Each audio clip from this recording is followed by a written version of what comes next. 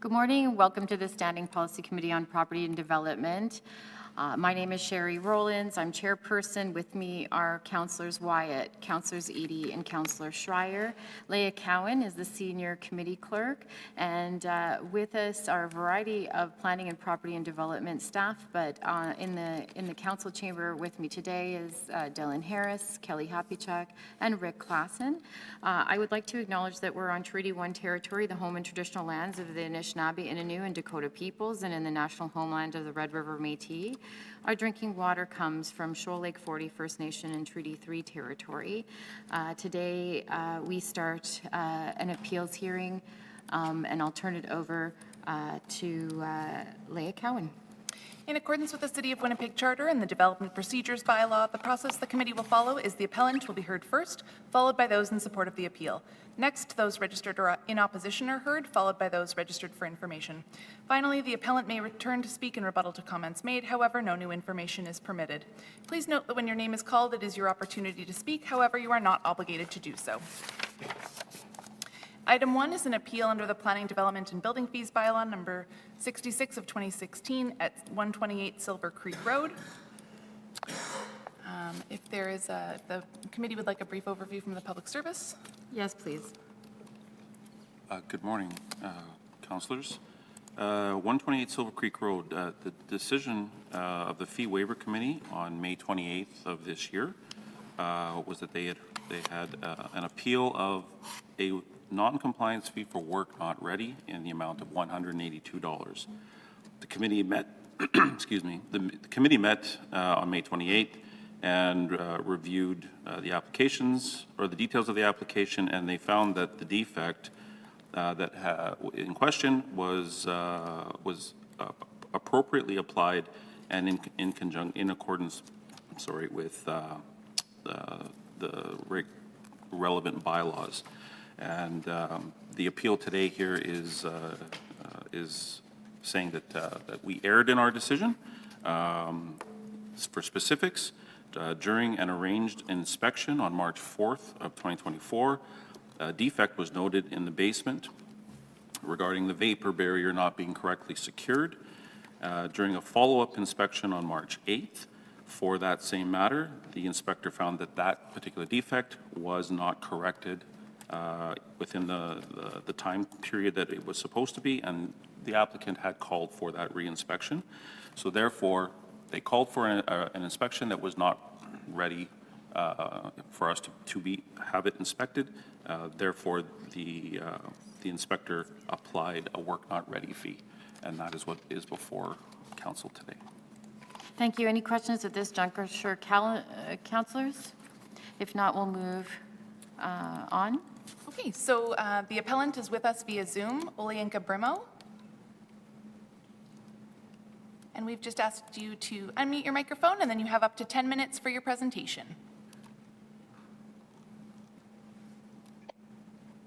Hello, can you hear me? Yes.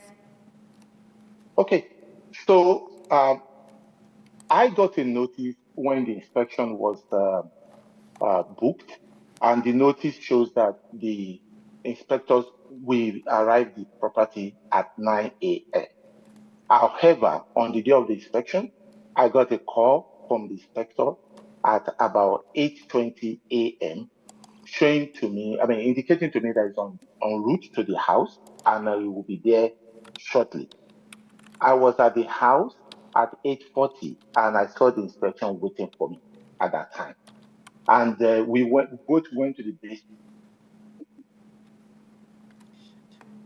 together to look at the work done.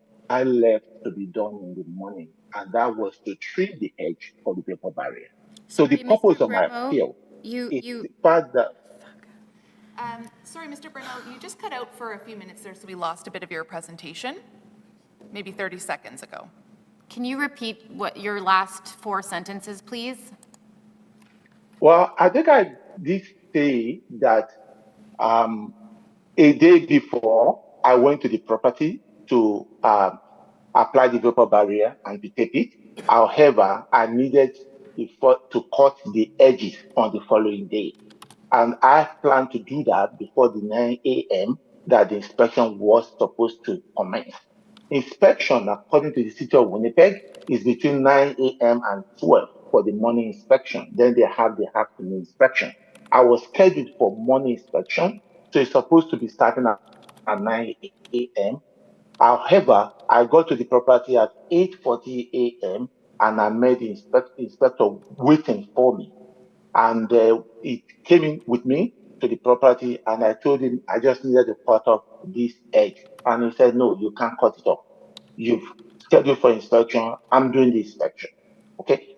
So the ground for my appeal is the fact that the inspection starts at 9 a.m. and not anytime soon. Okay. So the inspector starting inspection earlier than 9 a.m. violates the agreement of the inspection starting at 9 a.m. And I don't think that should be allowed. So that's the purpose of my appeal. If you had given me time till 9 a.m., perhaps there will be no need for this hearing because I will have been able to cut the edges at that time. But he will not give me time, and he was not going to listen to me. That same morning, I believe I had another hearing with MPI, and I was actually ready to get done with him when he started what he was saying. I just asked him to send something to me in writing if you think there's anything wrong. And obviously, he sent a fine to me, which I don't think I'll be paying because the fine was for inspection that's supposed to start at 9 a.m. He started the inspection, or he did the inspection before 9 a.m. That's my ground for appeal. Thank you very much. There are questions for you. Do you have anything further to say? Because you do have 6 more minutes if you'd like, but I do see questions from councilors if you're finished. Mr. Brimo? Did you hear me? Mr. Brimo? Yeah, I can hear you now. Okay. If you're finished your presentation. I can hear you now. Yeah. Are you finished your presentation, sir? Yeah. Okay. Can you take questions from councilors then? Please, go ahead. Okay, Councilor Wyatt. Okay, first of all, I always appreciate when people, you have a right to come via, what is it called, I guess, through the remotely, but it's always good when people are here, especially when they're about to be fined potentially. My suggestion in the future is everybody try to come down to the meeting because sometimes we have technical glitches like we had earlier. All right, my first question is this. You contend that an appointment was made for 9 a.m. to meet you at the site. Correct. And you contend that the inspector arrived prior to 9 a.m. What time? He arrived at 8. I arrived the property at 8:40, and he was there waiting for me. At 8:40. So he must have arrived before 8:40. Yes. So you arrived 20 minutes early. I arrived 20 minutes early because I don't live at the property. Hold on. And Again, sir, you got to be patient here because I'm trying to understand what you're saying, and I'm doing my best. But the individual arrived at 8:40 for a 9 a.m. inspection. Correct? Yeah, you could. Yeah. Okay. And at what point did he leave? If he arrived at 8:40. He left before 9. What time? Because like I told you, I have an NPR appointment, and it was 9 a.m. So we both left the property. It probably be like 7 minutes to 9, thereabout. He did not spend so much time because he won't allow me to do anything, and he spent like 10 minutes or so. So you were there at that time? Correct. I was there. I was there with him. Okay. I don't know about your MPI appointment, but if you were aware the appointment was for 9 a.m. and you had a conflicting appointment, why didn't you change the other appointment or change this appointment? Okay, so the city is a different breed. I cannot change the appointment. I know I have to make it work. And when the city says your appointment is 9 to 12, it doesn't mean that it's for 9 a.m. The inspector call and notify you 30 minutes before the appointment. Okay? So this is the Hold on, first time repeat that and the again. only Hold on, time hold on. Repeat that again.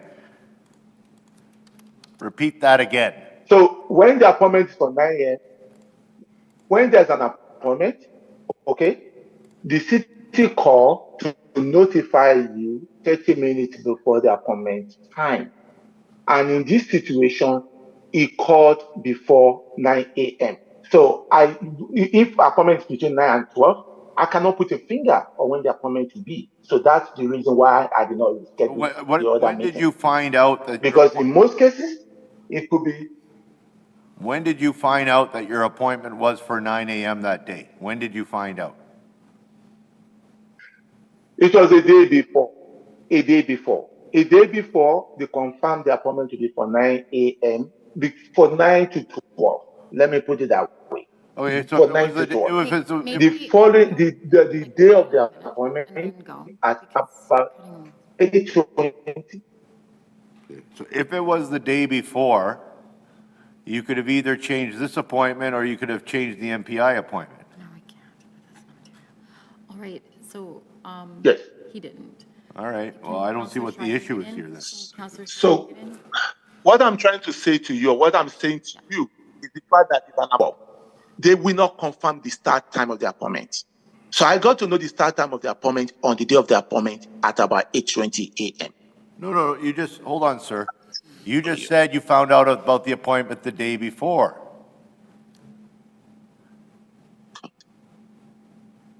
You said you found out about the appointment from the city the day before. Yes. So you will receive a notice showing your inspection is scheduled for November 15, okay, between 9 and 12. That's it. Yes, So the inspector always call to notify about 30 minutes, 20 minutes, whatever, before the appointment.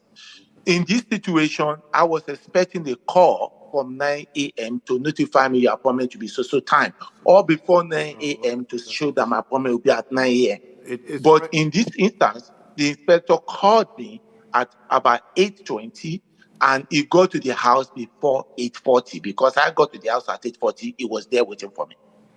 But sir, I okay, think, Counselor Wyatt, there's other folks that want. yeah, okay, One I'm not gonna follow-up, ask any one more questions. follow-up. I already know what I'm gonna do. One follow-up, go ahead. No, I don't have any other questions. Okay, Counselor Schreier. Sure, okay. So you're saying that they start at 9, you expected the workday and your, your work with the department to start at 9. So you Correct. got there at 8:40, 20 minutes ahead. You mentioned Yeah. early on in your statement, Mr. Brimo, that Yeah. in that 20 minutes, you had Right. intended to get some work done for the sake of the inspection. And Yeah. can you explain what, but you also said that the inspection was over by 9 o'clock. Yes. Okay. Can you explain what you could have gotten done in those 20 minutes? So I was to trim. I had the vapor barrier put on a day before in the presence of a witness, and I was to trim the edge of the vapor barrier with a scissors, which I did not have on me as of that time. That's day before. Okay, and in that morning of the appointment, I intend to arrive there earlier before the inspector and get that job done. And that's what motivated me to get there 20 minutes ahead of the inspector. 20 minutes before 9. But when I got there, I met the inspector waiting for me. So, and he would not allow me to do anything. So how, And when I told him that the start time is supposed to be 9 a.m., he said he's there already and he has to do what he has to do. And he's going to give me a fine. okay. And he did not spend more than 10 minutes with me. It was over. Okay. And I didn't say anything because for sure, you are always at fault when you say anything. Okay, now, to be sure, how long would it take for you to complete your task that you wanted to get done? before the inspection? Less than 2 minutes. Less than 2 minutes. It's just to trim the edges of the vapor barrier where it overlaps on the other one. I don't see it as a big deal, but I just want to trim it to make it look nicer. And that's what it picked on. And how did the trim on the vapor barrier, how did that affect the inspection, the trim? Or I could ask the administration. Yes. All right. Thank you, Mr. Brown. Counselor Edie. So, thank you, Councillor Schreier. You asked some good questions. Sir, so the appointment was going to be for 9 a.m. You were quite aware of that the day before. Now, the inspector decided that his day was going quicker and, or her was going quicker. What was your intention? So you knew it was at 9 a.m., and if the inspector showed up at 9 a.m., what time were you proposing to get to the house? Because you didn't start proceeding to the house until you got that call at 20 after 8. So your recollection is a bit wrong. And if you allow me, I can make that correction. I got notice from the city that my inspection is scheduled between 9 and 12 a.m. 9 a.m. and 12 noon. That was the notice I received from the city. The inspection can take place anytime between that window, between that 3 hours window. However, on the day of the inspection, the inspector called me at 9:20 a.m., indicating to me that he's en route to the house. He'll be there in about 20 minutes. That's before 9 a.m. Okay? I decided to go to the house I go to the house at 8:20 because the house is just about 5 minutes from where I live. So I just got up, brushed my teeth, and rushed to the place. And when I got there, I met him waiting for me in the driveway. Obviously, I don't live at the house, so I've pre-informed the tenant, so they knew that I was coming, and I have to get into the house. So we both got to the house the same time when they opened the door for us. We both went in. So he started the inspection. He completed the inspection before the start time of 9 a.m. So the ground for my appeal is, why did he show up before the time that the inspection was supposed to start? Counselor Edie. I think I got the gist of it. Now I'm going to ask you this question. Go ahead. You said it would only take you 2 minutes. You were informed that the inspector was going to come down the day before. If it was only going to take a little bit of time to fix it, why didn't you go down there and fix it at that time? The previous... Like I said to you, can I speak? Go ahead. Waiting for an answer, yeah. Can I go? Yes. Okay. We both got to the house the same time, like as I indicated to you. We both got to the front to the house. I met him waiting for me. So we both get to the door at the same time. Mr. Brimo. We both get to the door at the same time. Mr. Brimo, you have said both, though, sir, that the inspector got there at 8:40. You said you got there at 8:20, and now you're saying it was at the same time. You've also said that... No, that's not correct. I'm sorry, Mr. Brimo, it's my turn. That's not correct. It is my turn, Mr. Brimo. You had your turns. I'm chairing people. If you may, no, 1 second, please. You've said, I can see that you're still talking. I'll let you wait to understand that I am chair of this meeting, and you're going to have to listen to me. Are you ready now, sir? Are you ready now, Listen to you. sir? Don't twist my fact. I Don't have a twist my fact. question. Are you ready now, sir? No, you can go on, but don't twist my fact. Don't twist the fact. The fact is, I'm sorry, you're not 8:20 he ready. called me. I He think we're got there going to at mute your 8:40. phone again, and just understand, sir, that I'm Sherry Rollins. I'm chairing the meeting today. I've yet to ask a question of you, sir.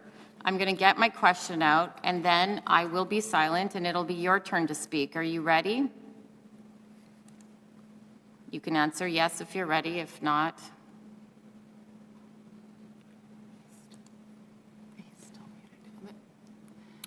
I'm ready. Okay. So I've heard a few things because I've been taking notes. Number one, like I said, that you arrived at 8:20 because it's only 5 minutes. that they were early at the house at 8:40, that it took you 2 minutes to do the fix that you think would meet needs, and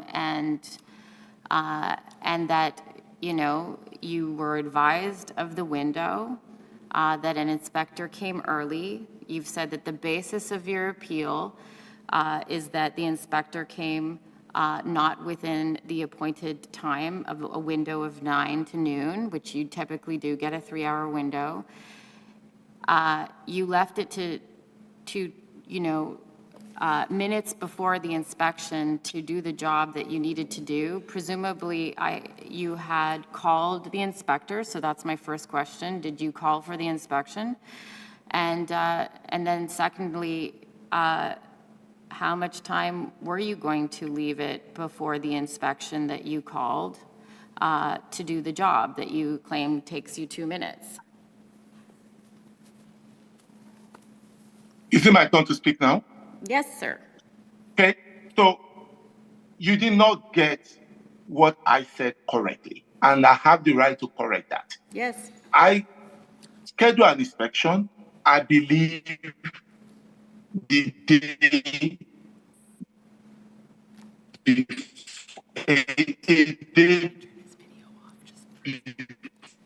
before, like 2 days before the inspection took place. And the following day is the mode of color between 9 and 12. That's what I said. And I got the notice. I head back to the house and do what I did what I was supposed to do, save from something that I would need is scissors. And I do not have the scissors on me. The scissors was in my house. And I figured it out that on the day of the inspection, I can easily address that. Okay, because it won't even take 2 minutes to do. I have the other materials there. It's just to trim the edges, and that was it. And on the day of the inspection, I got a call from the inspector at about 8:20. I did not say I arrived at the house at 8:20. I got a call from the inspector at 8:20. That's what I said. Okay? And about 8:40, I got to the house, because the house is just about 5 minutes from me, and I met the inspector waiting for me at the door. He was waiting for me at the house. Me and him entered into the house the same time. We headed to the basement together. Okay? And when we got to the basement, I told him I wanted to trim the edges. He said, I cannot touch anything. He was aggressive.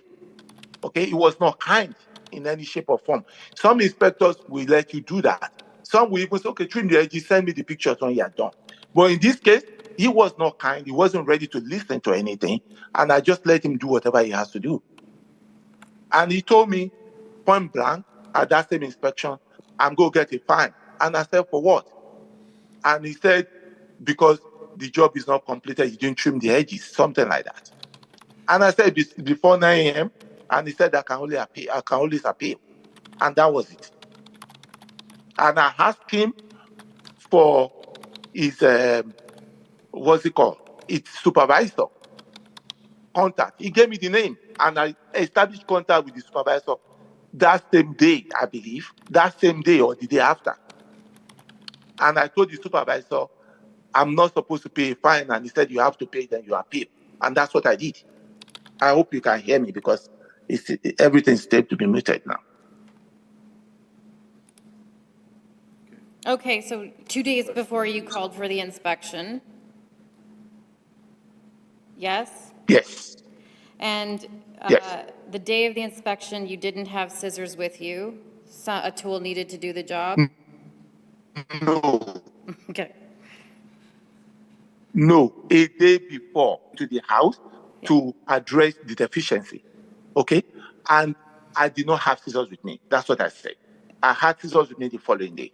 So you couldn't address the deficiencies the day before because you didn't have the tools? Because I did not, I addressed the deficiency, but I didn't finish up. I had to bring scissors to trim the edges. Okay. But in your mind, then the vapor barrier issue was complete, save for the trimming of the edges? Correct. It was complete. I don't think he had issue with that. The vapor barrier was completed a day before. It's just to trim the edges. Yes, You believe that the vapor barrier was attached? 100%. We did that, and I have a weakness for that because I wasn't. I mean, I had somebody with me that helped me to hold it up. Which day was that? It was a day before. That was the day before the inspection. We were there in the evening of that day, around 5 p.m. And it's something that takes like less than 30 minutes to do. It's not a lot of work. And you did that work, according to you, the day before? Correct.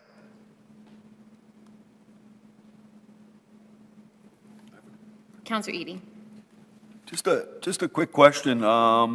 So vapor barrier, it comes in a roll. How did you Correct. cut the piece to put that vapor barrier in the proper place in the first place? Like, how did you cut that roll? Did you use a utility knife? No, I did not have a utility knife with me because I should have used the same thing. I have a piece of paper barrier there because somebody came from the city before this other person. And that person was the one that said, I have to have an overlapping vapor barrier. So I got the guy that worked at the house for me to cut the vapor barrier for me. So they actually cut the vapor barrier for me. I was just there to put it on with tape You put it up and with tape? the black stuff. You put the vapor barrier up with tape? Correct. There is this blue tape that you use for the edges of vapor barrier, Okay. like duct tape. All right. Okay, but I actually use the black stuff first, then use the tape to see the edges. So I got the guy that was working for me to help me cut the two vapor barrier. It was two, and they cut it for me. So I was just there to put it on. That's it for me. Is that it for I wanna ask the Counselor's administration question? a question. Me too. I have a question for administration. Any further questions, counselors? Nope. All right, thank you, Mr. Brimo. We will get back to you after we have another round of questions with the administration, unless there's someone else. Just to confirm, there's no one else registered in support of this appeal. That's Gord Chuby from the Public Service. So just to confirm, there's no one else in support of this appeal in the gallery? There's- I did have one more question for him, if I could. Mr. Brimo? Sorry. Okay, yeah, go ahead, Counselor Edie. We'll have to get him back. Okay, Mr. Brimo, we've just asked you to unmute your microphone. You might want to keep the video off just to preserve your bandwidth. I just had time to I'm sorry. Can you hear Counselor Edie? Yeah. Go ahead, Counselor Edie. I just had time to process what you explained to me. So you used a roll of tape. What did you cut the tape with? So I had the screwdriver with me. Pardon me? I had a screwdriver with me. A screwdriver, okay. Yes, I had the screwdriver with me. Okay. It's a flat screwdriver that I saw somewhere there. I mean, because I have people working at the house. I hope you understand that, though. I have people working at the house. It's not a house that a traditional family live in. It's a workplace. All right. But you don't have a scissors because of security reason of the people that live there. So they don't have a knife that I could borrow. It's all locked somewhere, and they don't have scissors, obviously. Wow, And I didn't even want to approach them for that because I don't want complicacy. So I decided, well, I'm going to return the following day. So I had like a flat edge screwdriver, and I used to punch the something. Well, two, somebody hold it on the wall, and I tape it at the edges. Thank you. But I didn't tape it first. I first seal it. So the taping part of it, it's only maybe the upper part. I did the upper part and the down part. I couldn't do the edge because I haven't cut it. Okay, So that was what I was supposed to do the following day. okay, thank you. You used the screwdriver to cut the tape. That's the answer to the question. Thank you. Okay, any further? Thank you, Mr. Brimo. We'll be back. Questions for the administration? I have Just to confirm, sorry, there's no Yeah. one else in the gallery in opposition to the appeal? No one is registered in opposition to the appeal? Counselor Edie. So the appointment was scheduled for 9 to whatever. I'm just wondering, so he said, stating he has the tool, but inspector's there at 8:40, like early, why wouldn't he be allowed to, if all he had to do was trim off the excess vapor barrier, I don't understand why he wasn't allowed to just go do that. Was the problem more than just extra vapor barrier on the sides? Yeah, so the defect is that the vapor barrier was not sealed correctly with acoustic sealant over top of a framing member. So meaning that it should line up with the stud or the bottom plate or wherever this was. Instead, it was a piece that was just sort of placed over top of it and taped in place, which is not according to code. So, so the original defect, we gave him 7 days to correct it, and 3 days later, he called us to say it was corrected. That's when he arranged for the inspection. The inspection window is a 3-hour window, and we were, in this case, a few minutes early, so at the beginning of the day. And so that was, that we showed up, and the work was not ready. He apparently came to do it prior to us that morning, prior to the inspection that morning. So was the, like, why wouldn't he, if it was just to cut off some excess vapor barrier, Our you're notes are- saying that's not when it was inspected at 8:40 a.m.? Our notes are saying that, actually, that we called him at 8:01 in the morning, left a voicemail, and he then called the inspector back at 8:06, and they agreed to be on site at 8:45. But the inspector actually notes here that the inspection didn't have to proceed until 9 if he couldn't make it until then, but he said he would be on site at 8:45. Our inspector was on site and met the homeowner at 8:45. They went over to the 2 spots where the defect had been applied and explained to him that the fix was not done, didn't meet code requirements. There's some information here saying that the owner started to get upset and that this was the last, he did what the last inspector told him to do, and then he asked, asked the inspector, please show me how to fix the mistake. The inspector says in his notes, before leaving, I took the time to explain that when defects were noted from previous inspections and not corrected, penalties are issued for that work. So, All right. we're there to inspect something that should be completed, not in the works of being completed. Counselor Edie. That's it. Counselor Schreier. You said there were 2 spots that were not to code. You're saying that which was not to code had to do with a lack of application of acoustic sealant? Correct. And you said there was 2 spots not to code. Were there other spots that were correctly done with acoustic sealant? The defect was just in relation to these 2 places. One was corrected, one was not. So one was done properly with acoustic sealant and the other one was not? Right. And, okay. That, when was he notified of that inadequacy? Right then and there at that that moment. reinspection. But I thought you had talked about how something had not been done right and he was given time to. That's the original inspection on March 4th. It was on the Monday. So we went for that. They called for that inspection. We attended. We found the defects. We said, these are defects. You have 7 days to correct them. They called us back on the 7th to arrange for the inspection In March? in March. Yeah. And then, to be fair, our notes are showing that all the defects were finally completed on June 3rd. Okay, so it was fixed on June 3rd. He had fixed part of this with acoustic sealant from what he was told the week earlier? Everything was corrected. The last defects were corrected by June 3rd. Sure, but between when his notification Yeah. of what had to get fixed Yeah.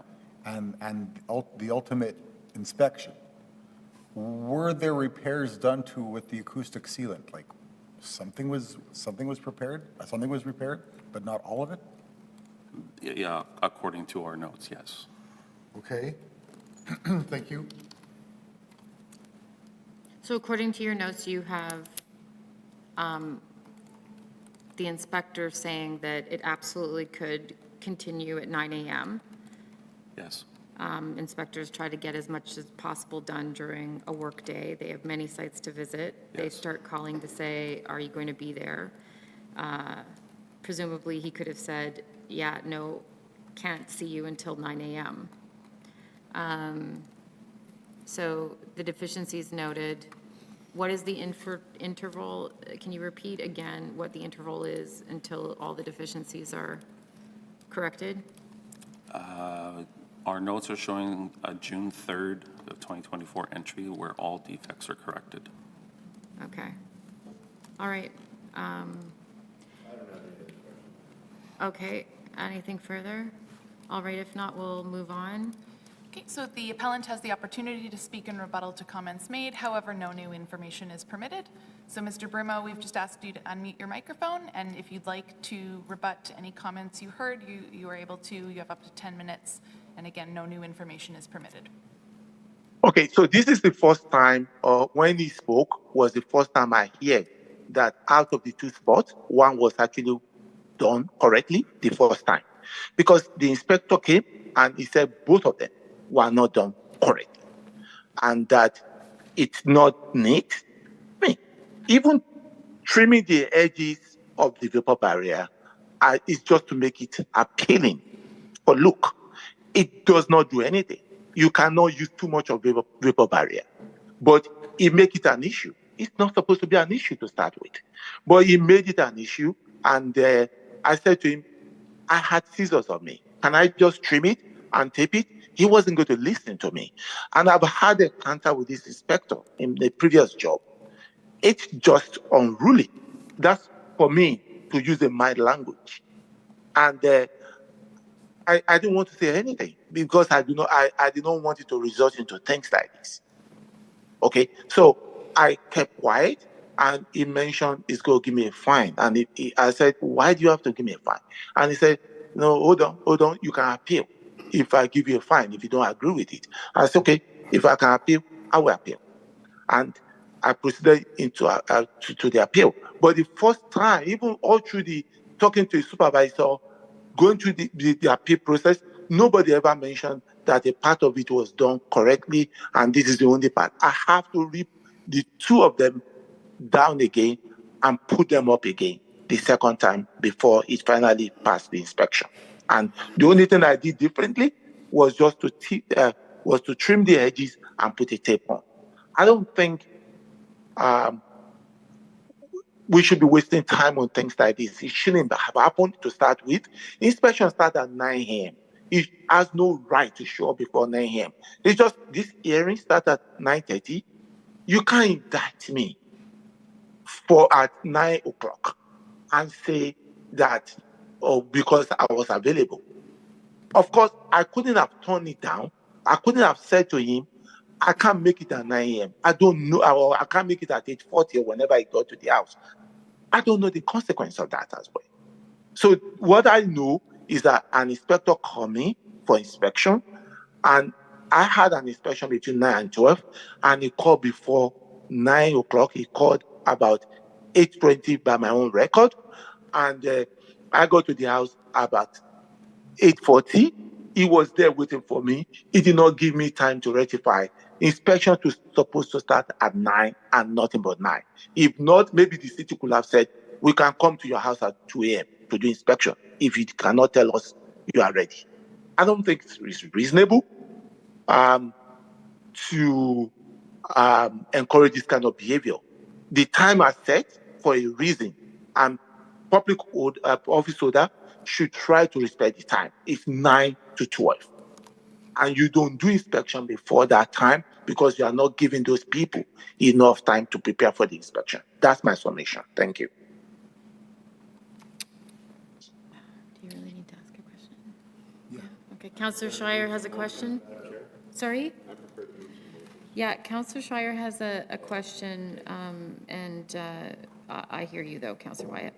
Sure, so we heard from the administration that it was an issue of the caulking, putting the acoustic sealant caulking to spec. So in this case, you're using tape. See why you might do that, but is that what the administration said was to code? So, Is that my question? That's the question, sir. Okay, so acoustic. in my first submission, I mentioned that I used the black tar. Maybe that is what you call the caulking, okay? But I call it black tar because it's just like, so you put the black tar on the wood and put the vapor barrier on it. And that's what I did. The tape is for the edge of it. It's just to make the edges look nicer. So I was going to use both of them, okay? And I'd already did the caulking. The black tars have been applied. The vapor barrier was on. I was just supposed to cut the edges and seal the edges with the tape before he arrived. But unfortunately for me, he arrived too soon for me to do it. And he saw me, and I told him that I want to do that. I have the scissors with me. I have the tape right there. I actually had 2 tapes in the house at that time. And he saw the tape where I was grabbing them from the tub. And I was going to do that, but he did not allow me to do that. That's what I'm saying. Because the inspection is supposed to start at 9. I'm supposed to be free to do anything before 9 o'clock. I understand, but the administration said they mentioned no concern over tape. They mentioned a concern over the application of the sealant, the caulking. Yeah, the acoustic sealant, which is a caulking, right? That's a caulking. Yes. I don't know how else to explain it. It's a caulking. All right. It's a polymer, Yeah. it's like a caulking. Yeah. It stays wet. But the sealant is one piece of it. The other piece is the tape. The tape is not cosmetic. It is meant to complete the seal to code. All right. So the problem was the tape. It's used in conjunction. It needs to be sealed with both pieces, both acoustic sealant and tape And- at the joint. And the sealant was there? Apples. For sure. Ultimately, it was there, yeah, But it was ultimately meaning by like 2 weeks, like by June. right. Right, but the sealant wasn't there the morning of the inspection? I'm not entirely sure. The defect says it wasn't sealed properly. But that report happened before 9 a.m.? Yes. Yes. Okay, so the report was made before 9 a.m. All right, thank you. I know, I don't know what to say. Any further questions at this juncture? Yeah, Okay, if not, I Counselor do. Wyatt, you're I in order. do. You have more questions, Counselor Schreier? for the administration. You want to go around one more time? Well, no, Okay. it's obvious to me. It Madam took Chairperson. Yes. place before 9 a.m. Counselor Schreier. The procedure is, he already did his rebuttal. Us going back to the administration is, They already piped in the middle of my question to Mr. Brimo anyway, so I'm not sure what. Counselor Schreier, just 1 second. Counselor Edie, Counselor Schreier wants to go around again, and then yes, Mr. Bruma would have another opportunity to rebut. Counselor Schreier, I don't know if the committee wants to do that, but if Counselor Schreier, you feel that you need to go around again, because you're not satisfied with the information you've got, we can do that. I think that people are going to go and grow impatient, but are you ready to go with your questions? I understand this is an issue of patience here. I just got clarity on this, and it took this long to get here. That's what it took. Yeah, I just want clarity on this for all of us. Okay, So I want- you can't speak for all of us, but go ahead. I'll allow it, but, Okay. Thank you. To the administration is your question? Okay. Sure. All right, it's clear to me now that in terms of the application of a sealant, that was not the ultimate point here. It was that it was not sealed properly. I just asked a question of the administration to which they responded, it wasn't properly sealed, it wasn't just merely an issue of the acoustic sealant. I was not told here point blank that there was no acoustic sealant, but there's a couple of spots where it wasn't properly sealed, because that includes the taping, to which Mr. Brimo had said he was capable of getting that done before 9 a.m., as we were told there was 2 spots. Does that make sense? Does that make sense? Does that add up? What I just Is that my question? I don't understand your question. Well, I'll look at the administration to see if you understand a question in there. Unfortunately, no. Okay, Madam Councillor Chair. Schreier, can you ask your question Sure. again? This is the point of clarity for me. Okay. Could he have taped that up? My understanding is we're not absolutely saying that the acoustic sealant wasn't adhered. We're saying it wasn't finally properly sealed. My understanding is that takes the taping. It's the acoustic sealant plus the taping, and that this judgment was made before 9 a.m. He's saying he had time to fix those 2 spots with tape before 9 a.m. Does that make sense? He said it would have taken a few minutes. I suppose that's possible, but the point is that he called for an inspection. The inspection should have been completed, or the work should have been ready for the inspection, not at the time of how close we're getting there, and our paths are crossing at 8:45 or 8:50 or 9:15, whatever that might be. But it should have been ready, and it wasn't, and that's what the inspector found. And he had agreed to change the timing of the meeting when you called, when he was called at 9:01? 8:01. Sorry, at 8:01, when he was called at 8:01, and he called back a few minutes later, They agreed. and he agreed to have the meeting before 9? At 8:45, He agreed to have the meeting at 8:45, yes. okay? Any further questions, Councillor Schreier? No. Okay. Any further questions? Okay, we're going to hear from Mr. Brimo then, in rebuttal again, as his rights, and the clerk will bring him in, and then perhaps we'll consider further things. Okay, Ms. Okay. Go ahead. Okay. Just on what I you- do not have the opportunity to agree or disagree to the time of inspection. I'm just hearing all these things are new. I do not have any right. I was told inspection is supposed to be between 9 and 12. Then, now I'm hearing he could have disagreed. He could have said no. I have no right. Inspection was supposed to take place between 9 and 12. I was called before then.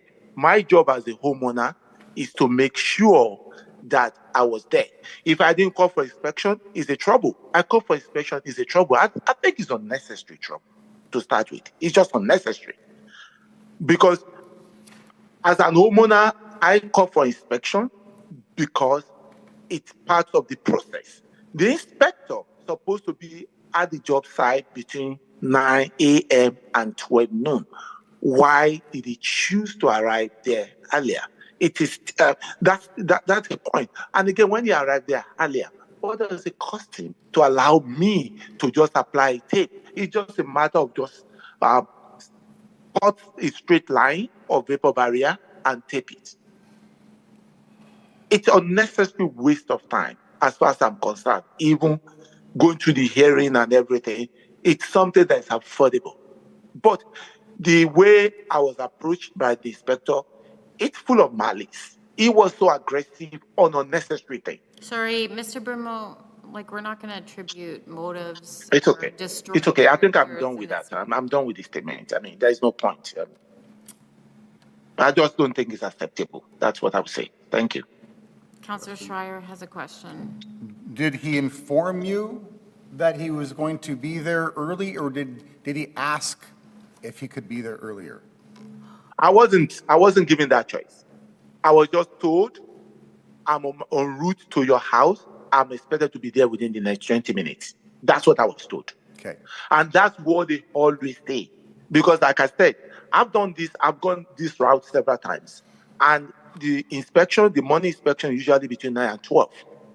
And when you are given that time, they call like 20 minutes or 30 minutes before that time. Sometimes it could be as it could be as low as 10 minutes. But they just call to give you an heads up. And in my request, I always ask for 30 minutes heads up so that wherever I am, I can make it to the house on time. And in this situation, he just told me he was going to be there shortly. It's not a matter of me having a choice to say, yes, come or no. Because if you have given me that choice, I will have told him not to come. Like I told you earlier, I have a hearing with MPI, and that was scheduled for 9 a.m. That was fixed in stone. So I will have, ideally, I want the inspection to take place after the MPI thing.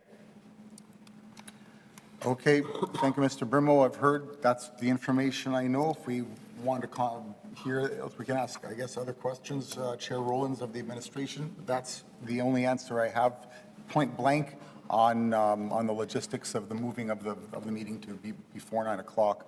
It was that he was informed they're going to be arrived early. It didn't sound like a request. That's what I know from at this point. Thank you. Okay. Any further questions at this juncture? All right. If there's nothing further, then we can move into motions. Councillor Wyatt, you had indicated some time ago you're in order. What say you? Thank you, Madam Chair. I'm going to move that the receipt of public representations be concluded. All those in favor? I'm going to move that the appeal be denied and that the decision of the Fee Waiver Committee of the Planning, Property and Development Department be confirmed. I would like to add the following comments, Madam Chair. Go ahead. I would like to thank Mr. Olyanenka Brimo for coming forward today to the committee and speaking about this matter. I've listened intently. I think all members of the committee have listened intently to the back and forth. We asked numerous questions about what occurred. The contention of the inspector arriving somewhat early prior to the inspection is, I think, just our inspector doing good due diligence in terms of performing his or her duties. I don't see that as an issue of contention to waive the fee. It's indicated, we confirmed that the appointment was set the day prior. If Mr. Brimo had another appointment, he could either change one appointment or the other. The building inspection, we confirmed as well, Madam Chair, had to do more than just simply cutting a piece of the plastic off, but vapor barrieing a section that was improperly vapor barriered in the first place. So it was neither here nor there. The appellant had enough time, we've confirmed, to actually make the corrective measures possible without having to face a penalty. And for whatever reason did not. It's not that the work was overly cumbersome. From what I can tell, I've been involved with installing vapor barrier as well in a basement, and it's not something that is overly cumbersome. And I think the direction was quite clear based on what we heard today from our staff. I would encourage also, Madam Chair, in the future, we had some technical glitches at whatever point, if somebody is appealing their fee, I would encourage any appellants to make their way down here if they wish to appeal, simply to be in person, because there are points during the process where the technical abilities of their, sometimes it's not, most times actually it's not related to the city technology, but the technology at their home, cutting in and out, and some concern there. But I think we've clearly heard the appellant on the major concerns he had. I don't think that they are as legitimate as maybe he feels they are, in light of the fact that an appointment was set the day before. He had more than enough opportunity to correct the problem, and that it was more than just simply cutting a piece of plastic of the vapor barrier out, but resetting the vapor barrier to accurately be up to code. And so for those supporting reasons, Madam Chair, I'm not going to, I want to thank again, though, the appellant for coming, but you know, the reason we have our inspectors to do this is to ensure that the work is done properly. So those are my comments, Madam Chair. I've got comments. Discussion on the motion, Councillor Schreier. Sure. I've heard this, took some questions to get some clarity at this juncture. This is my understanding. A lot of what Councillor Wyatt just said, I agree with, unless I come to this conclusion. The time and date was set prior, and that was to be after 9 a.m. I don't think anyone is disputing that. The time and date was set prior, as Councillor Wyatt stated. I received a phone call within the hour of that time, and it sounds to me like Mr. Brimo felt obliged to the process and felt obliged to the phone call and the inspector, and therefore did arrive early. As stated by Councillor Wyatt, he had the time. It was not unusually cumbersome. He stated that he would have had the time to get it done before 9 a.m. The fact that he was informed that they'd be coming early, he dealt with that responsibly by arriving early anyway. The question to me is, since the time was set at 9 a.m., and because he felt obliged, as he has stated, I don't think I'm putting any motivations in his words. He was complying. That's an obvious thing. He was complying, and he went there early because they were told they were going to be there early. I'm not taking anything against the due diligence of the administration. When they can do something early, that's fantastic. In this case, it was a case of something that would take less than 20 minutes. And on that basis, this could have been me. It could have. And on that basis, I would say that if I was in that situation, I could see how, from what I understand, from what I've heard so far, that this could have gotten done within due process. And I do thank the administration for when they can start their days early, that they can get their work done. That's fantastic, and I truly do admire that. In this case, we have this gray area where within that margin of time of starting early, that was the margin of time in which this could have been resolved. And on that basis, I vote in favor of the appeal for Mr. Brimo. And against Councillor Wyatt's motion? Against the motion. Okay, I'll call the question unless there's any further discussion. All those in favor? Aye. Any opposed? Nay. Okay, that was carried with Councillor Schreier in opposition. All right, all those in favor? Aye. Any opposed? That was carried. Please note that the committee has made a final decision on this matter, which is not subject to further appeal. We'll move into the next item, which is an appeal on building fees. Item 2 is an appeal under the Planning, Development, and Building Fees Bylaw, number 66 of 2016 at 326 Matheson Avenue. The appellant is not with us via Zoom and has not registered for the meeting. So if the committee would like a brief overview from the public service. Yes, please. Thank you, Madam Chair. On June 24th of this year, the PPD fee... Sorry, thought my mic was catching me there. On June 24th of this year, the PPD Fee Waiver Committee ruled that an appeal of a fail-to-finish work fee of $223 was to remain in accordance with our relevance of the bylaws. The committee had been considering 3 separate applications during that appeal, and they waived 2 fees and kept one, this one that's before you today. In 2018, the previous owner of this property was found to have developed the basement without permits, and that matter was referred to our inspections branch. The owner at that time began the process of compliance and applied for all the required permits in 2018. Those were issued to that owner in 2019. The applicant for today's appeal became the owner of the property in late 2020.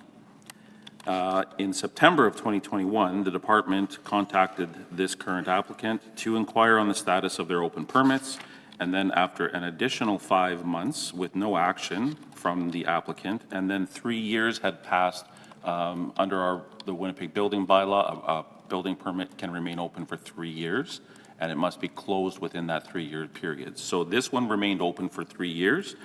Therefore, a fail to finish work fee of $223 was added to all 3 permits, the electrical, the building, and the plumbing.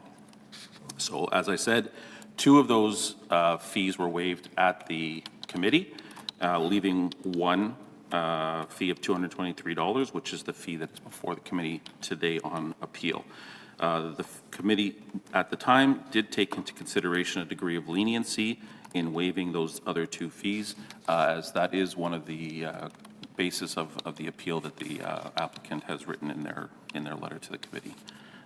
We feel that the decision was applied correctly and fairly in accordance with City of Winnipeg council-approved bylaws. Councillor Wyatt. So just to be clear, that even if there was a change in ownership of the property, Right. the enforcement is done via Yeah. the property address, not via in the name of the property owner. I want to make that really clear here because I think this might Sure. be an issue coming up. Yeah, the Winnipeg building bylaw stipulates that each owner and every subsequent owner basically inherits all the All the liability. liabilities. Right.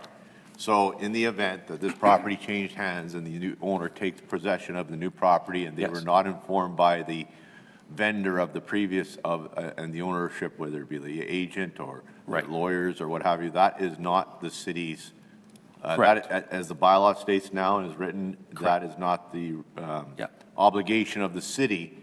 It's really a private matter between a transaction between 2 individuals or two entities who are one selling a property, one acquiring a property. That is correct, Councillor. Oh, okay, very good, thank you. Yep, Councillor Edie? One question, so there was 3, but 2 were waived.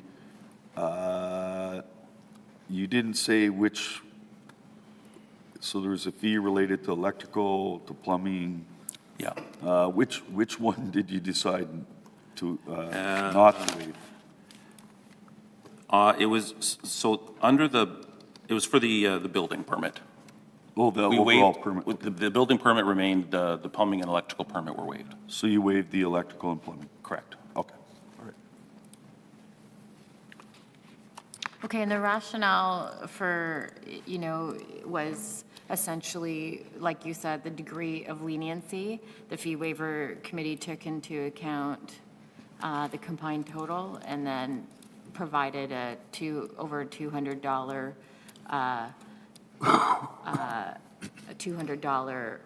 waiver. 446, so they're $223 Yeah, each. Yeah. twice, and then the remaining component. And then, did the owner ask at that time for additional time or indicated the work? There would have been a conversation No, they at the haven't. time of a fee waiver committee, right? Like, did they attend the hearing? No, Or the department no, the back fee and- waiver committee is conducted via written application, so there is no applicant in person. So they submit everything in writing, and we consider it in writing. And do we have the submission in writing here? Theirs? Yeah. Yes, I believe it's on page 2 of the exhibits. Okay, here we go. Yeah.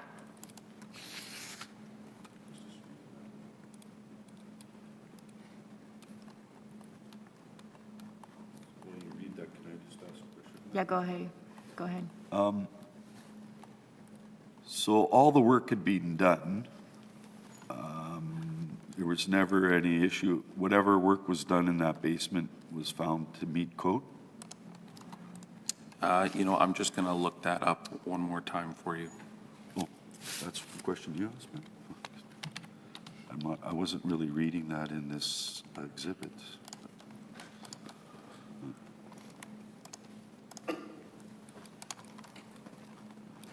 Actually, all 3 permits, the building permit, plumbing permit, electrical permit, all remain open and incomplete at this time. Oh, okay. So they all remain open and they're all incomplete? Right. They haven't called for final inspection is what I mean for that. Okay. So the fee waiver committee read this letter of June 25th? No, this letter would be after, in Subsequent appeal to- to our decision. Do you have the original submission from? Yeah, like on page 2 is this one pertaining to this hearing. Do you have the one that they would have written to the fee waiver at the first? I'm looking for that.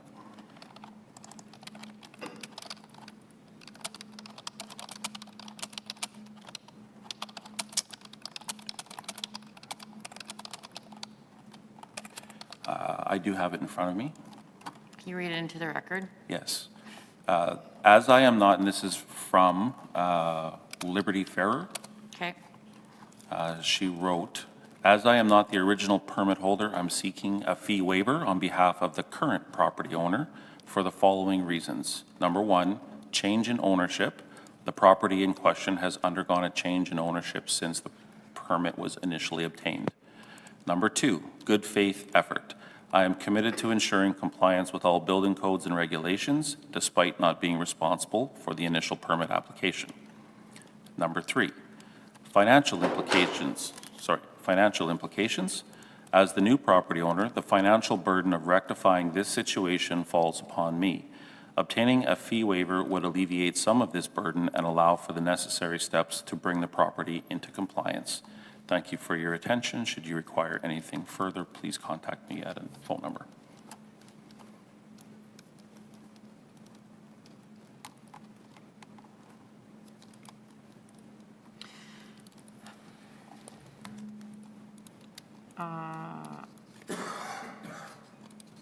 Okay. Thank you. Any further questions? If not, we'll move on. Okay, we'll move on. Okay, so just confirming that no one in the gallery is looking to speak in support or in opposition to this appeal. Okay, no one has registered to speak to the appeal, so if there are any additional questions for the public service, or if the committee would like to move on to motions. They're not here? No. Okay, The appellant is not here, Madam Chair? that's right. Correct. Well, then I'll move. What is it? Is there a reason, did the appellant give a reason for not attending? No, they're sent a notification of the hearing by registered mail, and the registered mail was received. It was received, but we received no follow-up that they could not attend? Correct. Or why? Okay, all right. Then I'll move motions, Madam Chair, for the will of the committee. Or unless you want to move, Councillor Reedy, because it's your ward. No, Okay, all right, fair enough. I will, these situations are sad. Actually, I'm amazed I never got a call from this appellant. okay, But anyway, fair enough. Madam Chair, I'm prepared to deal with the motions on this matter, if the will of the committee. Go ahead. Okay. That the receipt of public representations be concluded. All those in favor? Aye. I'll move that the appeal be denied and the decision of the fee waiver committee of the Planning Property Development Department be confirmed, with the supporting reasons being, it's been confirmed that the appellant did receive a registered letter indicating them of the date and the time of this appeal. The clerk's office did not hear back from the appellant on their availability to attend or not attend, or to ask the matter to be laid over to another meeting date. And we have heard from our public service on this matter that the property did change hands. However, the fact is that it does not follow the name of the title, person on title of the property. Rather, based on the bylaw, it follows the property, and therefore it is subject to the property. And the fact that out of 3 different penalty fees, 2 were waived already. This is one that's outstanding for some time. And it strikes me that due process was followed here, and opportunity was given for the property owner the new property owner to attend this appeal. And for whatever reason, they're not here today, or have not indicated that they cannot be here for whatever reason, or nor have we received a request for a change in the meeting date to accommodate them. So based on that, Madam Chair, I think we have to proceed with the existing order. Any discussion? I'm going to just make why I'm voting, Okay. I'm voting for this. Yes, it's unfortunate that these things happen. That's why I always say, when you buy a house, make sure you have a lawyer who does a follow-up to check to see what's going on with the property. Good point. Because this isn't the first time it's happened in my ward, and it's happened all over the city, right?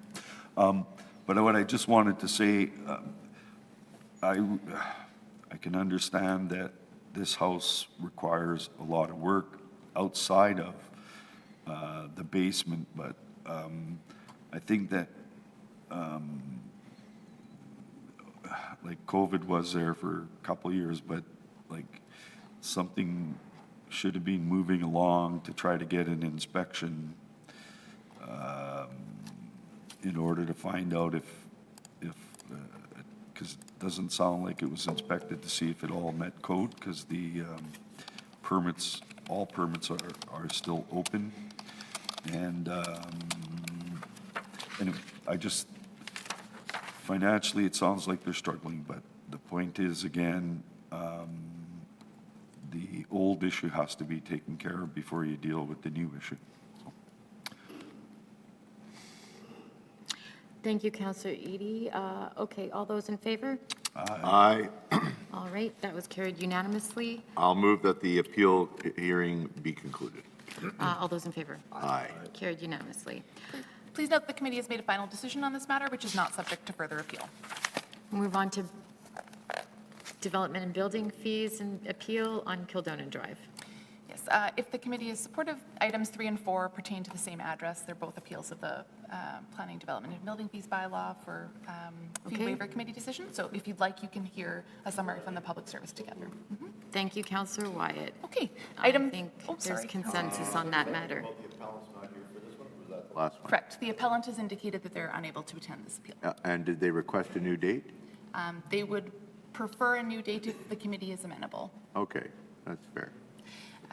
Any discussion on that? I mean, if it's a question, we meet regularly anyway, so I'm happy to move that the matter be laid over to another meeting date.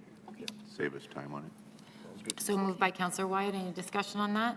Can I just, I'll just Oh, you read have out to the item introduce numbers the really item. quickly, Sorry. sorry, councilors. So item 3 is an appeal under the Planning, Development, and Building Fees bylaw number 66 of 2016 at 654 Kildonan Drive. The following item will also be heard at the same time, namely item 4 is an appeal under the Planning, Development, Building Fees bylaw number 66 of 2016 at 654 Kildonan Drive, and just confirming that there's no one in the gallery that's registered for this appeal. Okay, great. And so, Councillor Wyatt, you'd like to move that the appeal be adjourned to the January 22nd, 2025 meeting of the He Standing would. Policy Committee? That's the next meeting? I'm just triple checking. Yeah. I believe it's the 22nd? 20th, sorry, Monday, January 20th. Okay, that's what I'll move adjournment to then, Madam Chair. So moved by Councillor Wyatt. All those in favor? Aye. Carried unanimously. That's items 3 and 4 moved. We're moving on to number 5. Sorry, we'll just need a second one for number 4, just We the did them same. together. They can Okay. hear that, yeah, sorry. Councillor Wyatt moves adjournment to the January 20th meeting, appeals meeting of Property and Development. All those in favor? Aye. That was for, Number 4, yes. we're moving to number 5 now, the Planning, Development, and Buildings Fee bylaw at 4749 Regal. Item 5 is an appeal under the Planning, Development, and Building Fees bylaw number 66 of 2016 at 47 and 49 Regal Avenue. Please note, additional communications were received in support of the appeal after the agenda was published, which have been distributed to all members of the committee. That was published on the comments in support were published on the agenda. The process the committee will follow is the appellant will be heard first, followed by those in support of the appeal, those registered in opposition, and those registered for information. The appellant may return to speak in rebuttal to comments made, however, no new information is permitted. So if you'd like a brief overview from the public service. Yes, please. All right, good morning. Good morning. The fee in question is for short-form subdivision in the amount. What, sorry? For short-form subdivision. Okay, Can you hear me okay? yeah. Okay. For the amount of $4,247. In July of 2021, a variance application was submitted to vary lot area to establish 2 lots at 4749 Regal.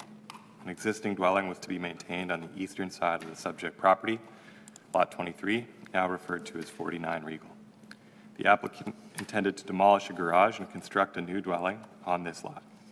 Public Service approved the variance in August of 2021, and the applicant then sold 49 Regal and proceeded with building permit applications to construct 47 Regal. You got to speak up. Can't hear me? Yeah. Okay, Start over again. from the top? You got it. All right. So the fee in question is the short form subdivision fee of $4,247. In July of 2021, a variance application was submitted to vary lot area to establish 2 lots at 47 and 49 Regal. An existing dwelling was to be maintained on the eastern side of the subject property, now referred to as 49 Regal. The applicant intended to demolish an existing garage and construct a new dwelling. We approved this variance in August of 2021. The applicant then sold 49 Regal and proceeded with a building permit application for 47 Regal. The applicant was informed at the building permit stage that they would need to upgrade the wall on 49 Regal to meet spatial separation for the existing dwelling, given that the side yard was less than 4 feet. Given the applicant no longer owned this property, they were unable to undertake building upgrades on that dwelling, which included closing openings. Closing openings, window openings.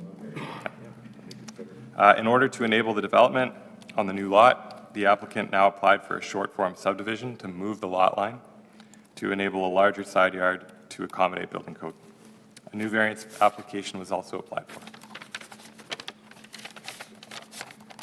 The applicant's claim is that the zoning department did not adequately identify the requirement for code upgrades at the variance stage.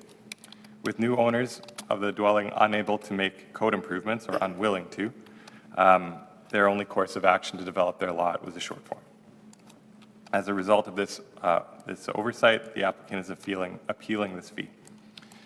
In our opinion, when undertaking a lot split or subdivision where a dwelling is preserved, typically the Public Service creates a process, a plan examination process, to review this issue. Unfortunately, that process did not complete prior to completion of the variance decision.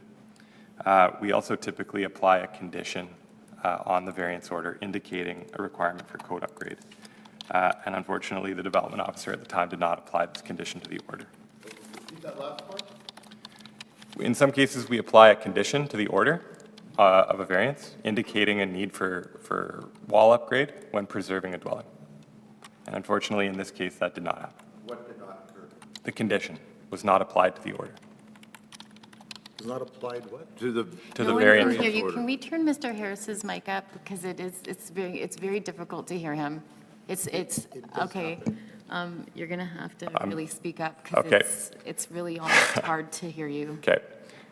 So the variance order that we issue it subject to conditions.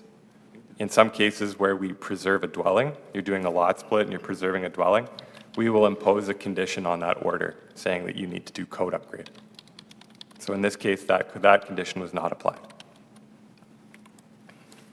So, are you finished, Dylan, or are you? I have some more to go, but. Sure, go ahead, Yep. carry on. Yep.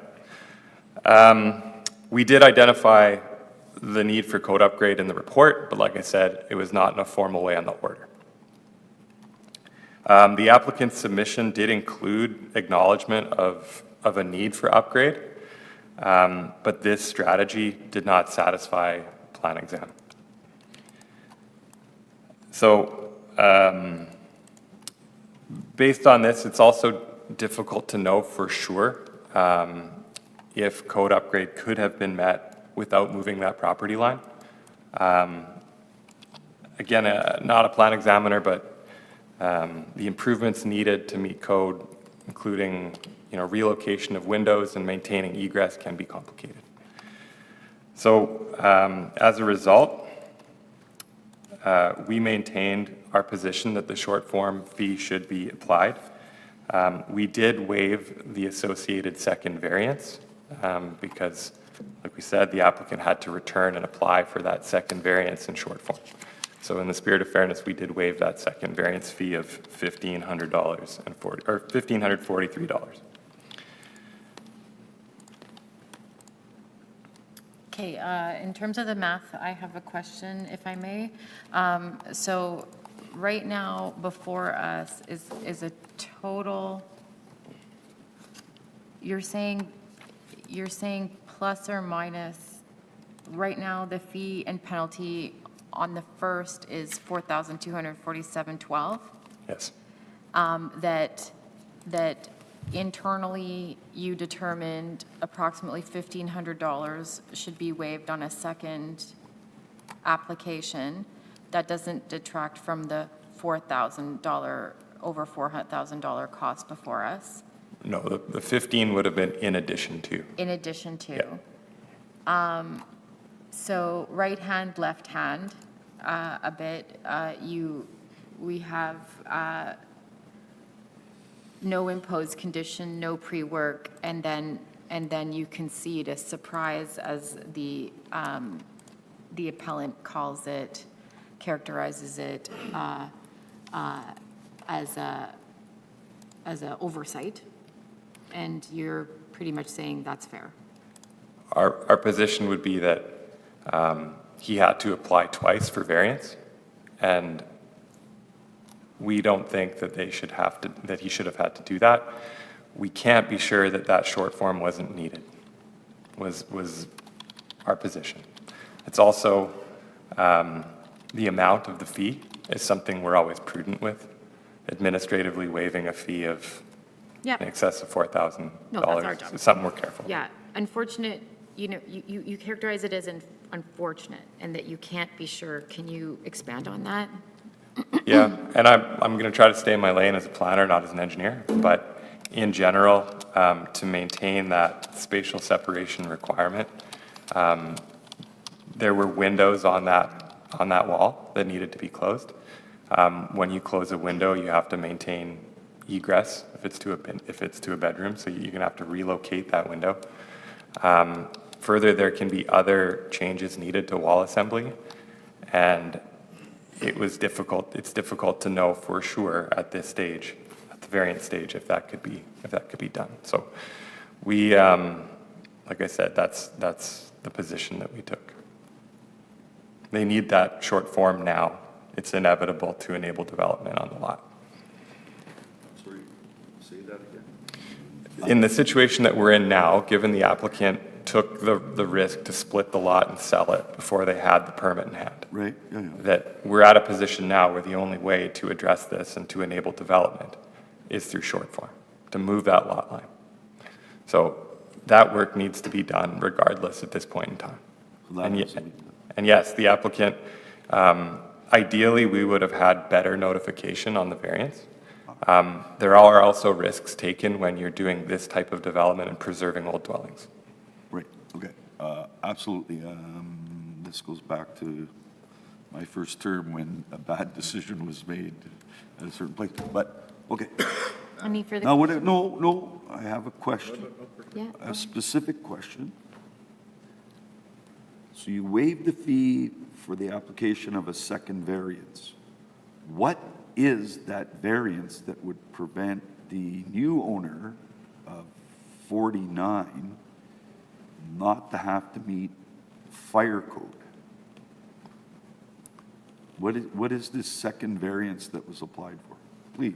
Because the first variance was to do a lot split, right? To No, I crea- got it, and it was only 3 feet or whatever it was. Yeah, I understand that. And so the existing building would require that wall meet fire code, and then to meet code, there's egress and everything. And that's at 49.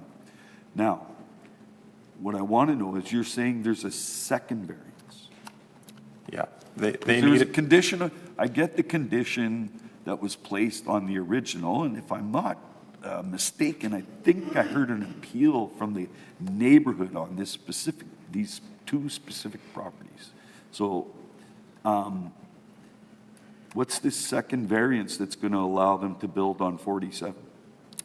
so I got to back up a little bit, so bear with me. The first variance was to initiate a lot split, to create 2 substandard lot sizes, and they were going to build based on those lot sizes. Because of code requirement and not being able to meet it, that variance doesn't do them any good. They can't use it. So they were forced to then come back, make a new application, which we refer to as the second variance. That's for special boundary condition because now they're doing a subdivision. They're not doing a lot split. Oh, So they had to move the lot line. When you move the lot line, it's a subdivision, which triggers special boundary condition. So the second variance was for special boundary condition. And our position is, ideally, we would have got this right on the first time. There would have been one variance and an associated subdivision if needed. We would have caught it the first time. And they would have proceeded in that way, but they had to come back. We're saying we can't be certain if the subdivision would have been required either way, but we know that unfortunately 2 variances weren't required. I get it. So But if they had met the condition in the original order to firewall up the code, that house that's going to remain, if they had followed through and met those conditions, right, then we wouldn't be here, right?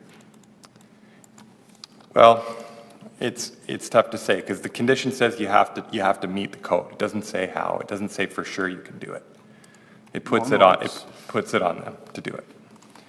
And so if they went away and tried to do it but couldn't, for whatever intricate building code reason, They have to pull a building permit. they'd have to come back and move the lot line through short form. All right. Madam Chair? Okay, Counselor Wyatt? Thank you. So if I'm reading the report correctly, what was the cost of the original variance? The original one, I'd have to double check. The one that we waived was 1543.36. Well, I want to know the cost of the variance that was approved initially prior to the sale of the property.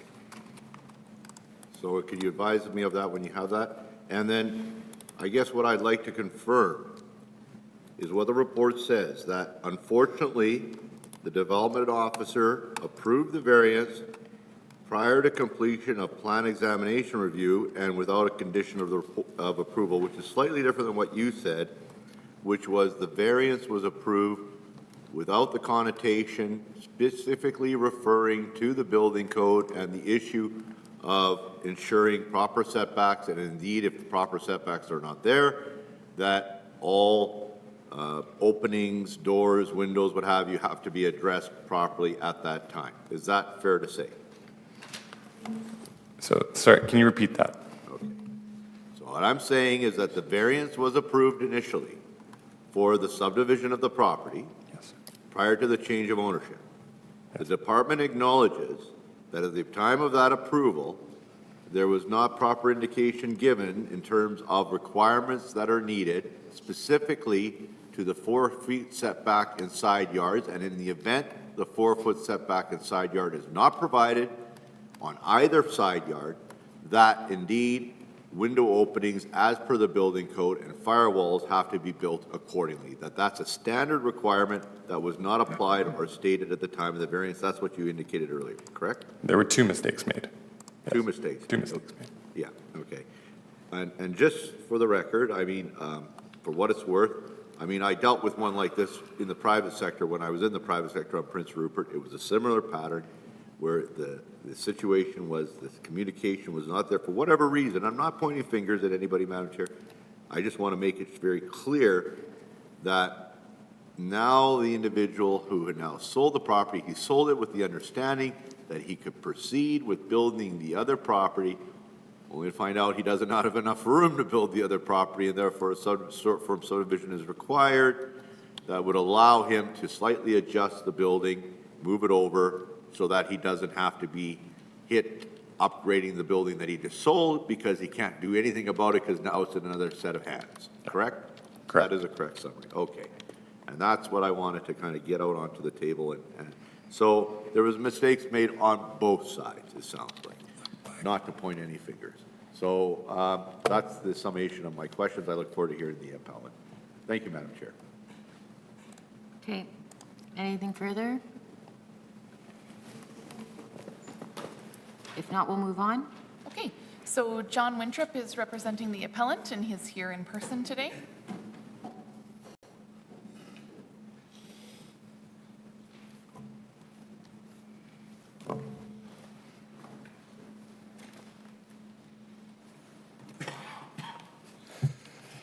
Good morning, councilors. It's nice to be here. I'm speaking on behalf of the appellant. My name's John Winthrop. I was the applicant for both these applications, the one in 2021 and the one that was recently approved.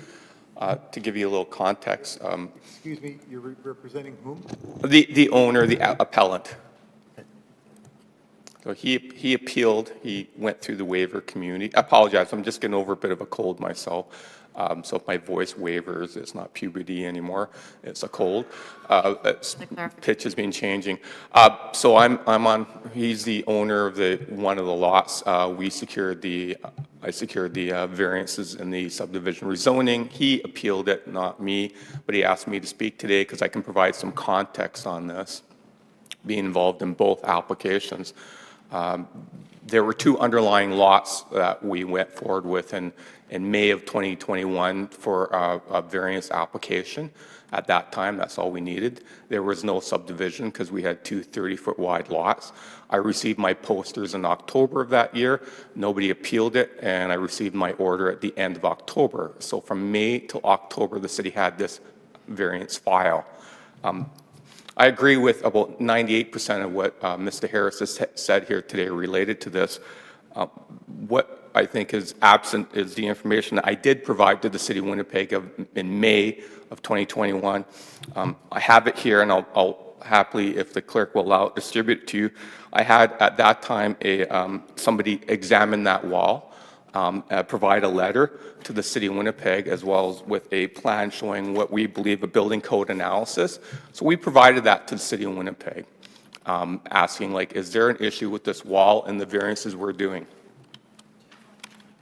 I will email you electronic copies.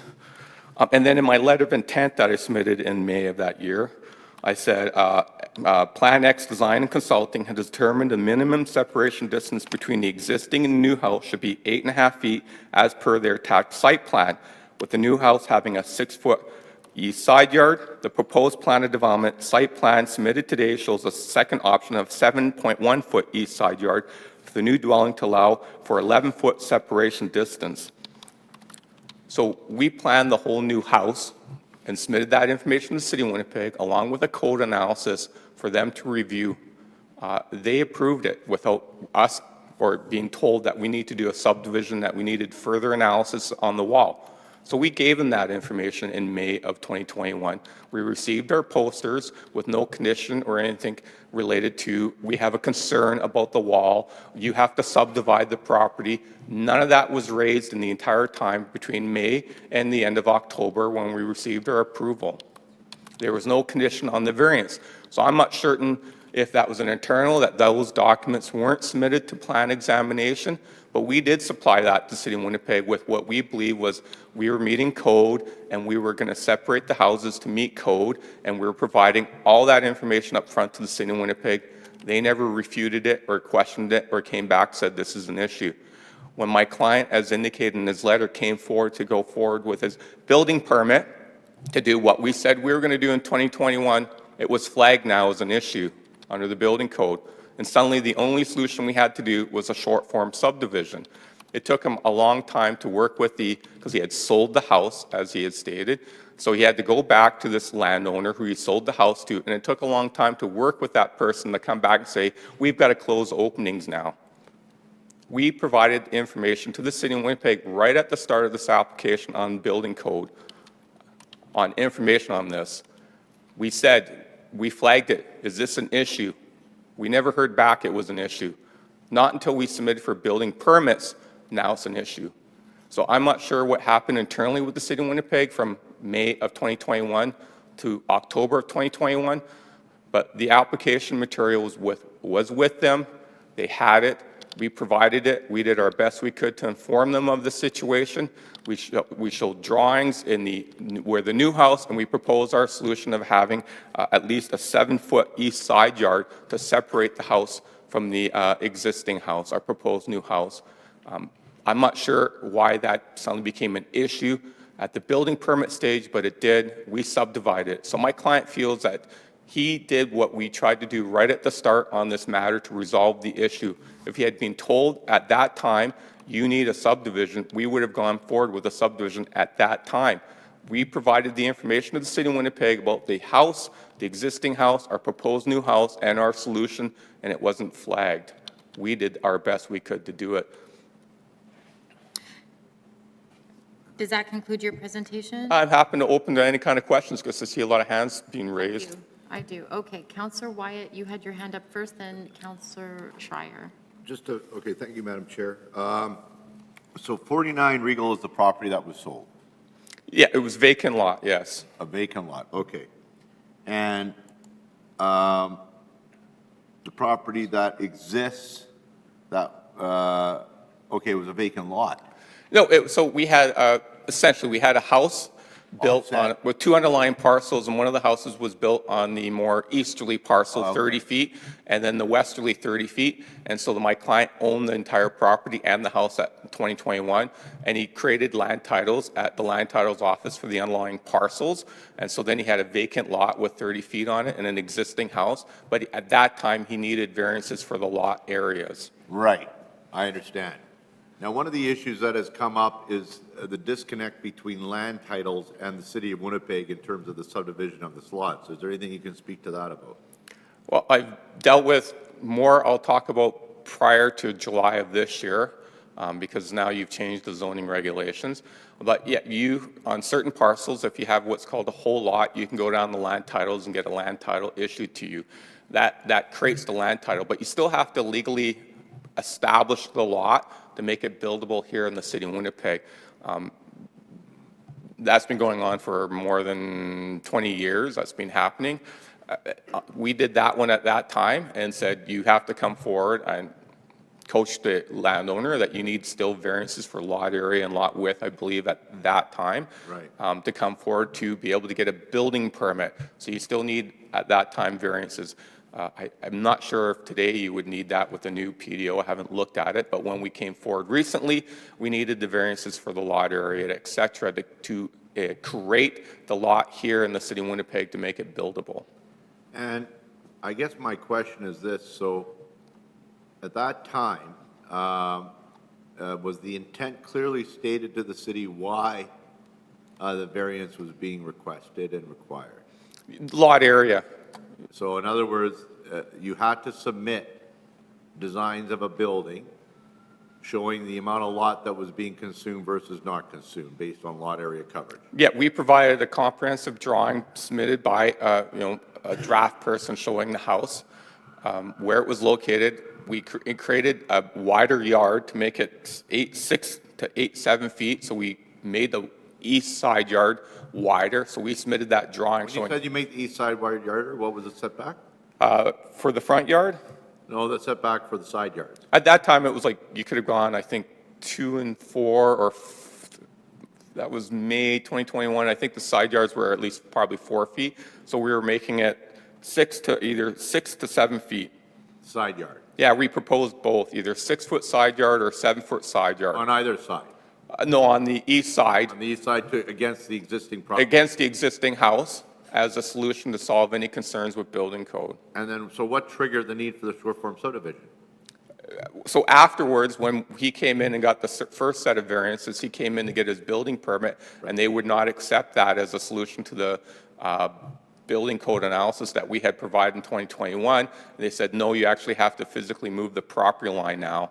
And so he had to physically move the property line. We moved it over a couple feet. Why would you have to physically move the property line? That's what the city of Winnipeg wanted. But over that, what was the setback of the other property to the property line? I believe it's like, let me double check. I think it's to cantilever. I think it's, let me quickly look here.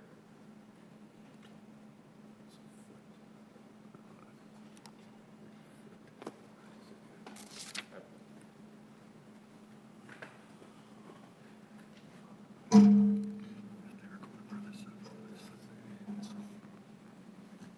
we made the new, so we had to move the property line over like 2 feet.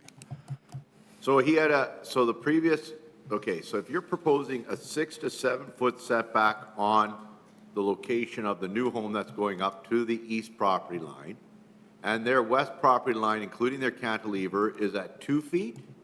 Yeah, let me double check. I want to make sure I have that exact measurement for you right now. Exactly. You need 8. No, it's actually 4.2 feet. So the property that's built now is 4.2 feet.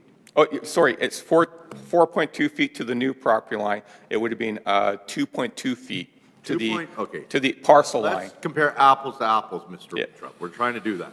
So we're talking 2.2 feet, the existing property, which is at 47 Regal, right? Yes. Is to the west side, 2.2 feet to the property line.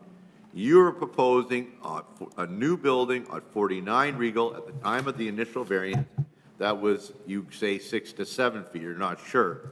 But let's say I'll take 6 feet, which means the total setbacks between the two properties are 8.2 feet. Is that accurate? Between the two houses?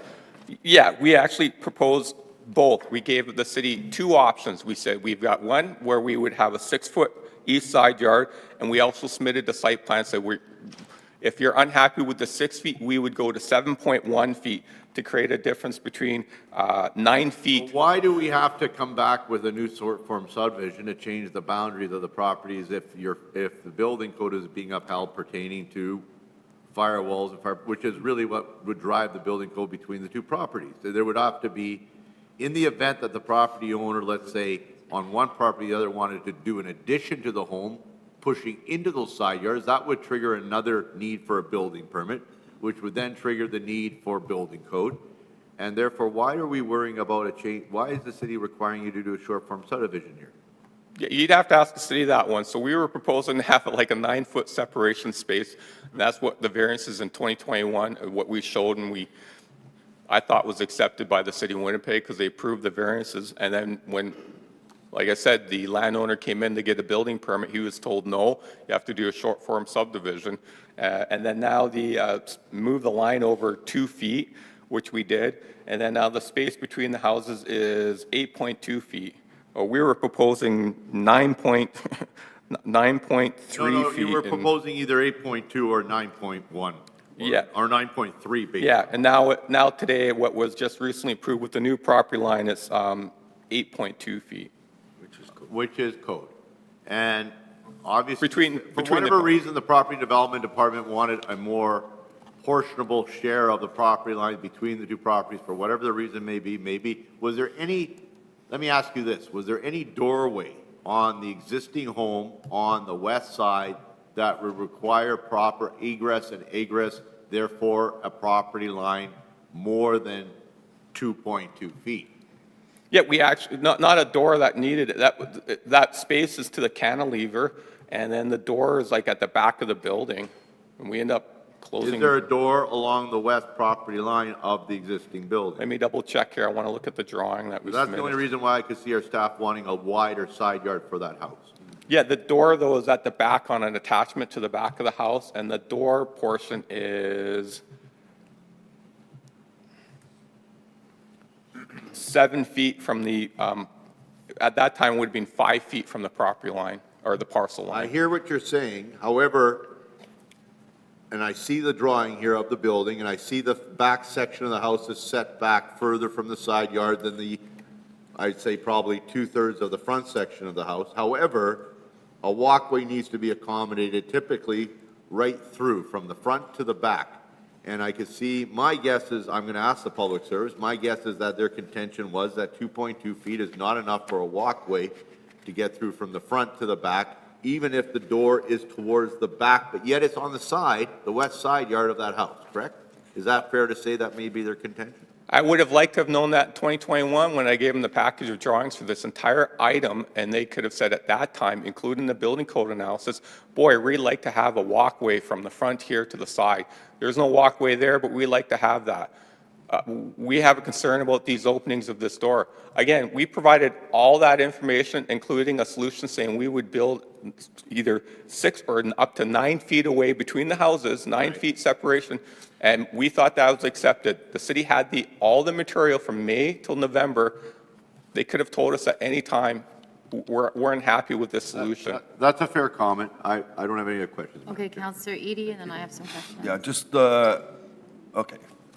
So I'm getting the interaction between the original property gets subdivided, or whatever.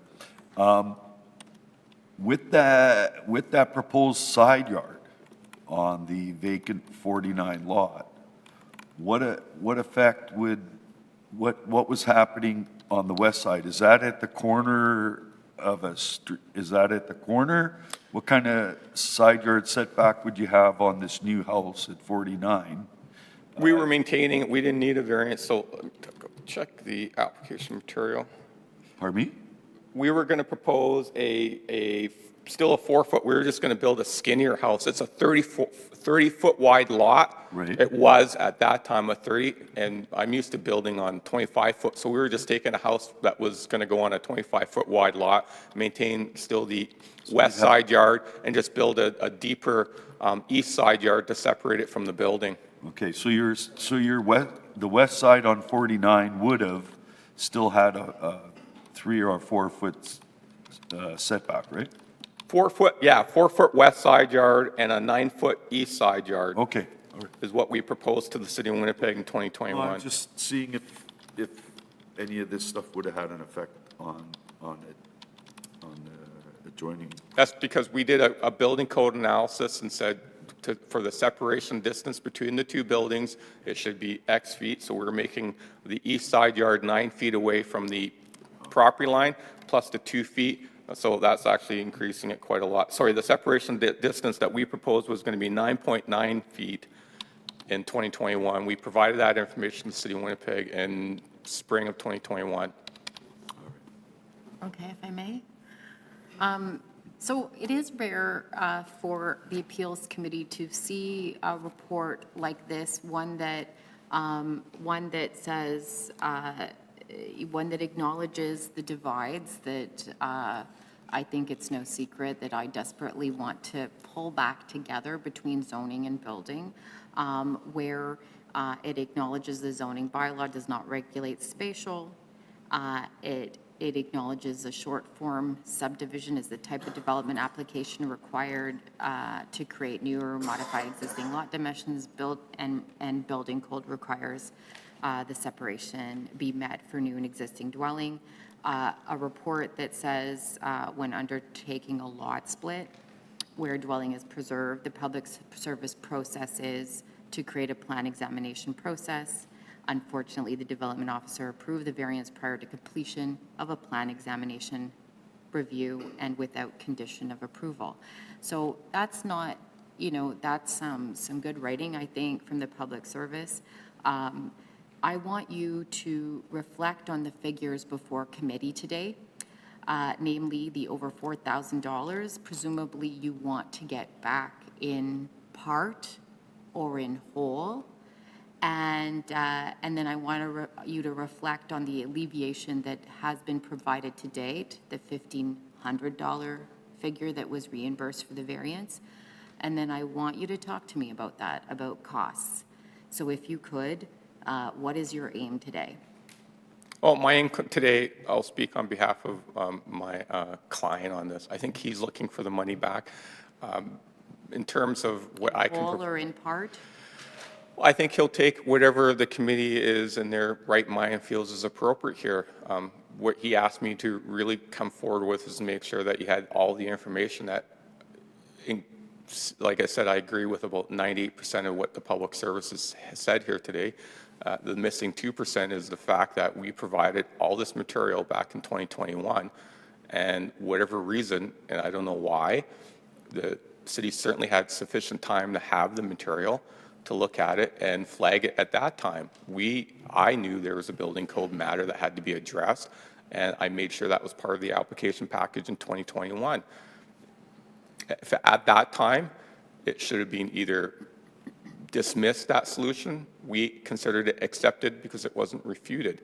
Only to hear a couple years later, there's an issue now, and we need to do a short form subdivision.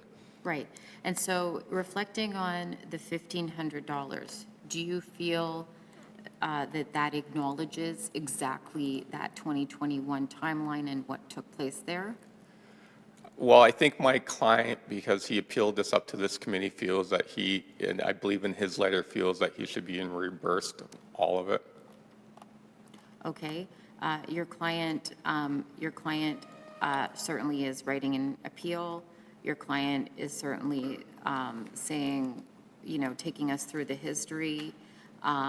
Your client is talking about some of the costs he's incurred, in particular, the market and what it would have meant in 2022. Your client doesn't have a particular figure in here, I note, but is saying, you know, he wants them waived. Do you have a figure in mind today? I don't know. I leave it to the wisdom of the committee to feel how they feel this should be You're treated saying- appropriately. You're saying, though, that 98% of what the department is saying, you agree with, and, you know, could you, you know, just expand really shortly on the remaining percentage that you don't? Yeah, that, the 2% is, the department said there was, they weren't sure if back in 2021, a subdivision might have not have been required. Again, I provided all the information on that. I provided a building code analysis. I had a draft person go out and look at the building. We designed a house on it. That's when the city should have said, yeah, you do need a subdivision to meet the building code, or no, you don't. All that information was provided to them. And that's not information typically provided when I just go do two brand-new houses on a lot split. We don't look at the adjacent houses. So I knew enough to provide that information. It was up to the city, beholden to them to either refute it. So that's the critical 2% that I think is more weighted than the 98% than what was spoken, is you had all the material. We flagged it. You never refuted it and said no.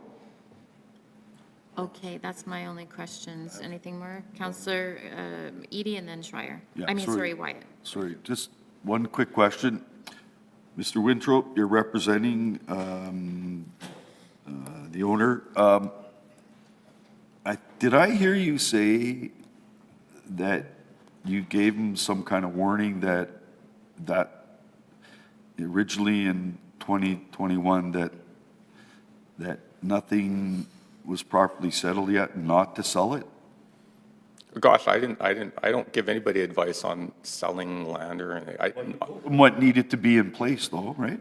Oh, yeah, what I told him is, because this is not the first time I've done or seen or been involved in I'll say a lot split with an existing house, that's why I directed him to get a code analysis on the wall. I have done previously one, and actually I remember appeal here with Councillor Wyatt in the council chambers here on a property on Rutland, I think it was 2012, with this exact same item. So it wasn't my first one, so I had advised him that if we're going to go forward, we're going to need this information to provide to the city of Winnipeg, and we did. Okay, so the owner, as I understand it, right, like, it didn't sound like everything was properly in place, and the owner sold I think the existing lot, 47, right? He had his variances approved by the fall of 2021, and then afterwards, according to the approval, our understanding based on that was we can go out and get a building permit for the new lot, so he sold the existing house. We went through the So he review process. didn't wait to hear back that he's getting the building permit though, but sold the house, right? As typically done, usually when you do that, yes. He sold Usually it. you wait till you get the building permit for the other building before you sell the, no? Well, that's a risk that the owner's taking. Okay, thank you. All right. I guess, Madam Chair? Yes, go ahead. Thank you. So just to be clear, you pulled the variance indicated the setbacks.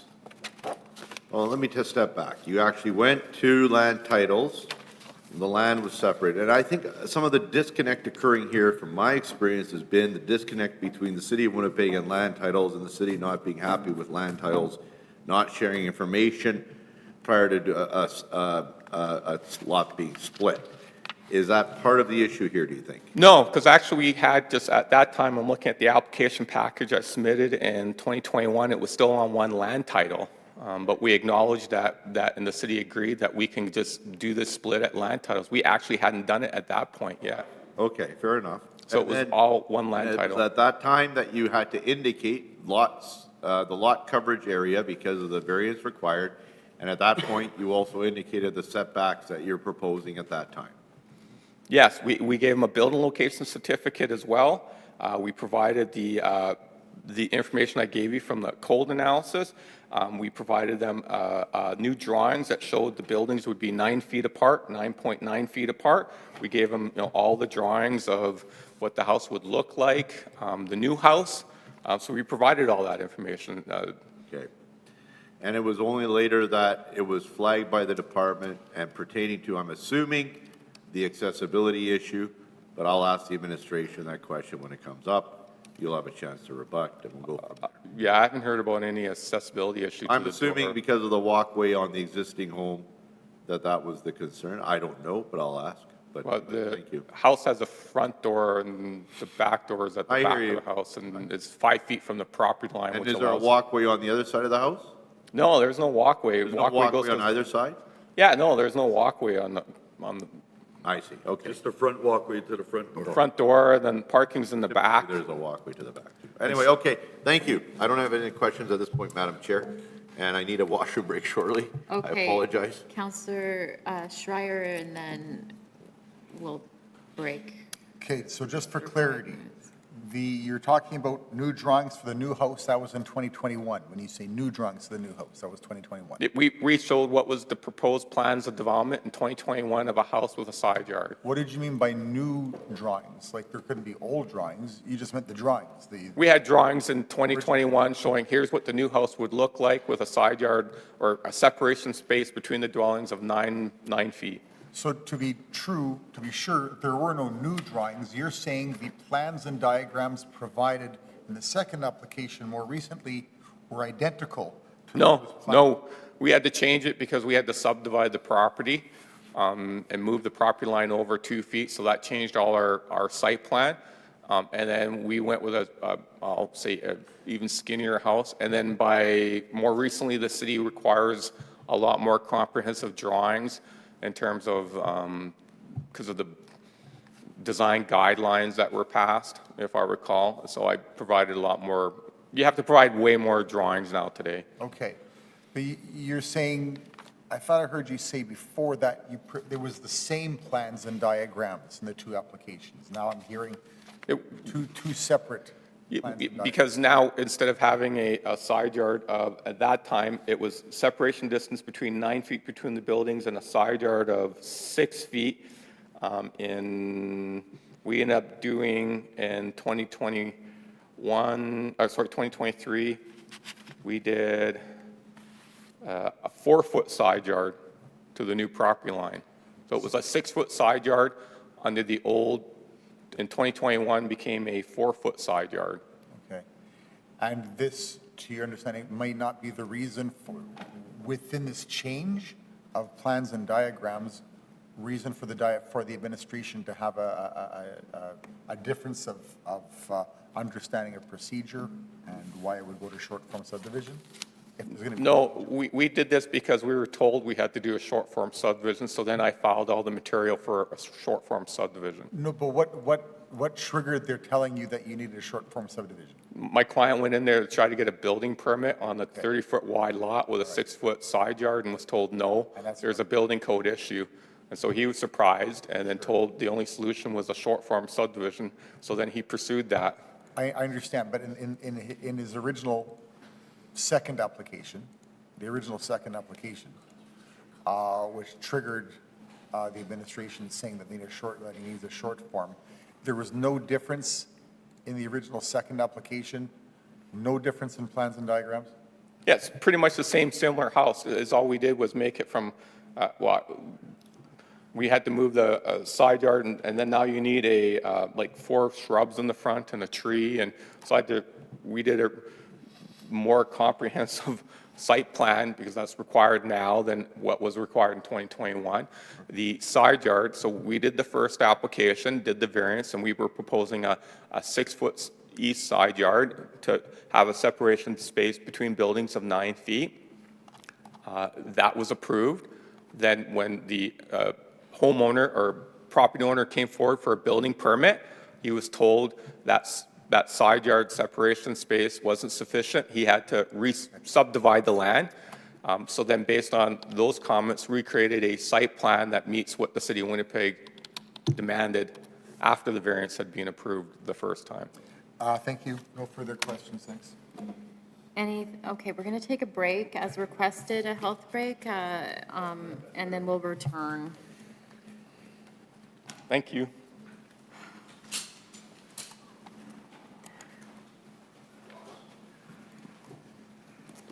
Okay, welcome back to Appeal Committee of Property and Development. We're on number 5 on our agenda, 47 and 49 Regal Avenue, and we're turning to questions for the administration now. Councillor Eady?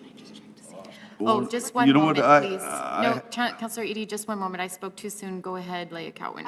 Just confirming that no one else in the gallery is registered in support of this appeal, and no one else in the gallery is registered in opposition for this appeal? Okay. Sorry, Councillor Eady. Go ahead. You know what? I don't have any questions. I think there's a series of errors that For happen. the administration? Yes, Councillor I Schreier. do get the impression that Dylan really has got something to say, and why, that's why we're here, kind of thing. And on that basis, I guess the leading question, an open question, I really want to know, in general, what Dylan has to say in this case, in response to what we've heard, if I can make a question as general as that. Yeah, I would say the key thing, the key distinction with this file is, and again, this is from a, not a plan examiner, but building code is applied in reference to property lines. So, for example, to use an example, when we do lot split, typically, the new houses, whether they're new or there's one being kept, when you formalize a property line or draw a new property line, code compliance has to be met for those 2 buildings, right? The existing property lines to the outside, which don't change, there can often be less than ideal separation distances. So for this, what happened was, we appreciate the applicant did submit information about the wall. That analysis was in reference between buildings, separation between buildings. My understanding with our PX folks is they say we have to apply code relevant to property line. So the reason a short form was needed was we had a 2'2" side yard to the existing dwelling on 47 Regal. In order to get the magic 4 feet to meet code for the existing dwelling, that dwelling relative to a property line, we had to move the property line over 2 feet. So, yes, you could separate buildings a great deal in a proposal to meet code, but our PX folks had said, no, it's in reference to property line. And So- this was not understood in 2021? Well, so the issue, and I can give context to the error, because let's be honest, there was a mistake on our part. Normally, a lot split variance is a C variance handled by a planner, because the magnitude of the variance is such that the development procedures bylaw says it's a C variance done by a planner. Because we're dealing with a 60-foot lot, and we were creating 30s, the level of variance that was done is less than 10%. So that, what that does in the procedures bylaw is it says like our shop zoning, instead of a planner, does that variance. So I think what happened was our planning officer, who didn't typically see this type of variance, was unfamiliar with the condition and unfamiliar with that process. And I think that's how the error happened. Okay, thank But you. The key piece is that it's in reference to property line. And yes, they gave us information, but it relied on separation between buildings, not in reference to property line. Go ahead, Counselor Wyatt, and then Counselor What property was sold again? 49 And was that the property with a house or without? without. So that's the Oh, property. sorry, my mistake. 47 Regal was sold. They sold the house. They sought to develop the vacant lot. So, and that's the house they sold with the narrower property line? Or the Well, one with the 2-foot setback? Yes, and through the 2024 applications, that property grew. It widened. Yeah, I hear what you're saying, but initially, the original variance was it was the one with the narrower side there. And so that property still sold, and the purchaser still purchased it, knowing full well that the property line was where it was, obviously, on a 2.2-foot setback, right? Yeah. And so if you have a person purchasing a property, eyes wide open, knowing there's a 2.2-foot setback on the side yard instead of a 4-foot or whatever typically it is, I don't see why there would have been a penalty assessed against the property owner, not a penalty, but a need to charge a new fee for the short form subdivision, other than the fact is the department felt that it needed to be cleaned up for one way or another, based on what was missed on the original variance. That's what I'm hearing. I could be wrong.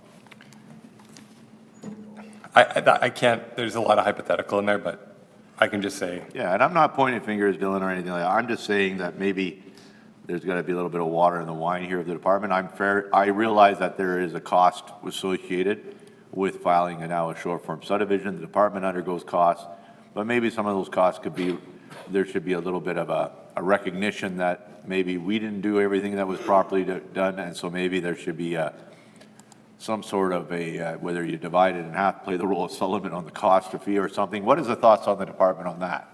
Okay, well, they I- presented their thoughts, Counselor Wyatt. No, I just want to know on the reduction of, let's say if we took the fee and divided it in half, what are the department's thoughts on that? I'd back up and say that we did try to be conciliatory in waiving the second variance. And waiving which? The second variance, right, that $1,500, the second application that came with a short form, Oh, I see. we waived that because we felt it was unfair to force them to come back twice, to pay a variance twice. So you waived the lesser of the two costs? Yes. Okay, just to be clear. But we thought we would defer to this committee to decide if it was appropriate to further waive. Would Can I the depart- piggyback on that? I want to piggyback on that. I was just going to say, would the department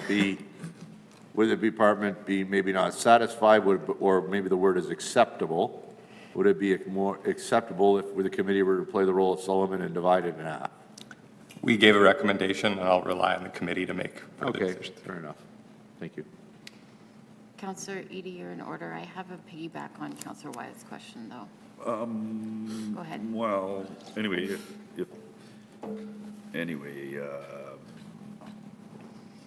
so the full cost of what I'm hearing is some errors.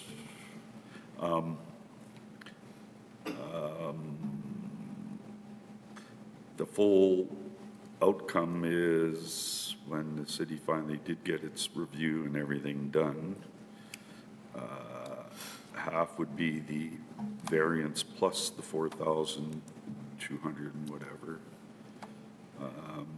Would that be correct? Like, that's, the variance cost is associated with the short form, right? Yes. Okay. All right. Just want to confirm that. All right. So that's a good question. So I apologize. Go ahead, Madam Chair. You have questions. I apologize. No, it's fine. Go ahead. So if you were to add in the variance into this picture, right, what was the variance cost that you waived? So that's, I'm just gonna, yeah, you see where I'm going with this? Yeah. 1543.36. 15, 43 43, and 36 cents. 36 cents. So if I take the cost of $4,247.12 plus 15, 43, 36, I have a total now of potential costs at $5,790.48. If I were to look at it a different way and say that's the actual total cost and divide that in half to take equal responsibility, I'm now at $2,895.24. And maybe that is the scenario that we look at here to make it a little bit more fair. But anyway, those are just some thoughts. Thank you, Madam Chair. I don't have any questions. Thank you. What percentage, you know, I mean, it's a bit of a show already in progress. They've got some permits that you can see online now from 2024, I think April. What percentage of their total permitted work, you know, all the fine, like all the fees applied by property and development, it represents the one you waived, if you look at it as a percentage of costs of what they've got going in the department right now? It's hard to say. The Or bulk. just give me the raw numbers, I can do the math. It was 42, 47 for the short form, 1,500, 43 for the associated variances. I don't know the calculations in land development. It's a short form, so land development, 1 second here. As far as their short form, they've received a conditional letter of approval. They're still outstanding a couple signatures, payment of land dev fees, and Mylars. I don't know what those land dev fees are. Okay, well, you know, Mr. Winstrup has a chance to respond. You know, the laws that govern real property by saying who can do what where, you know, that's the part I really appreciate about this public service report. It's part that I think is incumbent on our committee to consider in our work plan as we go forward in the next couple of years to lead into. We have a RFP coming out to look at the whole of the process, a process that, you know, starts with zoning, ends with building, hopefully permitting of buildings. And you said something earlier in response to my colleague's questions that in this case, you felt that there wasn't sufficient understanding necessarily of the whole of the process. You know, without, you know, talking about individuals, but focusing on the problems of quite legitimate concerns of, you know, costs and to social and economic development in Winnipeg. Can you reflect on, you know, what may have led to a lack of knowledge on the whole of the process? Perhaps, you know, can you say a few words about that? Sure. I mean, land development is complicated. It's difficult work and it requires a lot of expertise. Although on the surface, what appears to be a basic residential subdivision, when you're preserving dwellings like this, it becomes very complicated. And very complicated through land development approvals or planning approvals is how you assemble the lots. And then from a code perspective on building permit. And yeah, I mean, normally we are able to sort who does review of certain variance applications based on the procedures bylaw. And it works most of the time. This was an anomaly because the variance was effectively 3.2% deviation. It landed on a development planning officer's desk instead of a planner's desk. And that familiarity with the complexity of the process, making sure that PX process is done before the variance goes, applying the condition to the order. That condition being, you know, on the poster, on the order, transparent. That complexity is where we got a little bit lost. So you know, there's subjectivity, there's unpredictability, and, you know, because that made it for the applicant sort of impossible to navigate our system in a manner of speaking, my words, not yours.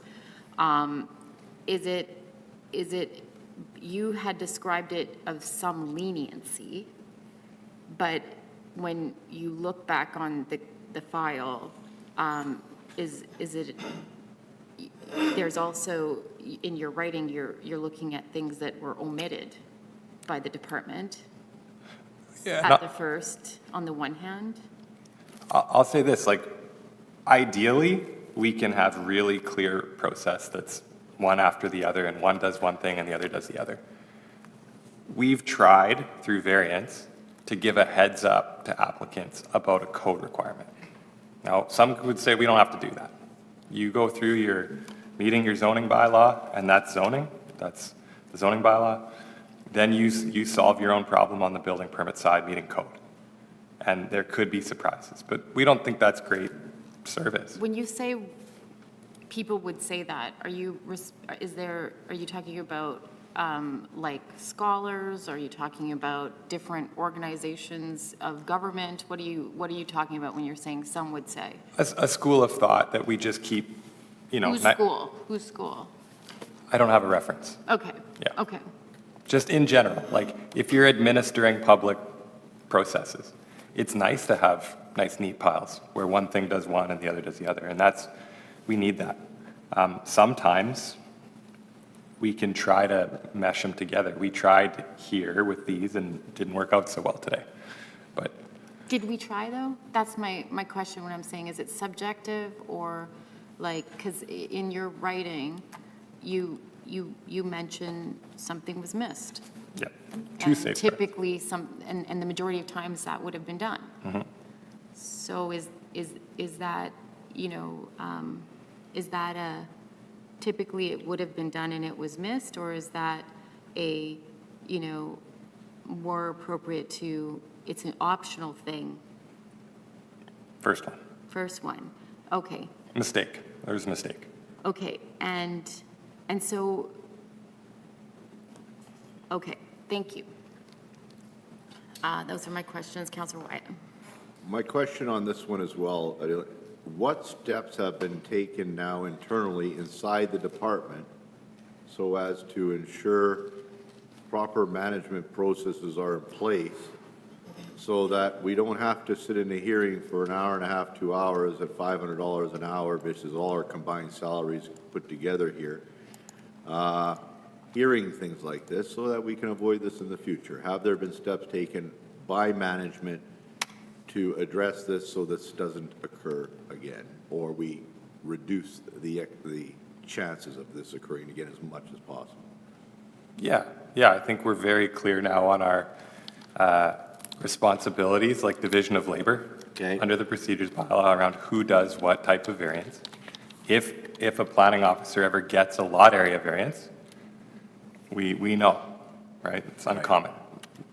But is there, I guess what I'm concerned about is there proper communication taking place between the divisions within the department, because that's what this is, where the information was not transferred from one division to another, or whatever the case may be, to ensure that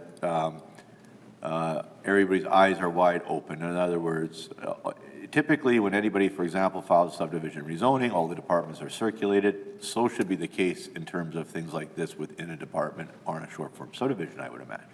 All the divisions would be alerted. Is that now automatically done? Yeah, but the variance is still the responsibility of urban planning and zoning, depending on what type of variance. So we communicate better, we're under one branch. Right, but is permits branch also circulated? Are the people circulated on these things in the divisions? So that if something comes up, they can catch it. And everybody has got the opportunity to see it. So otherwise, this is going to happen again some point in the future. I'm not sure how plan exam is, I don't believe they're circulated on a short So form. it could happen again based on what you just said. All right, thank you. I would hope that the director hears our comments today. Thank you. Okay, well,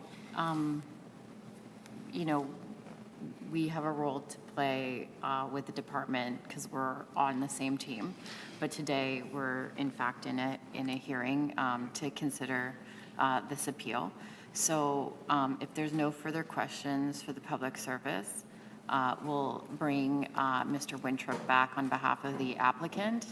I'm sure you're going to check in. Go ahead.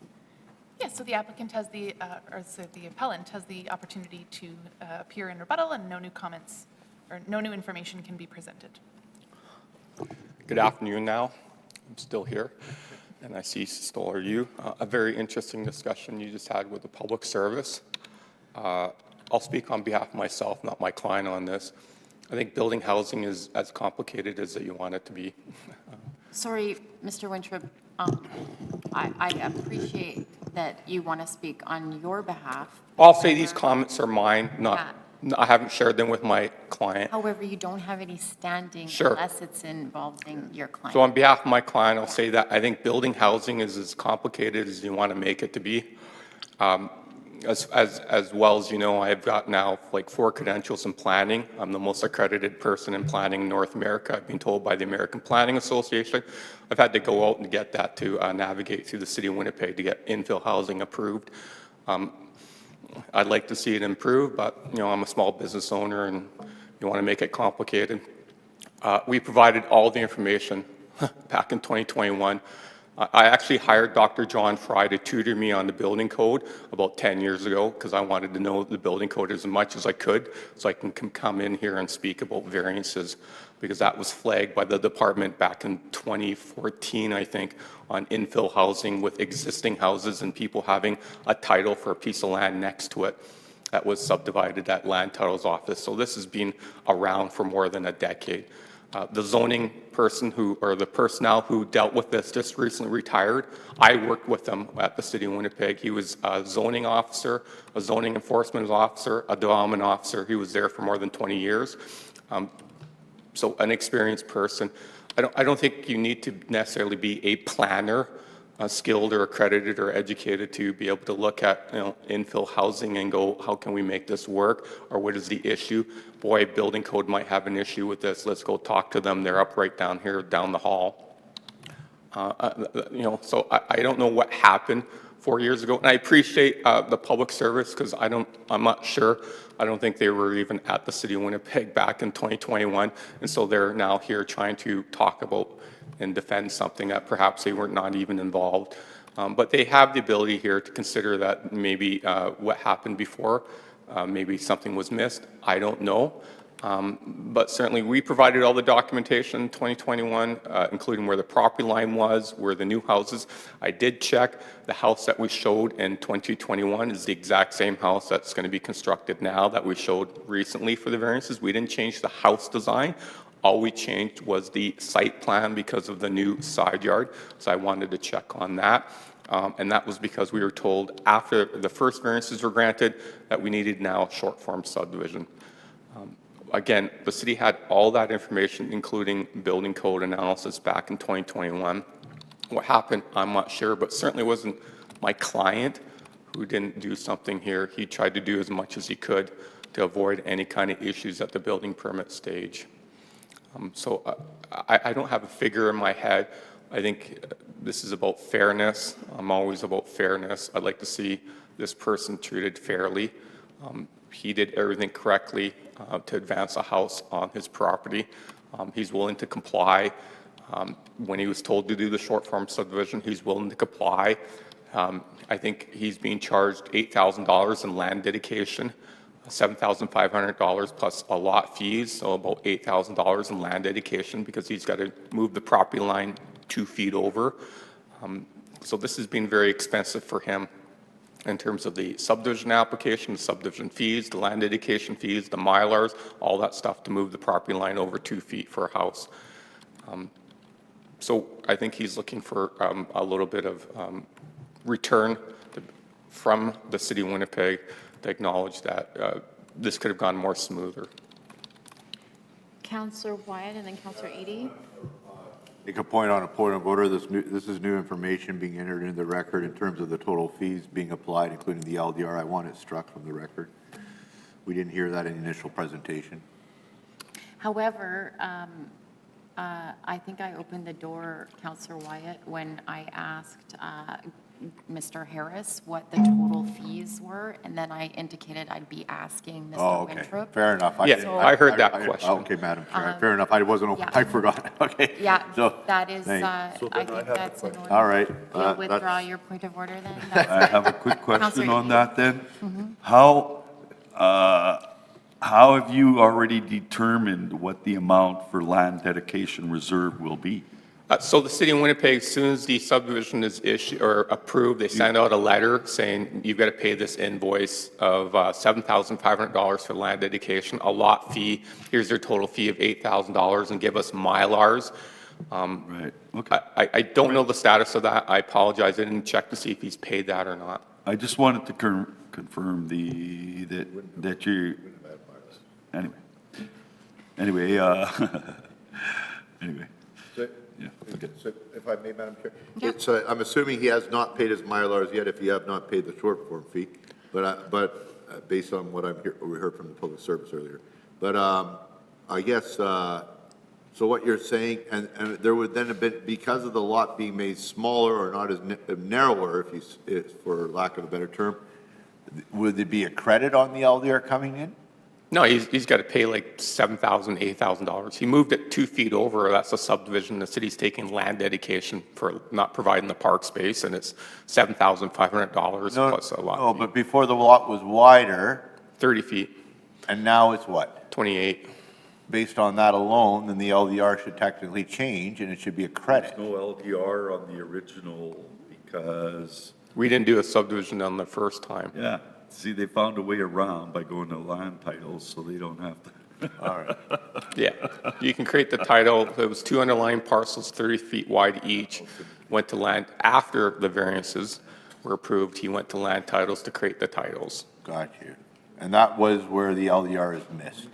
Yeah, you don't pay No, you land don't pay it dedication. at land titles, right? When you do a subdivision at land titles, you don't pay. No, but it was on the, it's only triggered because of the variance.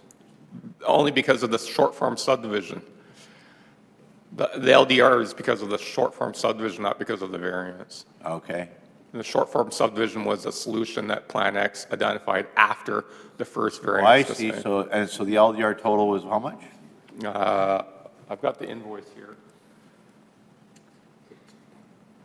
7,000 something? Counselor Eady, it's really hard to hear. Yeah, the LDR, land dedication fee, $7,500, lot fee, $204, tree planting deposit of $750. LDR was what? $7,500. And what was the next fee? The lot fee, because we created a new lot for $204. And what was the next fee? A tree planting deposit of $750. That's because now we're required to plant a tree in the front yard with 4 shrubs. We can't do anything about the LDR or those other fees here today. I don't think that's not what's before us, so. Yeah, I will concur with you. I don't believe we can do anything about that. I'm not 100% sure on that. I think that would have Unless to. you just simply roll that in and based on, okay, fair enough. Thank you. Anything further, counselors? Anything further? Thank you, Mr. Winthrop. Thank you. Okay. Anything further, counselors? Where Yeah, the committee's, let's talk. I don't know where the committee's at on this, but my thought would be, in light of the department acknowledging some of the issues here, is that, but not to divide the existing fee in half, but rather to add on what the variance cost would have been to this existing short form fee, and then divide that in half, so it puts it up over $2,800 as the total fee. That's just my initial thought, Madam Chair. In terms of a reimbursement figure or? Not a reimbursement, but they haven't been charged yet, they haven't paid yet. So to say that they would be charged, instead of the 4,000? about 4,000, 4,200 and change, it'd be 2,800 and change, based on the cost of the variance, which is about 1,500 plus that 4,200. We're simply And that's, waiving adding those- that together, 50% of that is about 2,800 and change. And that's just my initial thought, Madam Chair. So then there's equal responsibility on both sides. Frankly, I see a little bit on both sides, I guess, in the sense that As Mr. Winthrop has indicated, he's very experienced and knowledgeable. However, we know that the city, typically, our department has always tried and strived to ensure that side yards are done correctly. And I'm just kind of, where we Councillor don't have Wyatt, these why don't, aberrations, right? Yeah. You know, Why and don't so I see that as and that's something that I know experienced private sector planners typically have seen in the past, and it should have been caught on that private sector side as well. Having said that, the city has acknowledged some things here too. Yeah. Yeah. Yeah, why don't you put it in the form of a motion, Councillor Okay, Wyatt? okay. Move it as a motion. I just wanted to Now you're gonna explain it. have I wanted to explain it before. Yeah, no, And, I appreciate the discussion. okay, fair enough, Madam Chair. I- I'll move that the receipt of public representations be concluded. All those in favor? Aye. I'll move that the appeal be allowed in part, in the sense that the fee be changed from $4,247.12, that the new fee for the short form subdivision be $2,895.24. And the math on that came from the fee of $4,247.12 plus the variance fee, which was waived, which we were informed was $1,543.36. You take that number plus the $4,247.12, that gives you a total of $5,790.48. Dividing that in half equals what I recommending, $2,895.24 as the new fee to be paid. No, to be paid. As part of For a fee waiver, so fee waiver. Well, then you can waive that side of the fee. That's fine. Okay, we'll word it that way. I understand. It's 6 of one, half a dozen of the other. Okay, the clerk is going to seek clarification. Okay. Sorry, Counselor, just to confirm, you're allowing the appeal, and you're canceling the decision so that the monetary fees be reduced from $4,247.12 to $2,895.24? No, the new fee is the 2,800, the new fee. So reducing the 4,000, You're right. That is correct. Okay. Hold on. I hear what you're saying, and I know what you're saying, Counselor. That would be Minus, okay, fair enough. So the new fee to the clerk's point. $1,444. Right. Okay. I see where Right. you're going. So, Okay. thank you. What is that number again, Madam? so, Thank you. sorry, $1,447.12? That is the 2,800 and change minus the 4,200, is that? Or 4,200 minus 20? 4247.12 minus 2895. Right. 24 would Right. be 1351.88. There we go. That is So correct. that would be the final fee. That's the waiver. reduction. That's what we're waiving. No, That's what you're reducing the fee to, correct? So they yeah, would we're be, reducing it. they would be obligated to pay 1351.88. Yeah, that's correct. Right. Perfect. Okay. Trying to find a balance here between the two, Madam Chair. I recognize that the city has recognized stuff here. I also want to say that I think it's noted for the future. I hear Mr. Winthrop's credentials, and I appreciate his credentials, and I definitely worked with Mr. Winthrop in another life when he was the area planner for my area. He's extremely knowledgeable, extremely experienced, and definitely credible. And I think as part of that, he did due diligence. I'm not saying that there was anything wrong as a consultant. He did everything possible. At the same time, I think it's fair to say that we as a city attempt to strive to ensure proper side yards at all times, and to avoid situations which would, in the long run, create a liability potentially for a future property owner on that site. And I understand why, therefore, the department came back with larger side yard being requested and the short form subdivision. So hopefully this will be a learning experience and we can go forward from there. Counselor Or a Schreier. teachable experience, as they call it. Counselor Schreier, discussion. Sure. John Winthrop said he got tutored. I think he's in a position to tutor as well. We all learned something today, I believe. I truly appreciate the candor of Dylan in this rather deep probing of process here in a way that really matters, because it lends itself to this situation, in which I absolutely have sympathy for the administration on this. I think in general, we've been trying to make the system easier for development applications. And in the process, it's not as simple as that. And I think we see that today. The city still has obligations to its process and to other aspects of planning and development, including land dedication reserve. And we've just got to have our left and right hands communicating with each other.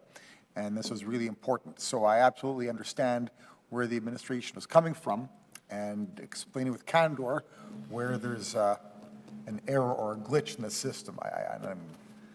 We've heard here today how we can resolve that. And I'm going to say it again. In the process, I believe, of trying to make it easier for development, we end up with these glitches because the city still has its obligations. And thank you to the department for maintaining that and holding that up. Councillor Edie, do you have discussion points? I think Councillor Wyatt's proposal is fair, and I just, my comments are, there was a day when I was still a city councillor, and even if there were 2 underlying lots, there had to be a process, and people would have to pay the LDR. We're increasing the density in this neighborhood. I have no qualms about them paying LDRs. So anyway, I think this is fair, and I will be voting in favor. Okay, so I'll call the question. All those in favor? Aye. That was carried. We'll continue on. Councillor Wyatt? Madam Chair, I'd like to ask, I'm just looking forward on the agenda, the next 2 items. Can you complete your motion at the first? Oh, yes, and I then apologize. I we'll- move that, thank you. I'll move that the public hearing with respect to this application be concluded. All right, all those in favor? Thank you. That was carried unanimously. Please note that the committee has made a final decision on this matter, which is not subject to further appeal. Councillor Wyatt, with respect to the agenda, you say, Well, I'm looking here, and I'm looking at the hour in terms of getting us like a quick bite. The next 2 are quite, they don't look as straightforward as I was hoping. I think they're more of the same in terms of the next 2, especially the last one. Is it possible that we take a short break for that? Or I guess I'm open to the will of the committee, Madam Chair. committee, what say you? I should probably eat some food. Now, Councillor Edie? Can we take I was hoping to continue some meetings this afternoon. Would you be amenable to about 15 minutes, or do you need more time? I just need a half hour. 30 minutes? Yep. And right now? Okay, let's, how many minutes are we at now? It's 20-1. Right now it's 20 to 1, so we came back at 1:15. Would that be? 110? 1:15 is 35 minutes. There you go. Okay. Is that sound okay? Is that okay? We'll adjourn for 35 minutes, but if you could be on time, I would be very grateful. Yeah.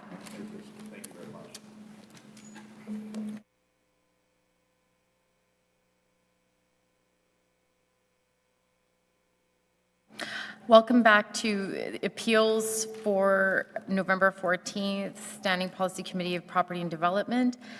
We are on item number 6 pertaining to 6682 Bedsworth Avenue. Item 6 is an appeal under the Planning, Development, and Building Fees Bylaw, number 66 of 2016 at 6682 Bedsworth Avenue. We'll have a summary from the administration. Wait for my mic to go on. There we go. This is an appeal of a fee waiver committee decision that was made on July 24th, 2024, and it's in relation to a $182 fee for failing to correct a defect. The background is on July 24th, the fee waiver committee ruled that an appeal of the failed to correct defects fee was to remain in accordance with relevant city bylaws. The notes on file show that during a plumbing rough-in inspection on May 24th of 2024, 8 defects were noted by the inspector. A list of these 8 defects were emailed to the applicant owner on May 24th with clear deadlines to have them corrected within 1 month. These defects remain today, as there has not been a reinspection called for since. That defect list was resent via email to the applicant twice this past summer in July and September. The applicant has requested extensions to the compliance dates as they indicate they are having trouble finding a plumber to finish the work correctly. In the notes, you'll see a list of the defects that were there. And as these defects were not corrected and a reinspection has not been called for by the deadlines, the department instilled or imposed a failed to correct defects fee of $182. The fees and charges bylaw, number 66 of 2016, states that when an applicant fails to call for a reinspection of a defect within 1 month of that defect being identified, it carries this fee of $182. The committee's decision feels that it was applied correctly and fairly in accordance with City of Winnipeg Council approved bylaws.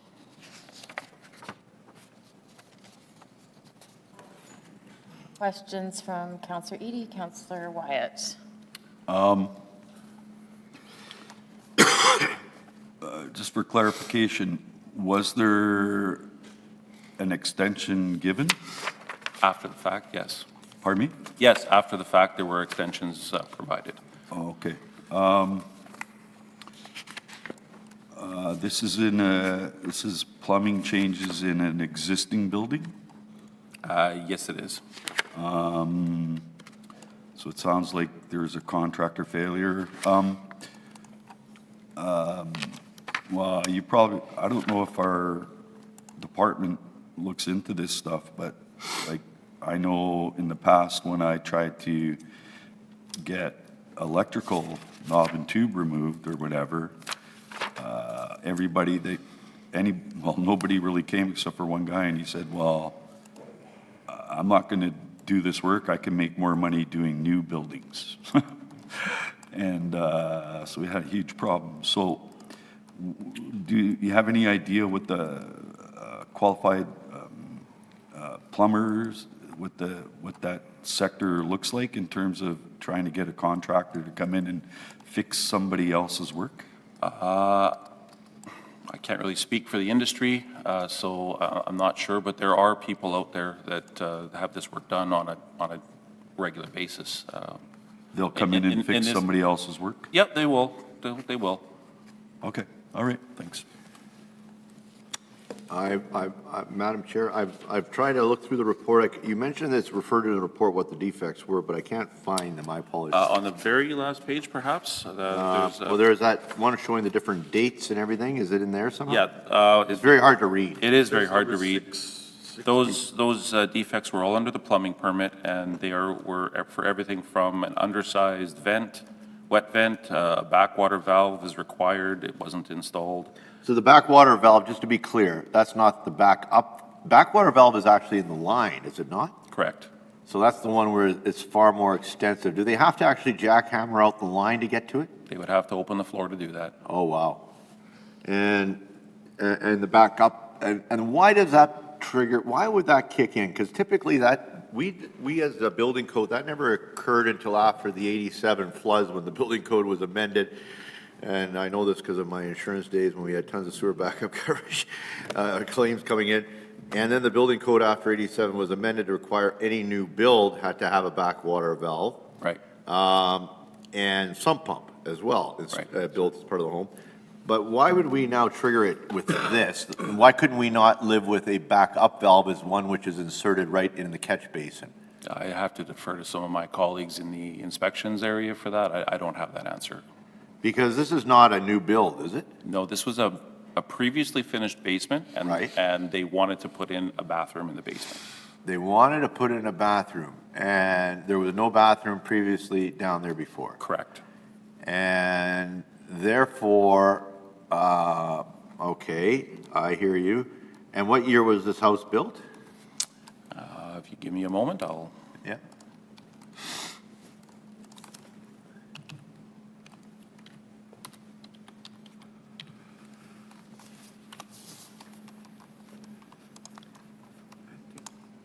I don't know. Looks like it was built in 1972.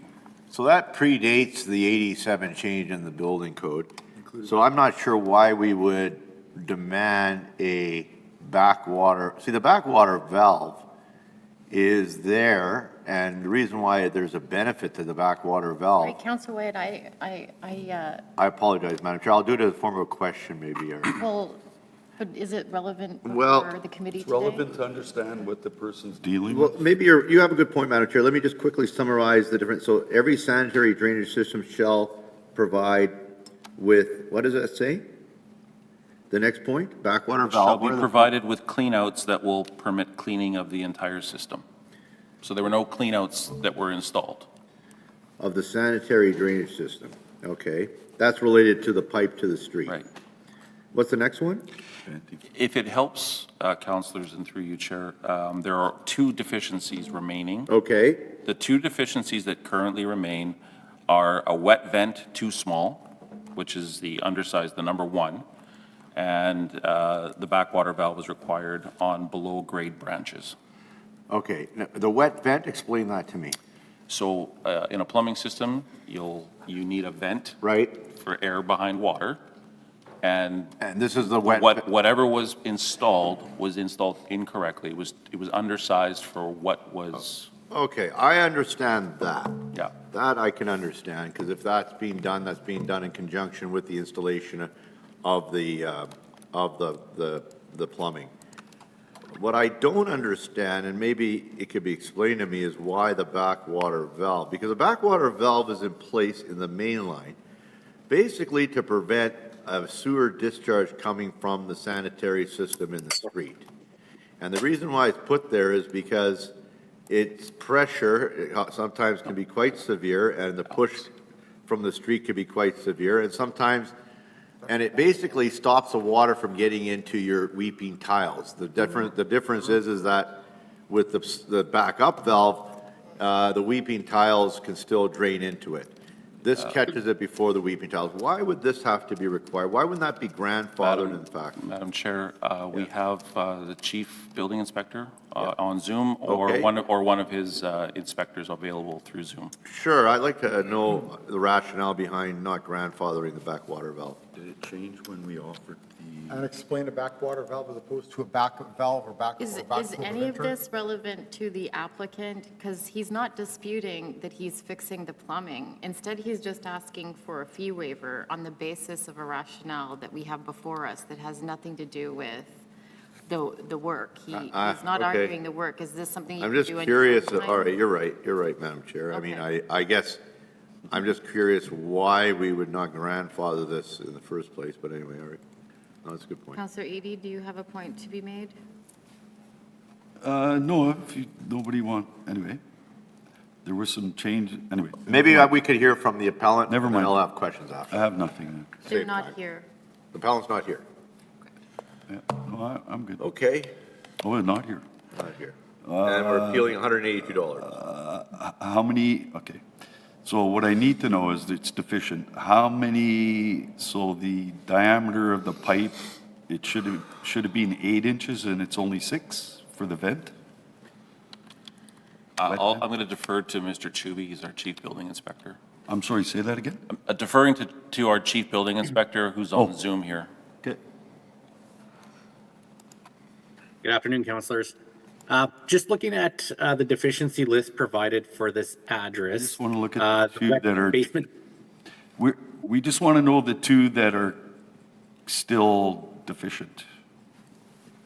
okay. So there's more than 2 deficiencies Oh. still outstanding at this address. Oh, okay, all right.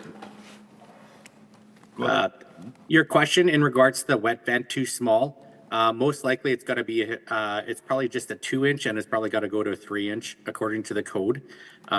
Specifically, to answer, Councillor Wyatt's question, the backwater valve, anytime, so in this permit application, the applicant or the homeowner obtain the plumbing permit to put in a new bathroom group.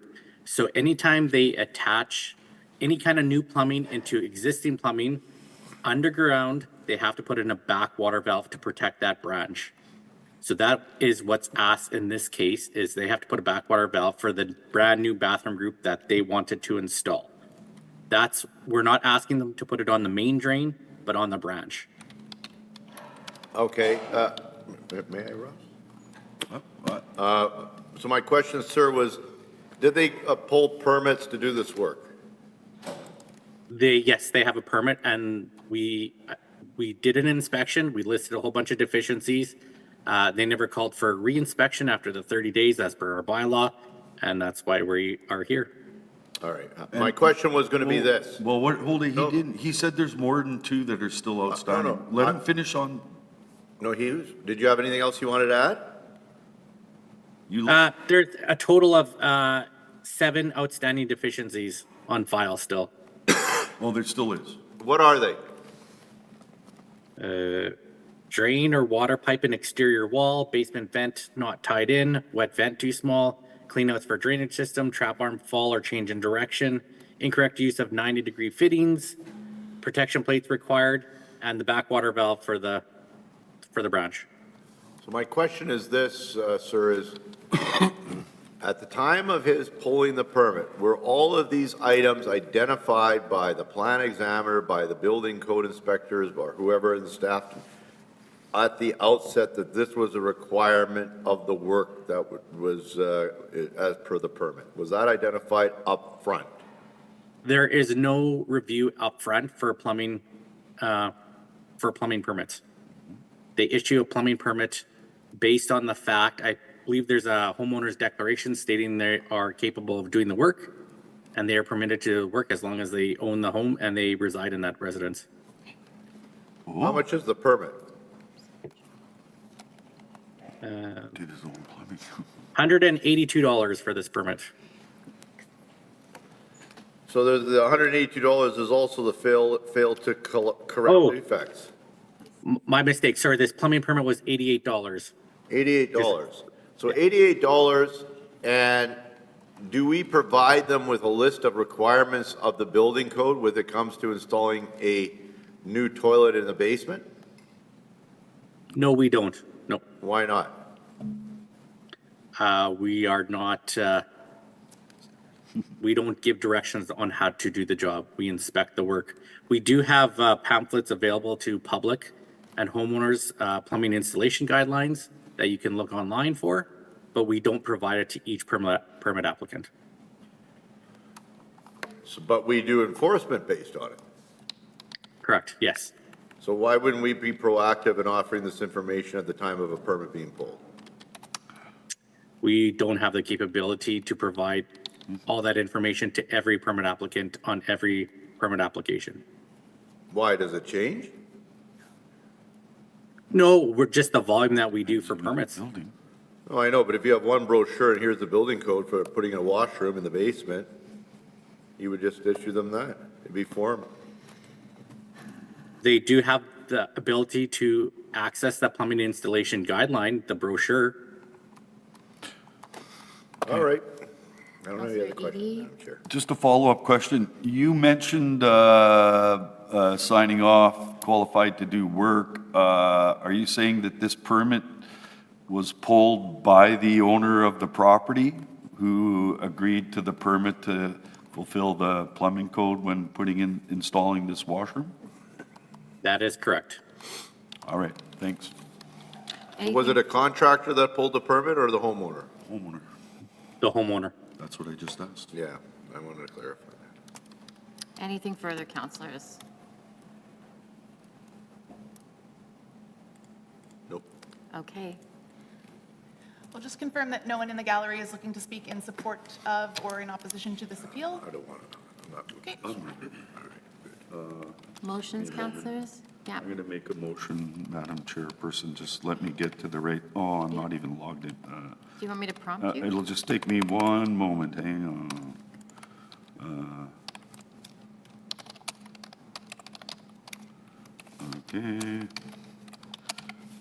Okay, six, search for move, M-O-V-E. I move that the receipt of public representations be concluded. All those in favor? Aye. I move that the appeal be denied and the decision of the fee waiver committee of the Planning, Property, and Development Department be confirmed. Just my reasoning for this, if you're going to do it on your own, you really need to understand the plumbing code. So I don't know if a novice, but a novice should know that, and the public should know if you're the one pulling the permit and you're doing the work, you better know the plumbing code before you proceed to undertake the work, because to me, it sounds that usually the contractor, I would ask a contractor to pull the permit on my behalf because they have the expertise. But anyway, so therefore, I'm denying the appeal. Any further discussion? I'll be supporting Councillor Eady on his motion. I would like to add, though, that it would be, I know other cities and municipalities do offer this, and that is they keep on top of the building code and they do offer a brochure tied to whatever type of work you're doing, and they issue that brochure at the time of issuing the permit. But they do, of course, include in the typically in municipalities in the brochure a clause to the effect that this brochure is only accurate to the point that it was printed, and then there could be changes to the building code. Please refer to the building code to be safe. But however, it could catch a lot of issues in advance and make life a lot easier probably for a lot of folks applying for permits to the city. I just think that's a business-friendly thing to do. It would take some work, and I know, Madam Chair, that our department is very underfunded with the resources they have on a per capita basis compared to other jurisdictions, so I also feel the pain there too, that they have. So I put those comments to the record, Madam Chair. That's good. Anything further? All those in favor? Aye. Aye. Any opposed? That I was carried move- unanimously. That the appeal hearing be concluded. All those in favor? Aye. Aye. Carried unanimously. We'll move on. Please note the committee has made a final decision on this matter, which is not subject to further appeal. Item 7 is an appeal under the City of Winnipeg Building Bylaw number 4555 of 87 at 174 Provencher Boulevard. The process the committee will follow is the appellant will be heard first, followed by those in support of the appeal, those registered in opposition, and those registered for information. The appellant may return to speak in rebuttal to comments made. However, no new information is permitted. If the committee would like a brief overview from Yes, the public please. service. So, thank you, Madam Chair, councillors. So just before I get into our public service record, I just wanted to kind of give a brief context of what the situation is, which is, I know we all know built-up snow exists on buildings, but in this context, what happens is developments that happen in the city can have unintended impacts on adjacent properties, be they existing buildings. As a result, some of these new developments can create increased snow on existing buildings that could affect the structure. So given that, and it doesn't happen often, but on average, we see about 5 to 6 of these a year.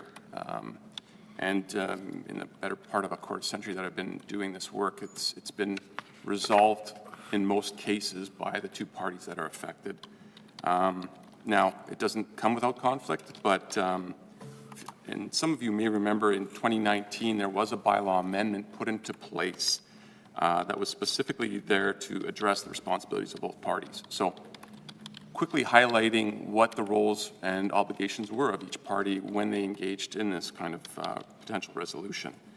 And effectively, I don't want to go backwards to it, but it starts with the developer. They have to engage, they have to provide some sort of investigation under their costs, get to a position of what needs to be done, and then resolve it. If that doesn't happen, the responsibility shifts over to the existing building owner. One other point of note that's kind of changed a lot of the landscape for the city is Bill 38 came into play, was it last year, and put a lot of responsibility back on the city, on municipalities in general, to issue permits in a timely manner. As part of that process, there was an appeal adjudication model that was entered that if they didn't issue permits in a timely manner, there could be financial penalties as well. So there was an obligation for the city to act as well.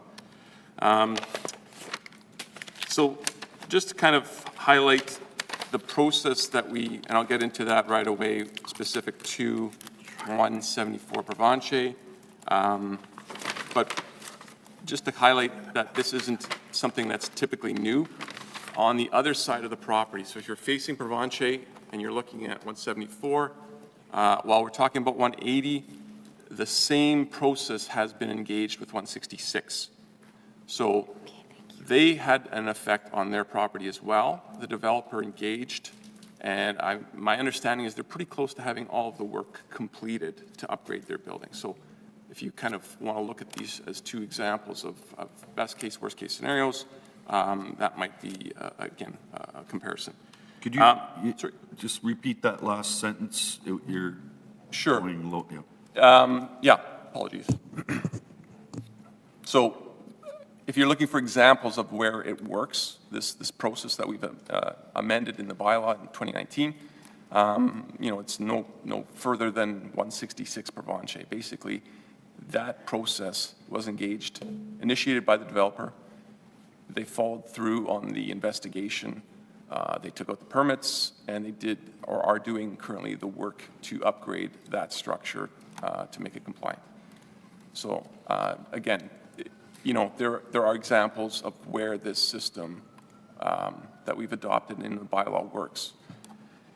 So fast forward to the public service record that I provided. I think you have all of it in front of you. I won't go over too much. You can read it yourself. But to highlight the fact that for the better part of 8 months, the developer, starting, if you could scroll down just to the line, starting in October, has been engaged with the appellant for, like I said, better part of 8 months on coming to a resolution on their property. One of the obligations in the bylaw is there's two kind of components to it. One that says, sorry, getting off the mic here. One that says, did the developer do everything reasonable to make this, to resolve the situation? And the counter is that, did the other party do things to prevent that from happening? What we're saying is that the developer did everything reasonable in our mind just to rectify the problem, and therefore we issued the permit to 174 to complete the build. Questions? Does that conclude your presentation? Yeah, I think I don't need to go over each of the individual bullets in the chronology. But just as, if I may, Madam Chair? The party that's putting up a building that will potentially cause a wind pattern, that will potentially put a snow loading on another building beside, that developer who's putting up that building did everything possible to address the potential issues of snow loading on the building beside is what you're saying. Yes. And that the other party who is in theory being impacted didn't take enough steps in the city's mind to address or work cooperatively based under the rules of the bylaw and everything else. Yeah, and the bylaw puts it into two components. You can call it 6 of one, half a dozen the other. Yeah. But I would like to highlight in this public service record that the developer did, in our mind, do everything reasonable to engage. And who is the developer in question? Don't have the, Representing I think who? they're, or- I think they're here in delegation, so. Yeah, but who are they? Just to clear the record here, make it clear. Daniel Sirhall. Danny Sirhall is the developer? Yes, Okay. yes. Who's the developer? Sorry. Daniel Sirhall? Daniel Sirhall is the developer? Yeah. And okay, and the appellant that we have, the property next door, is who? Constance Menzies. Yep. Okay. All right. And this is relating to a new build going up on a former gas station site I believe so. It was when. on the south side of Provencher. Yes. Yes. Further questions for the administration, councilors? No, I'll probably have some more later, so thank you, guys. Thank you. In the decision that in the decision that the department considers, that is the first page, it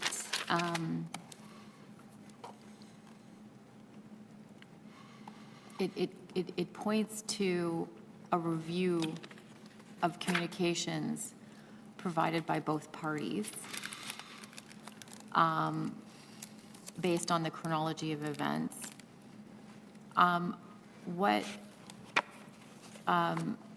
The chronology events you summarize very quickly, Mr. Klassen, as being the intervening timeline of 8 months.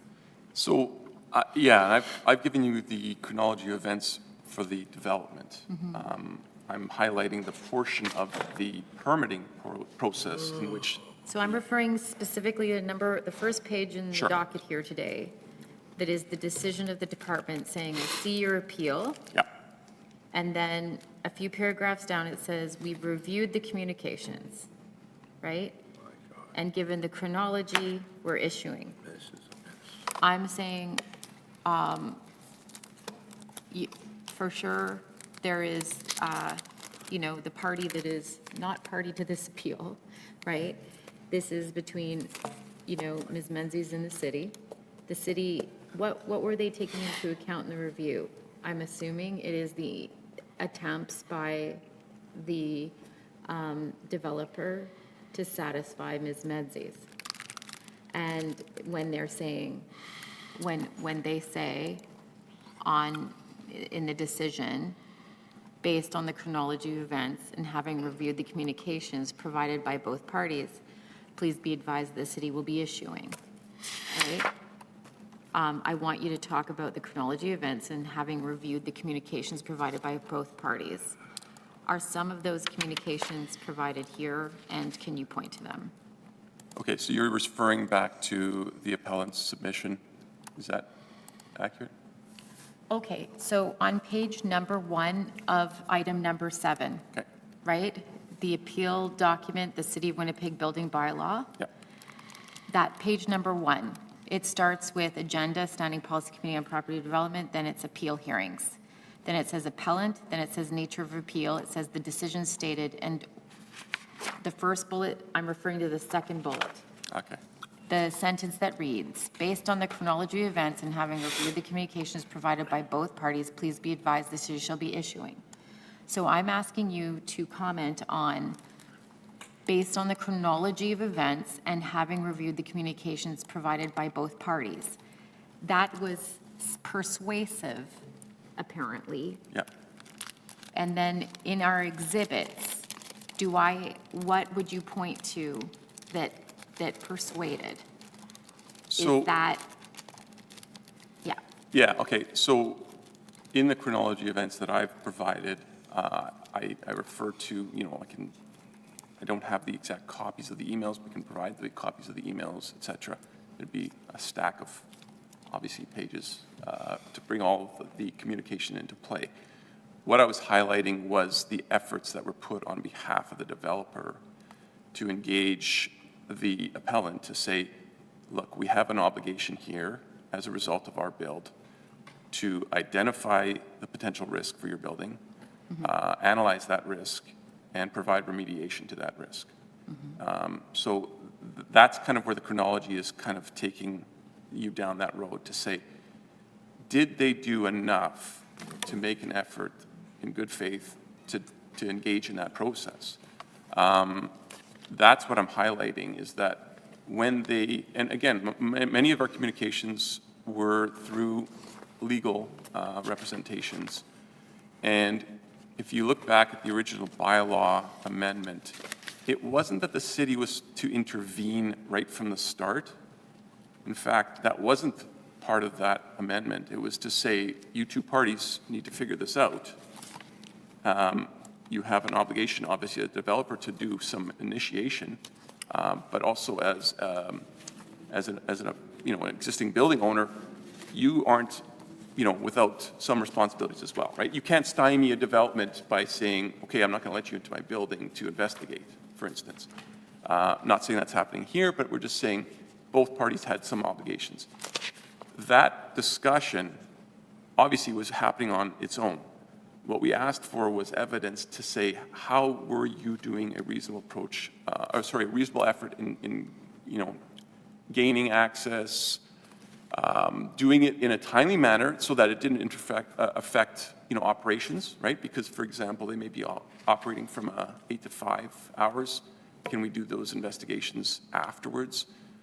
Those are the types of things that we asked for on the chronology. Madam Chair? Yes. Okay, so just to be clear, I'm seeing two addressed, okay, 174 is the new property going up. Correct. 180 is the property to the immediate east, If you're facing it, that would be, yeah. Yeah. to the east, Yes. which is Yes. the chocolate shop, for lack of a better Correct. term. And, okay, so I want to be really clear here because we've got a lot of documentation before us. We have letters with legal, from lawyers' offices, the legal letterhead,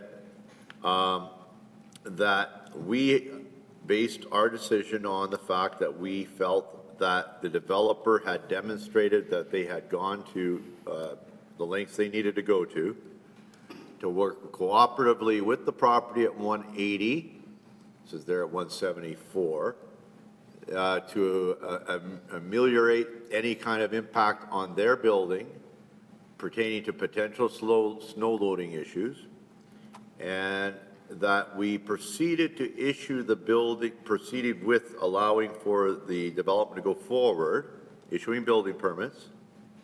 Part of the issue for the city at the time was the fact that we had Bill 78.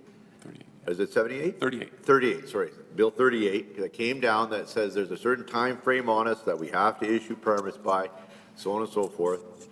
And so we had that over here, and at the same time over here, we had this requirement to make sure the developer is doing everything possible to issue, address potential snow loading. So we agreed and we issued the permits for them to proceed with construction, correct? So if I can just Yes. create a little bit of a intermediary step. Okay. So obviously, the developer was ready for the full permit. Okay. We didn't issue the full permit. What have we issued? What we issued was like subsequent, so foundation, piles, Okay. floor. And at one point, because we still hadn't felt like maybe all efforts were exhausted, we issued a structural frame that didn't take it above the roof of the adjacent Okay. property so that there wasn't a necessary buildup snow, and we kept it a grid line away from that property. So we limited partial permits based on the fact that we didn't think they had hit that mark yet. Now, the developer may not have agreed with us, right? They were looking for and They had want the whole submitted. structural frame. They actually Right. wanted the full permit. At some Right. point, they had all the information in. So where are they at right now then? So they have the full permit. So as of June, we did issue the full building permit to 174 Provencher, which again now highlights the need to address 180 Provencher. They still have a potentially unsafe building that needs to be addressed. So what hammer does the city have now if we've issued the entire building permit? So we did in early November issue a structural assessment order to the owner of 180 Provencher in accordance with our bylaw to say, provide us, some professional assessment of what that risk is going to be. Because right now, we don't even know the level of unsafe that exists with. Okay, but I was I gonna guess say- where I'm going back with this, if I could, is this is not our development, number one. Correct. This is a private sector development. Yep. Number two, the private sector development is having an impact potentially on a long-standing business that has existed in the neighborhood, but is probably in an older structure, to say the least. Yep. To me, the obligation is clear.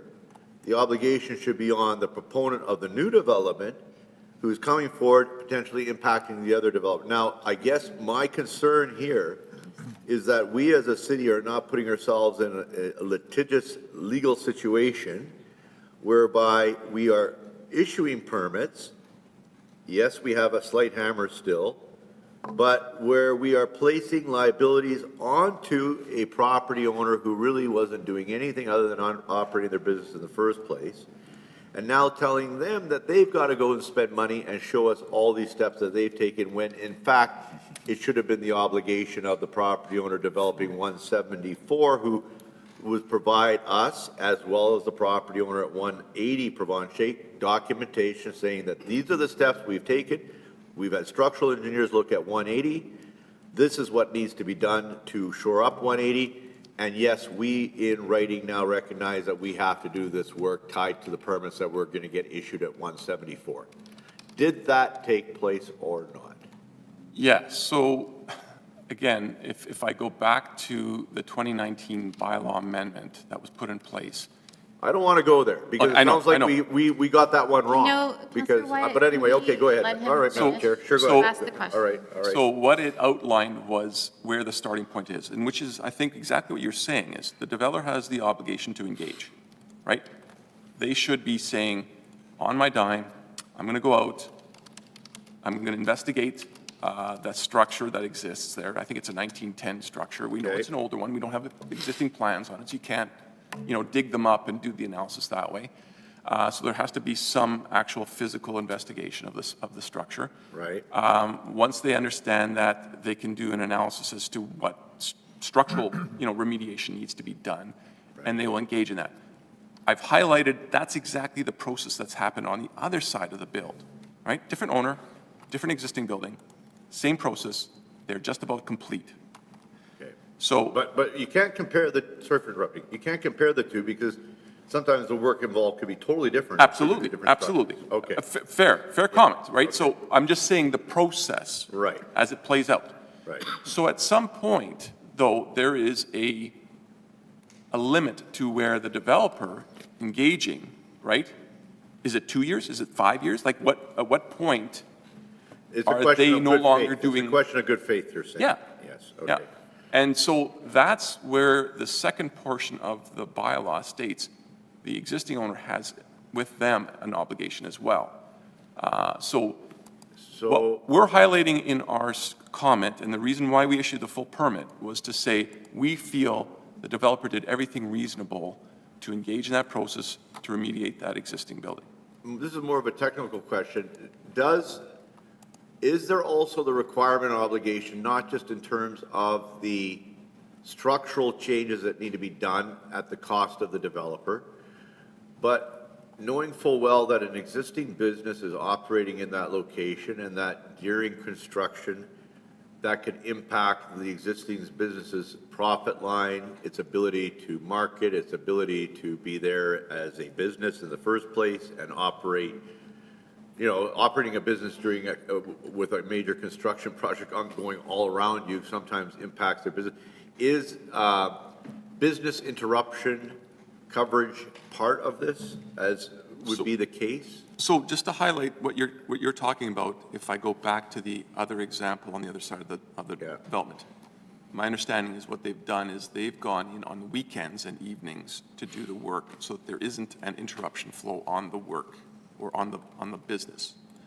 I don't see any reason why that, again, couldn't happen in this case. Other than accessibility or other issues related to the actual physical construction happening in the. Well, if you don't know what the problem is. Right. it's So we hard don't to even know what the work problem is right now. That's the concern right now. We don't know have an that assessment on the there's. building. Sorry? We don't have an assessment on 180 to determine, I see a bunch of asbestos stuff in here, Correct. but we don't have a full assessment on the structure. Okay. Okay, all right. Thank you. Can I see your hand, Councillor Schreier? Thank you. But jumping off the asbestos point, can you comment on what's on the docket today? I'm good. Specific to the asbestos? You're or- saying we don't know, Oh, yeah, so. but yet we have before us what seems to be mounting cost on Ms. Menzies' property. Yeah, so we do know that there is an increase in snow on her property as a result of the new build. What we don't know is to what extent that level of unsafety exists with the building, because part of understanding, like, for example, you can have increased snow on an existing building, but there's a robust structure that exists that now still is able to support it. So one of the items in the bylaw states is you can get a certification from an engineer that states that existing structure is sufficient to support the newly imposed loads. It's possible that could happen. I don't know. Most likely, we know that the snow is sufficient, that there will need to be some level of construction work to upgrade the structure. Does this mean, okay, you're speaking about snow, right? But you're also saying there's been sufficient intervening time between the developer who has obligations and Ms. Menzies who has obligations. Ms. Menzies written a letter to the committee saying, in your consideration of your time, I raised you a few other problems, namely the asbestos. Yep. So what say you? So, and I did follow up with, so just give me 1 second here. I believe it was Prairie Environmental that was retained by the developer, and they did get access to the building to do an investigation on the asbestos. My understanding is that the owner of the existing building felt that wasn't sufficient because it did come back with a report that indicated no asbestos. Sorry, I can't really hear. Oh, you. sorry, Just yeah, I fade it out apologize. Yep, completely there. yep, sorry. Yeah.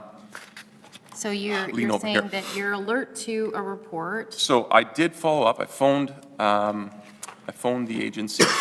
I had a chance to What talk. agency? Sorry, Prairie Environmental. and they have what connection to this file? So they were retained by the developer to do the asbestos investigation at Okay. 174. A developer that would then work with So, Ms. so Menzies? that initial request came at the behest of the owner to say, look, we think there's asbestos. We don't want you just tearing things up and going in and causing more concern for their operations. So the developer did retain Prairie Environmental to do that inspection. I think they came back with a report, and I don't have the date in front of me. Oh, man, just give me 1 second here. I can. Okay. So they came back and they said, there's no asbestos found in your client's premises. Yeah. So it's And due then, 12th. and then there was test samples, Yeah. and then this information So the question that came up held. was, did they do a sufficient investigation for asbestos? So my call to them was to ask their process. Was this different than any other process they engage in with any other builder, existing building? I did have a chance to talk to the actual inspector who did the investigation, as well as the supervisor. My understanding is what they were looking at was the locations that had been identified for the building owner as to where the structural engineer was going to do some minor investigations, like cutting opening and doing some investigations of the structure. So at those locations, they did do some testing. I asked why they didn't dig deeper into the substrate for the testing, because that was one of the comments. They were very clear that the compound that overlays plaster is where the asbestos is kind of embedded. So they had confidence, and again, based on their decades of experience, that their investigation methods were geared towards where asbestos is normally and typically found, and that's where their investigation was highlighted. Okay, so you're talking about Prairie Environmental's investigation, and you're saying, okay, well, initially, their investigation is in line with, you know, what is reasonable, but are you disputing the fact that there's asbestos containing materials now, and that, you know, it's I- not an asbestos-free?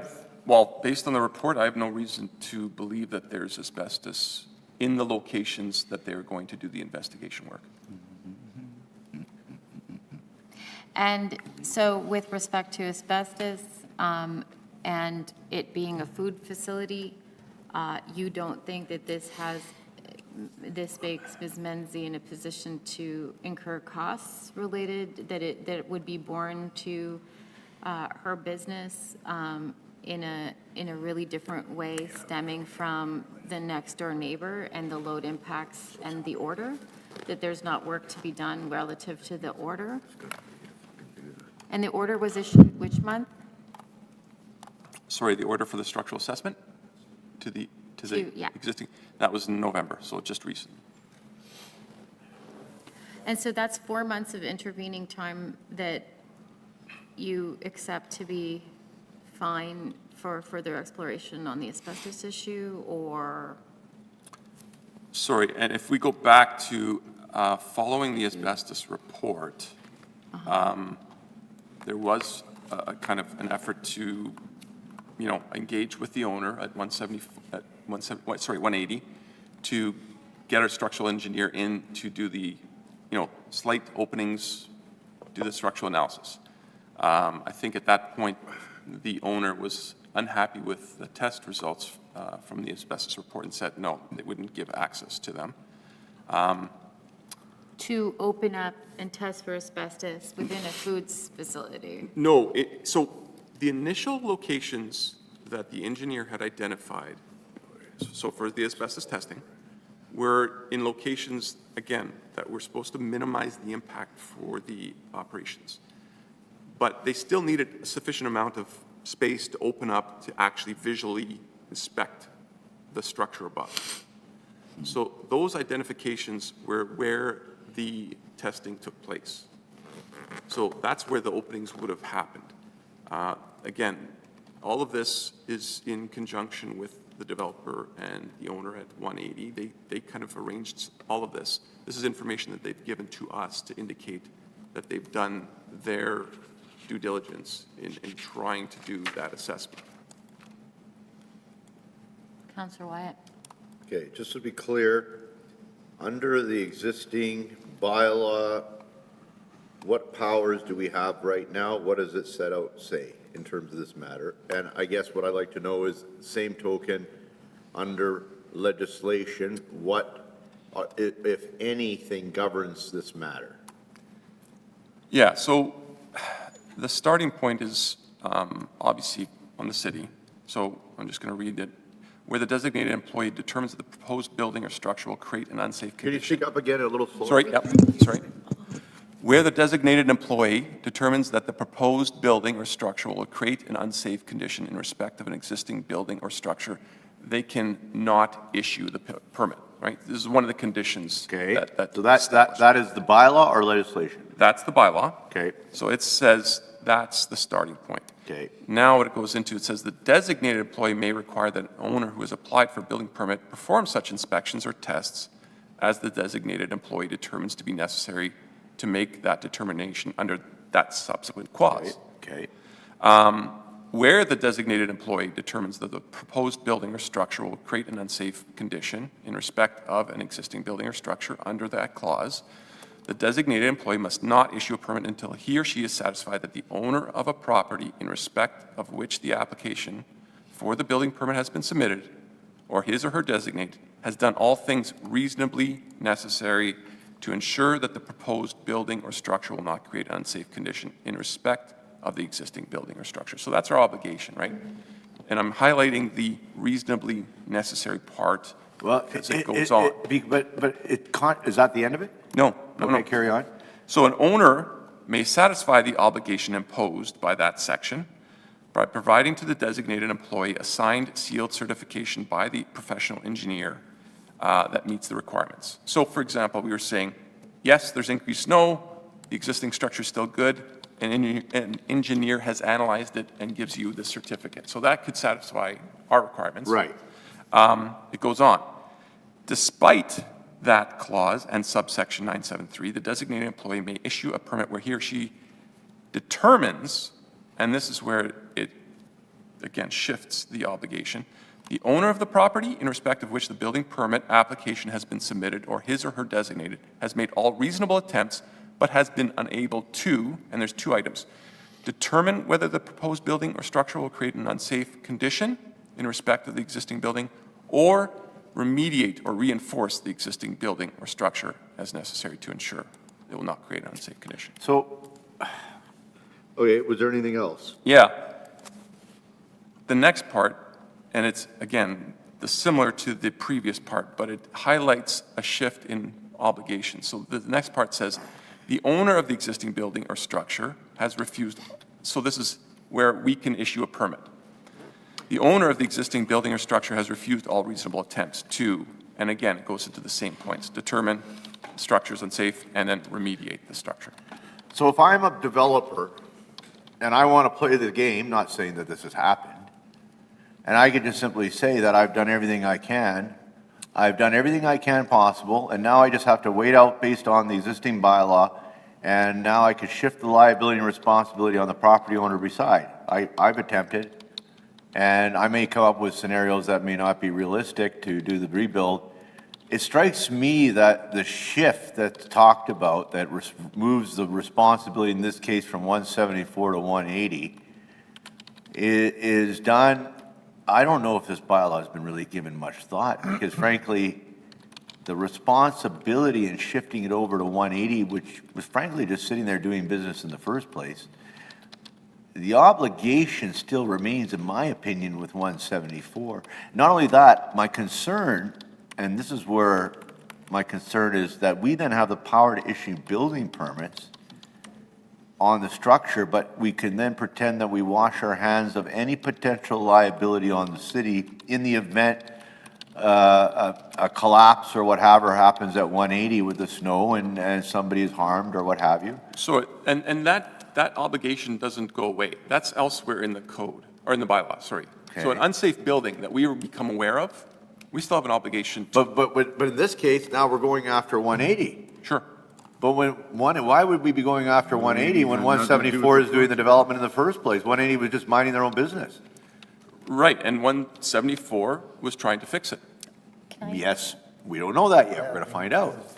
Oh, sorry, go ahead, and- Councillor Schreier, and then Councillor Eady. Yeah. Go ahead. Anyway.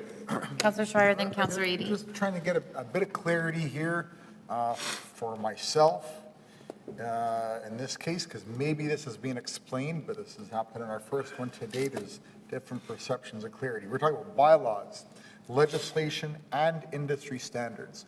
I just want to get this straight. It says here on C, this is a quasi-judicial committee, not a pseudo-judicial committee, it's quasi-judicial. This is what I've been presented with here. This is what we're actually talking about, and we're talking about asbestos, of all things, despite this being about snow as well, but fair enough. It says here that industry standards regarding C, it is industry standard that no asbestos, when no asbestos is found in suspect materials, that additional further testing is required. And you're saying it was within the experience of, what was it called, Prairie Environmental? That in their experience, given where the asbestos almost always is, they checked within that depth where it would be trapped, that margin where it would be, given the type of material. And that satisfies industrial standard. I'm not sure to what extent you're here to speak on behalf of industrial standard. You don't represent the industry. No, and asbestos is actually under the purview of the province, right? Right. So, On the next point, on point D, she makes the point that Manitoba Workers' Safety and Health Regulations confirms that further testing is required. Manitoba Department of Labor and Immigration visited 180 Provencher and issued an improvement order form on July 4th, 2024, in order to ensure proper further testing is adhered to before any further intrusions take place. And what do we have to say about that? like I said, workplace safety and health hadn't raised the concern with me in terms of the report that was initially submitted. So if there is other concerns that have come up as a result of other testing or I don't even just, there's materials that they feel are need to be tested, certainly that would be something, you know, that they could take on. Again, there's nothing stopping the developer from engaging in this process, even though we've moved on to issuing the permit, right? Okay. That relationship can still go forward. It doesn't stop that. It's just that we're saying, have they done enough to reach the bar of reasonableness?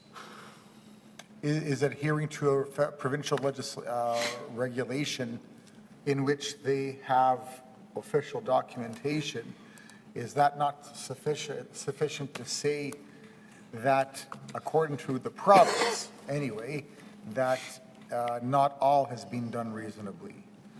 I mean, not adhering to a provincial regulation, that's... Well, like I said, I that's up there. don't have evidence of that. All right, fair enough. You do not have evidence? I have evidence of a report that indicates there's no asbestos in the areas that were tested. To the extent that they were tested. Yes. To the extent that they were tested, yet I'll have to say again, it is industry standard that when no asbestos or other hazardous material are found in suspect materials, then additional further testing is required. Therefore, any further exploratory invasions in wall, ceiling, or roof would have to occur after further asbestos testing is confirmed. And we're told here it did not happen. How do we refute that it did?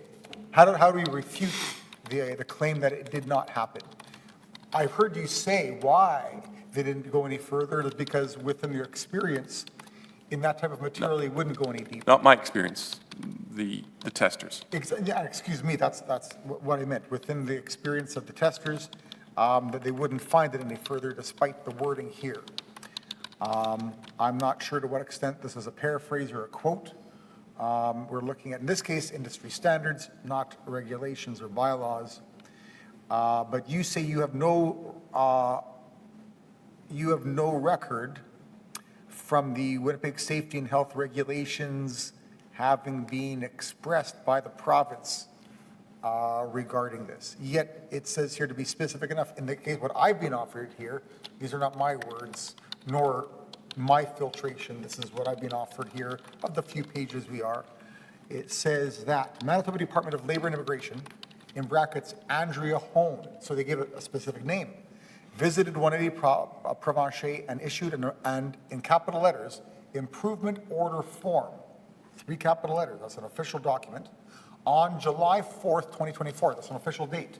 So an official name, an official order form, an official form, official date of an official department of the province of Manitoba. And I'm being offered that as information here. And we're here to confirm or refute or whatever, get this clear. I can't let this go. Here it is in front of me. Since we're talking about asbestos, here we are. You have no record of that, okay, fair enough. But I have a record of this to some extent that looks very specific and very official. Can he respond? Well, and again, you'd have to talk to the appellant. I mean, they're making this claim that could be valid. I don't know. What I'm getting at is, what did the developer do to initially address the concern with asbestos, right? That I have evidence for. I have the report. I have that information. I guess it's similar if you go to the doctor and you get a second opinion. How many opinions are enough, right? At some point, I'm just going based on the information. I'm not saying that this is incorrect, but I don't have an order that says this place has asbestos and needs to be remediated. Sorry. I do get the impression that what we have here is they began a process, and I agree, they began a process which in these lines that I've quoted and discussed show that a process that was begun was not completed. That's what I see. I'm not denying at all that a process began. It shows it began. It also shows here from this documentation, as cited, that the process was not complete. That's Is there what another question in there? Because if not, Councillor Eady and Yeah, Councillor I'm Wyatt fine. have Yep, questions. thank Okay. you. Go ahead, Councillor Eady or Wyatt. At looking at this property, 1910 there's a number of buildings along Provencher that have heritage status. Does 180 have heritage status? Not this one, I don't believe. No heritage status, okay. Well, so you're aware of arguments between private property owner, developer owner, fighting with the province of Manitoba, who actually has jurisdiction over asbestos, and whether or not what has to be done in order to investigate and find out. So our public service is quite aware, say, of the old Surplus Direct building, where it took 2 years of arguing between the province and the insurance company and owner as to whether or not there was asbestos that had to be cleaned up. And the added, like, ultimately what it comes down to, asbestos is there. This is going to cost the developer of the new building a lot of money, right? Because they have to mitigate their snow threat on this building at 180. Is that correct? They have to mitigate any So- potential threat of snow caving in 180. That's their obligation to begin with, yes. It is their obligation. Initially, under the bylaw, that's their obligation, but at some point, if they have done everything reasonable, Reasonable according to the province of Manitoba? no, or reasonable according to the bylaw. And again, you're highlighting a reasonable is subjective, right? Someone's. Well, no, term- again, when it comes to asbestos, reasonability, the authority on that is the government of Manitoba, not the government of the city of Winnipeg. We're not a government. So are you saying that if they did one more test, that would be sufficient? Well, I don't want to get in, you know, there needs to be some kind of mitigation here because what I'm seeing here is a business owner minding their own business, 180 Provencher here, Yeah. has a real serious issue. And you're saying that, oh, all due steps are being taken. I don't think all due steps are being taken because that person, what we're setting up is a victim. It needs to be dealt with and, anyway. Okay, so Counselor Wyatt. So, can we just so everybody, clarify- Can we clarify, though, Mr. Clausen, you are 100% certain there's no asbestos? Is that why you're talking? Sorry, and About- asbestos is, I know we're caught on that item, Sure. but it's, and again, it could have been something else. It could have been, I don't know, some other product in the building. What I'm highlighting is the decision that is being appealed today, which is the decision to issue the permit to 174 Provencher. Sure, we understand that. And with that, the obligation of the city is, did that developer do everything reasonable to mitigate the built-up snow on the adjacent property? That's the question that's obviously being appealed.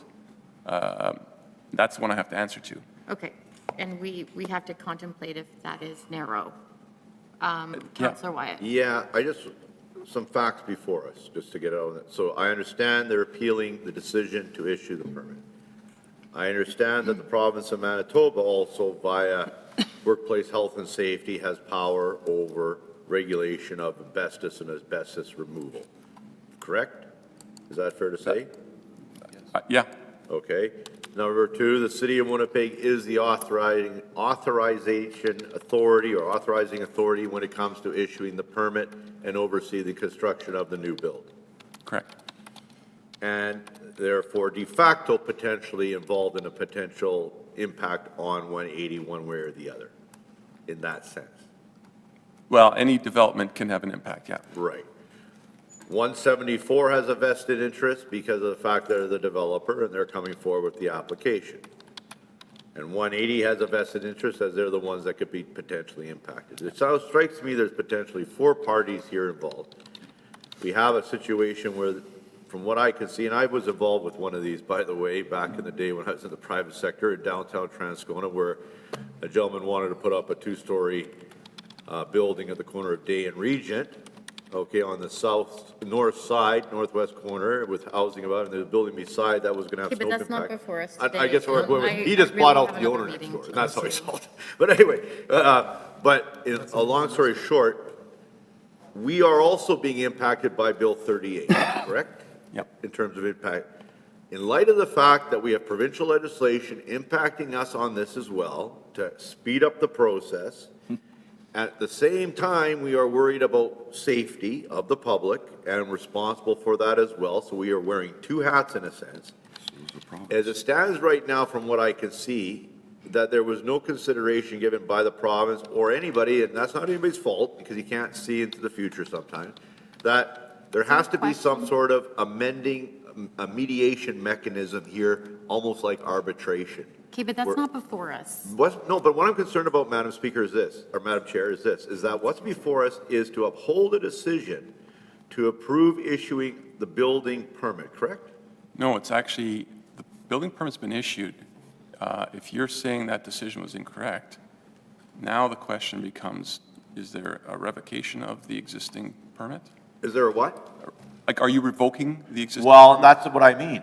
And what I'm concerned about here is the potential that either we don't have all the facts before us, because one party will say, well, no, I have cooperated, another party will say, no, we haven't, and now we're having to try to decide who's telling the truth.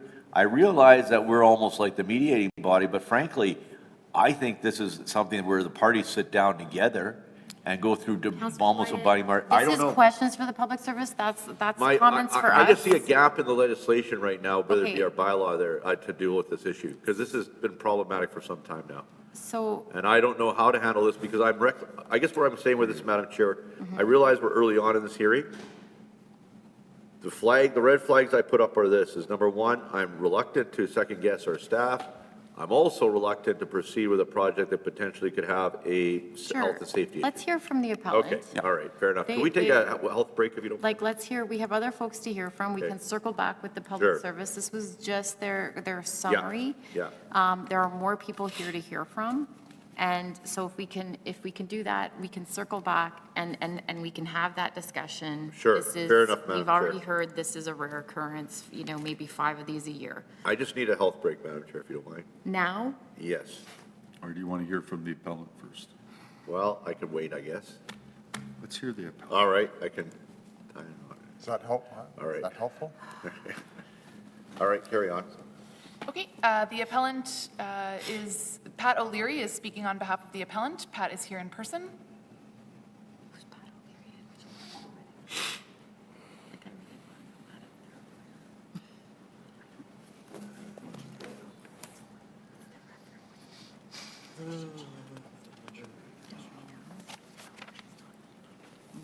good morning. Good Ian, morning, good afternoon, I think now.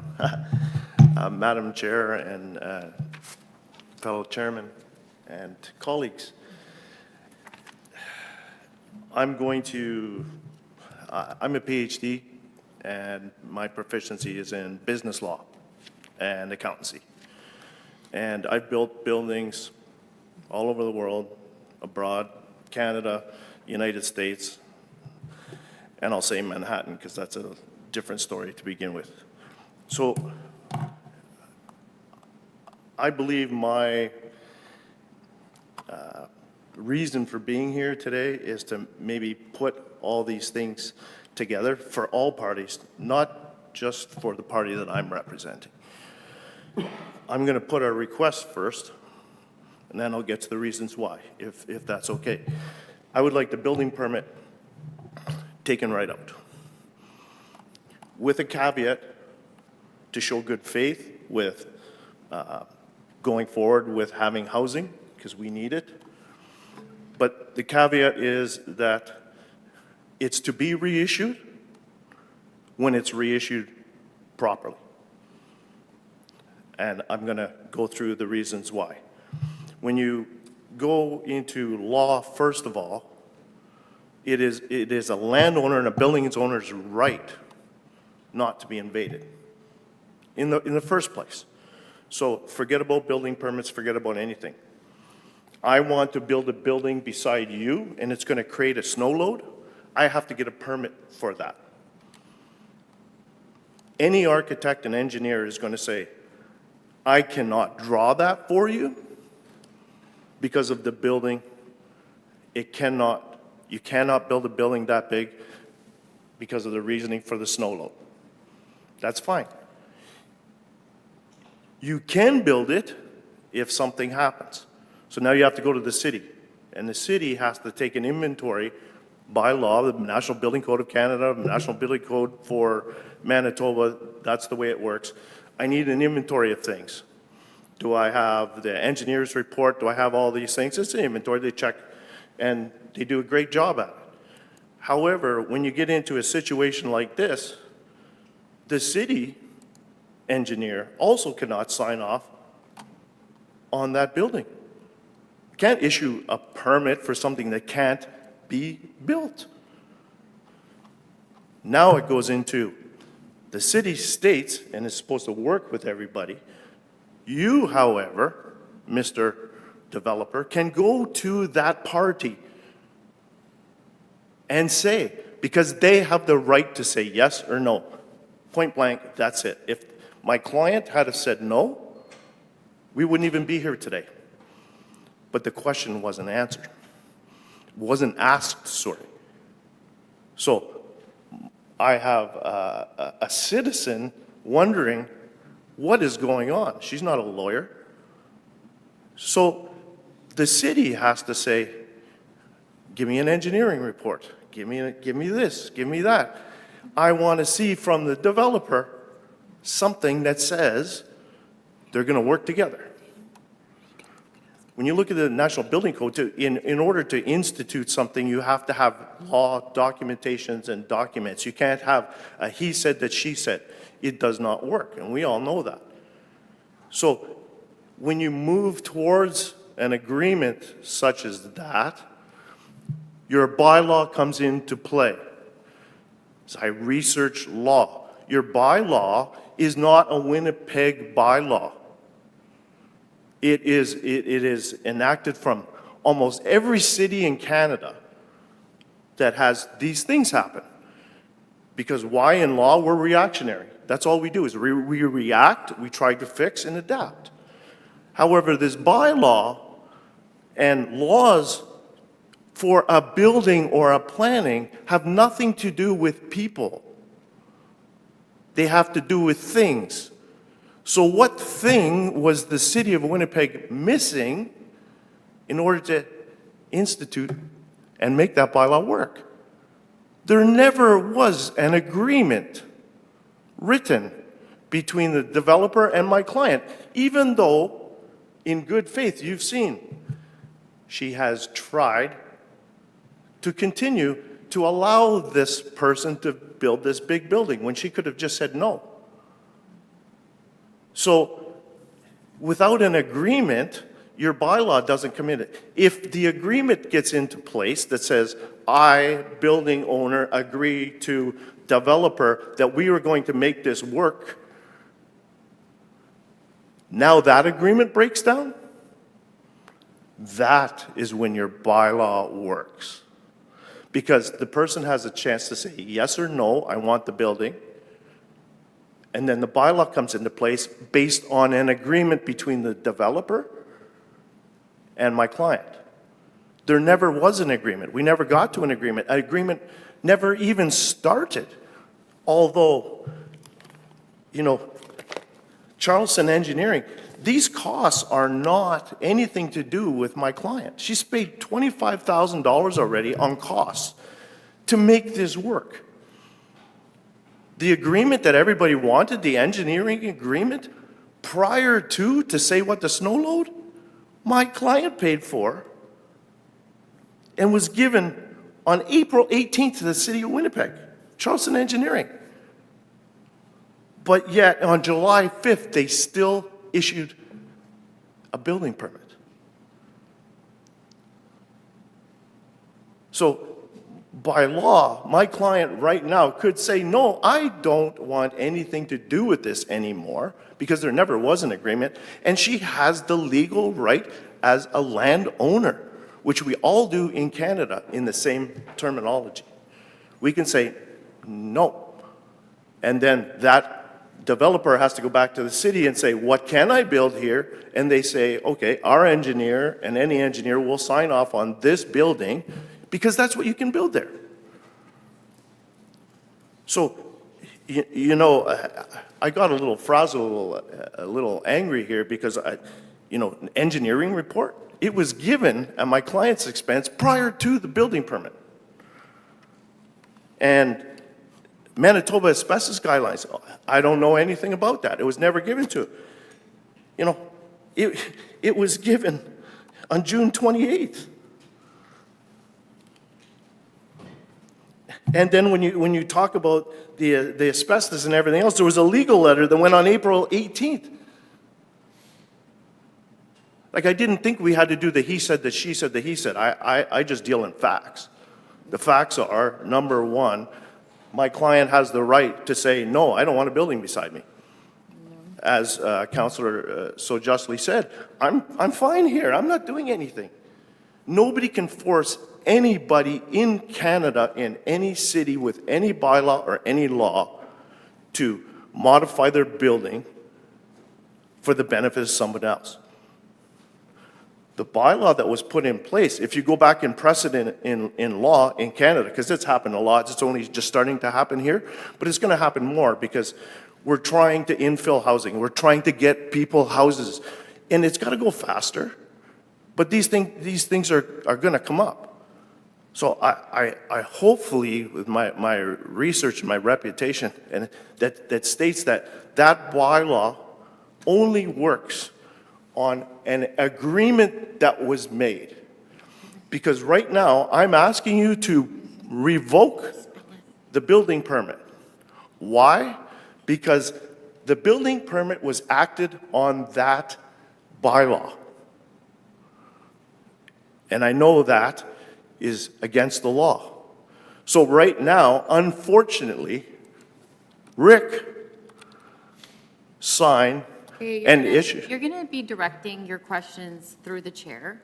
Oh, I'm sorry, Madam Chair. I just got a little frustrated Yeah. with some of the things that we're getting put here. So, Madam Chair, I apologize deeply. Yeah, and- So, right now, the city of Winnipeg, as a citizen, Rick Clausen, could be first in line for a lawsuit. No, okay, I'm stopping you there. Those types of things. No, actually, I'm going to stop you there, Mr. Yeah, O'Leary. don't- And I'm chairing, gentlemen, I appreciate the protection, but you need to respect the chair, please, at this time. Mr. O'Leary. Mr. we're not- Clausen's acting on behalf of the city. Okay. Okay, I Yep. really will have a discussion with you guys and hit a timeout if I'm not allowed to chair. Madam Chair, I'm listening. Supporting you. I have a question of this gentleman. Okay, I'm not done yet.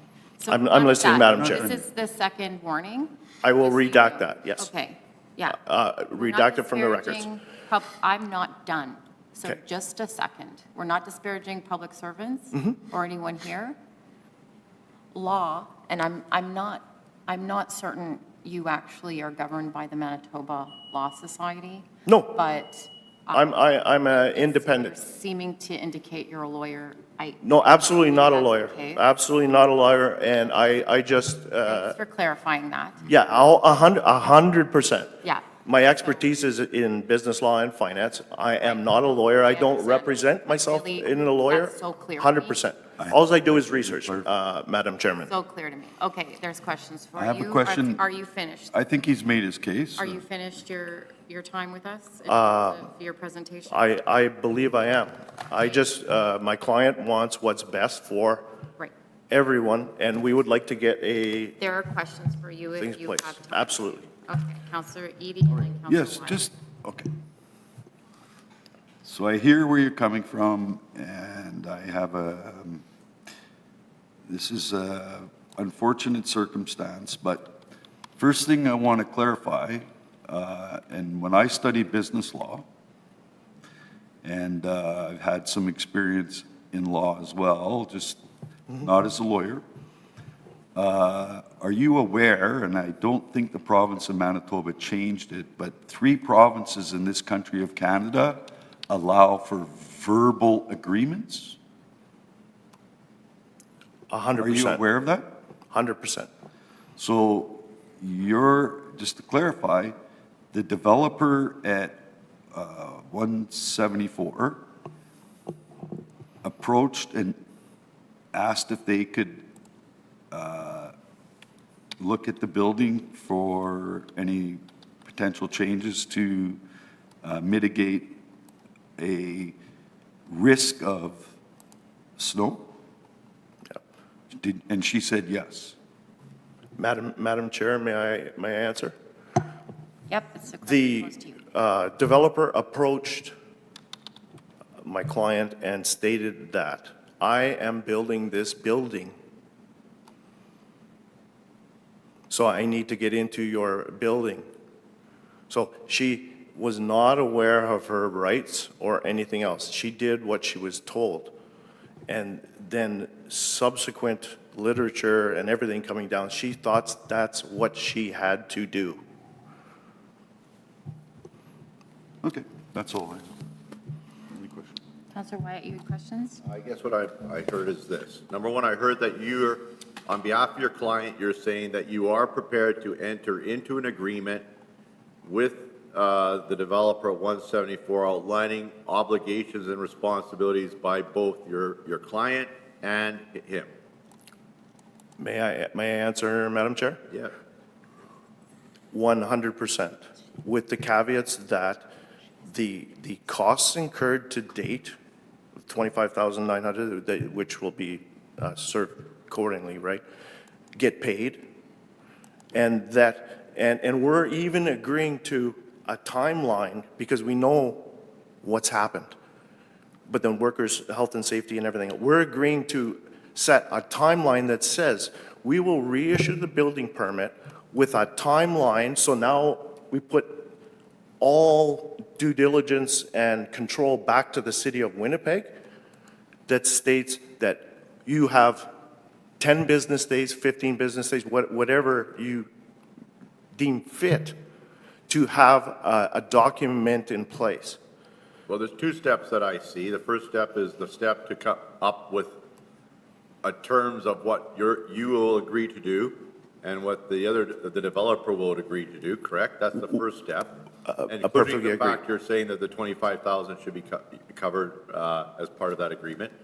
But then the second step to that is how much time you're allowed then to go through the process and before the building permit is then technically reissued. You're asking us to halt the building permit until that process unfolds, or suspend it temporarily. Or halt and reissue a new one based on the new evidence, so that it's reissued with an agreement to be written, because we could reissue it tomorrow, with an agreement to be written upon this date to put City of Winnipeg back in the driver's seat, so that control goes back where it should be on the building, and it mandates the two parties to get together, and it also has the fees, which all those fees would have been incurred by the developer in the first place in order to get this far. And I just, I guess I agree with, I 100% agree with the chair. Like, I object to say that so-and-so is going to be, the city's acting in good faith. It's not a personal issue. And if I please may clarify, I was No, I understand. But acting on the behalf of the city of Winnipeg, stating that possibility of a person's name, Madam Chair, I got your, and that's all I was trying to do, so that there was no derogatory effects there. And so, just to be really clear, you're saying that you are 100%, on behalf of your client, 100% committed. You're not saying no to the development. You're not saying no to the project going up beside you. You're 100% committed to sitting down in good faith, coming up with an agreement to list the terms of obligations of your client, obligations of the developer, and a time frame in which this will unfold, with the one caveat being the 25,000 issue, which is the expense your client is incurred. So Correct. And workplace health and safety can all be logged into sequential order on how it happens. okay, very good. Very good. Somebody in the gallery. Counselor, I'm just going to coach the, so if you, in a minute, once we finish with the representative, the clerks is going to turn to the gallery. Is anyone else? And then you can come down and register to speak. You have your designate here, but Ms. Cowan will turn to the gallery, ask, and then you will have 10 minutes on the clock if you wish. Councillor Schreier, I saw your hand up. Councillors, I will say, I see a lot of willingness, to continue to talk. That we can, one option I have in my head is that we can hit the pause button till January 20th. And I don't want to, preempt this hearing, but we can hit the pause button and consider things, further, with a handy-dandy tool known as an adjournment. Only one problem with that. I'm just talking out loud at this time because clearly we're still hearing everything. Fair enough. But Councillor Schreier, you're in order for question. I'm in favor of that. Someone wants to Send move them such away. a motion. Until I'm interrupted, I will continue on and try to keep up with my fellow councillors. No, I'd like to hear from Ms. Menzies. Yeah, fair enough. Oh, I understand. Next one might be coming down. I did have a question here. It does talk about here implying or stating These things will be done. B, the owner of the existing building or structure has refused all reasonable attempts to determine whether the proposed building or the structure will create unsafe condition, et cetera, remediate or reinforce the existing building or structure to ensure the proposed, we've heard here how there's lack of cooperation from the existing building owner. Are you aware, sir, that the original application for the building next door happened, we had that hearing, I happened to be, I believe, on this committee 7 years ago, something like that, number of years ago, that this already passed through City Hall for the building next door to be okayed by the standing committee. Were you aware of this? Has been going on for a number of years? I wasn't aware, no. Okay.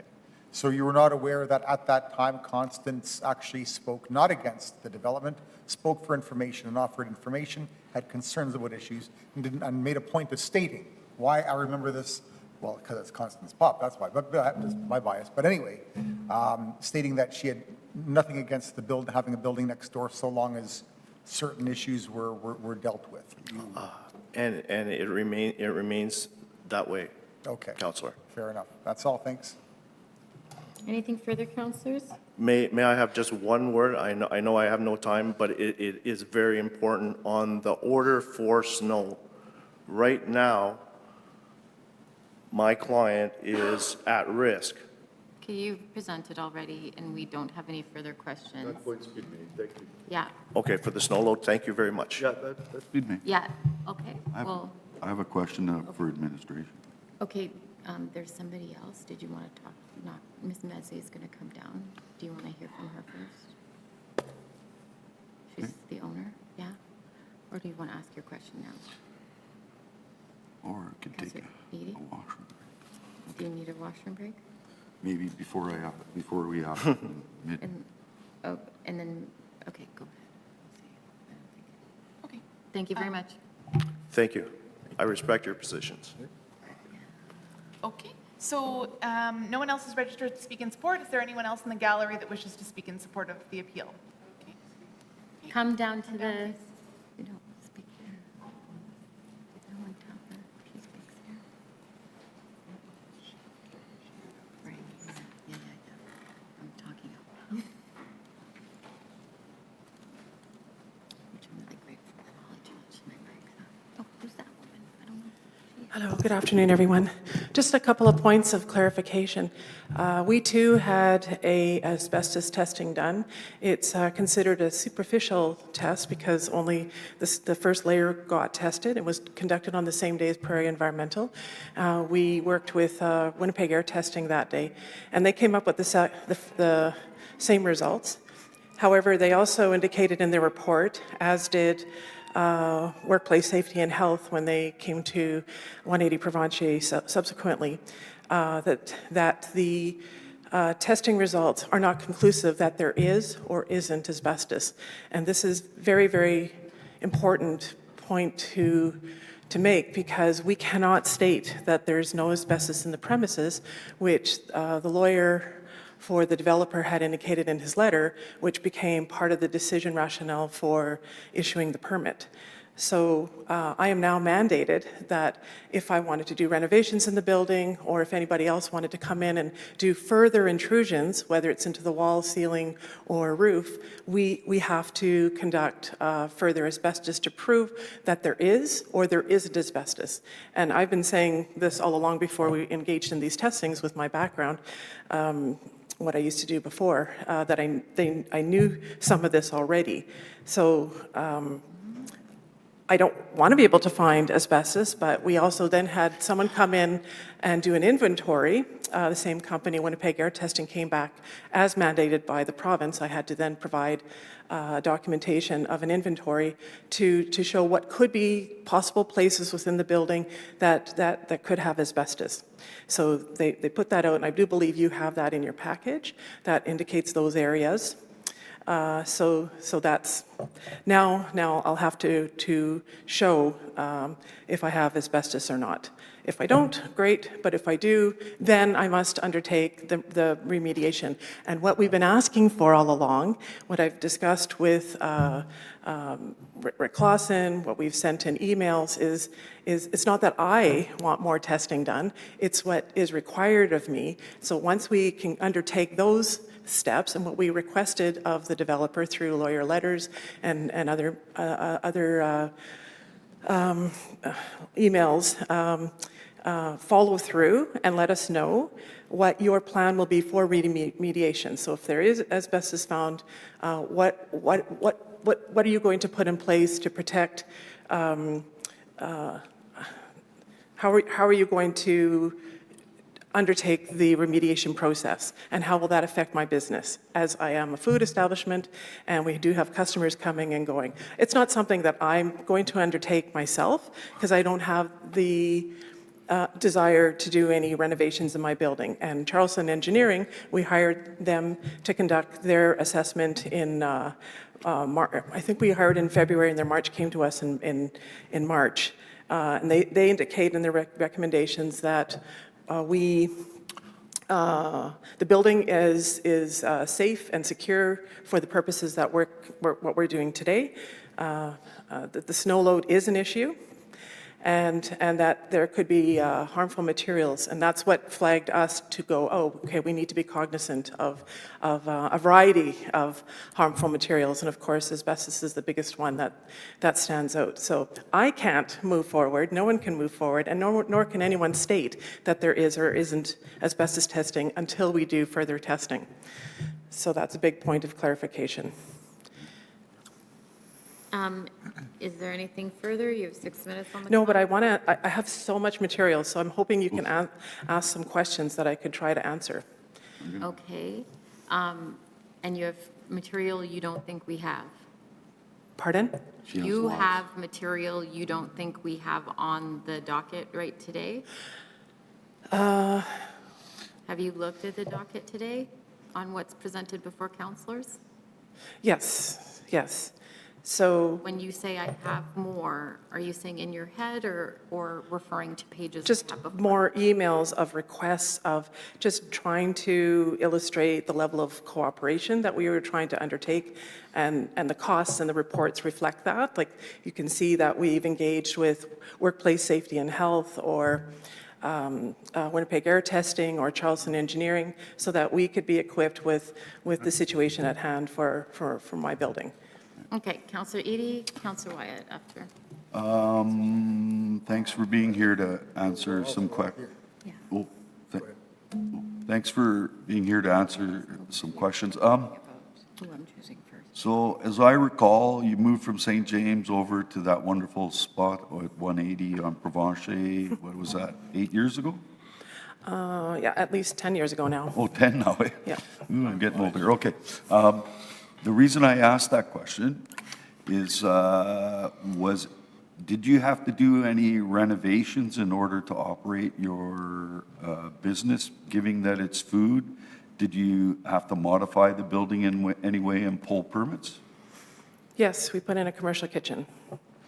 Okay, and when you did that commercial kitchen and you pulled the permit, when inspectors came down, did anybody question? Because you would have had to put in proper venting?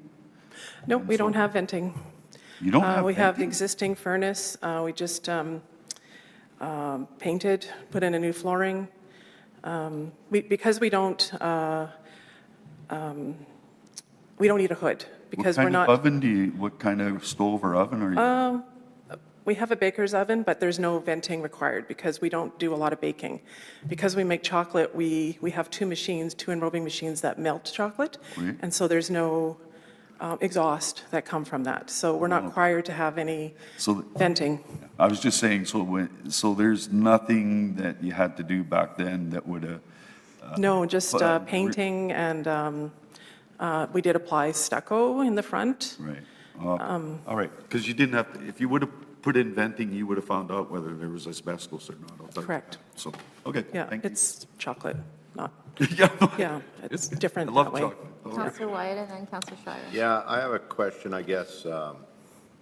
If we as a committee, I guess, alluding to what the chair was referring to earlier, which is that our next meeting is in January, that if we were to send folks away, namely yourself and the party at 174, to say, sit down, come up with an agreement on terms of obligations, both parties, of what they will fulfill, and then work together to address those obligations, to come together in terms of what needs to be done to address potential snow loading concerns on your building. Would you be amenable to that process? Well, I always was. I just want to make sure that there's a proper agreement in place because, for example, just having those little holes done in my building, they're not covered, they're still open. I emailed Prairie Environmental, assuming, because I talked to Doug Wiley with Winnipeg Air Testing, Okay. and he says, oh, I'm sure they're coming back to do more exploratory testing. They'll probably clear up the holes then. So if those little holes weren't cleaned up, like, I'm just wondering what's going to happen with bigger intrusions. My parking pad is still broken. They sent a letter admitting to the damages, that they would fix that in October, and we're now partway through November. So there's a lot of trust broken. Here, I don't get the sense that there's complete follow-through.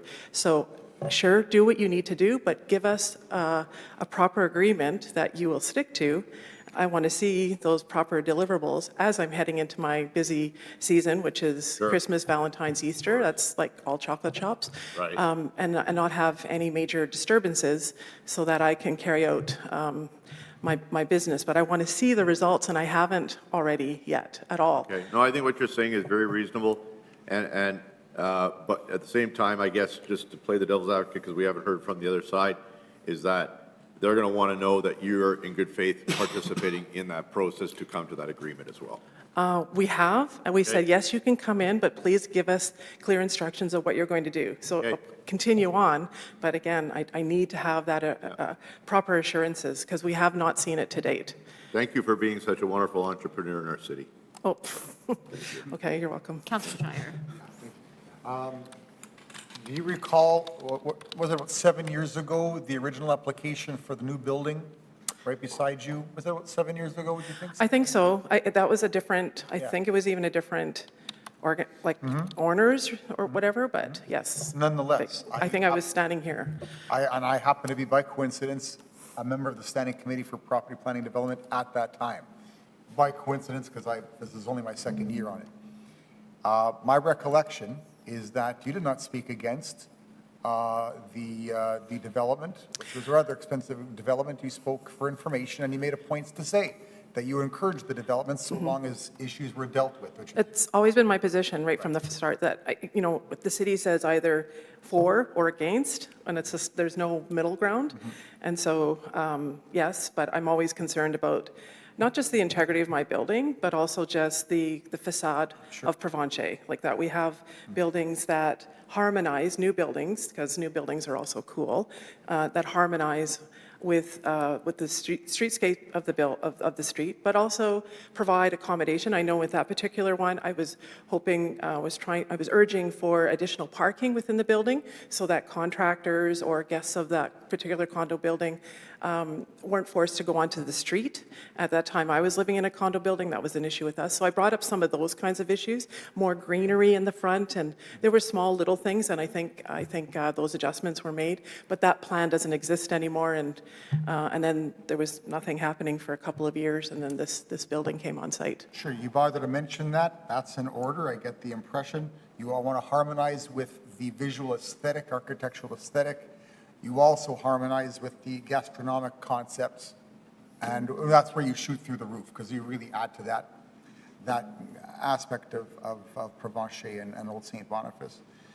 In this case, I'd like to say, in the process of facilitating this, to get us to a point where we can all be on the same page regarding city bylaws and provincial regulations, how much money have you spent in the process of facilitating that? It looks like you've spent a bit of money here in the process of helping us getting the whole thing through these bylaws and regulations. Well, a lot of parking today. To date, over just these last 8 months, because we've got our official letter on November the 8th from Dane Crawley of Wolfram Engineering requesting to come into the building. So from then till now, I've personally spent a lot of time on this. I know I won't be able to recoup my costs. I would like to be able to put that kind of time that I put into this for the last year, understanding, reading through the guidelines and the Workplace Safety and Health Act that does state in there, you can't assume that there's asbestos until you do more explore. All the little things I had to read, the time that I've invested in this. But for the invoices that I've put out, I'm at about $25,000, which is surprising to me. And it's quite a lot for our little chocolate shop, like it has been. I know everyone knows this with COVID and everything, but I don't know if you also know, but the chocolate prices have gone astronomically high. So chocolate shops everywhere are having to adjust. So we now sell giftware in our shop. So we're not going anywhere. I bought the building because I love it. I love the street. I love the ambiance. I love St. Boniface. So, you know, just thinking of innovative ways to keep going. But now what I'm concerned about is the integrity of my building, and not having the liability on me. It seems out of place that all of this has now rested on me this last year. And I'll put this as a question in nice, I guess 7 or 8 years in dealing with a potential development right beside your building and your involvement on the record here at City Hall, that you've been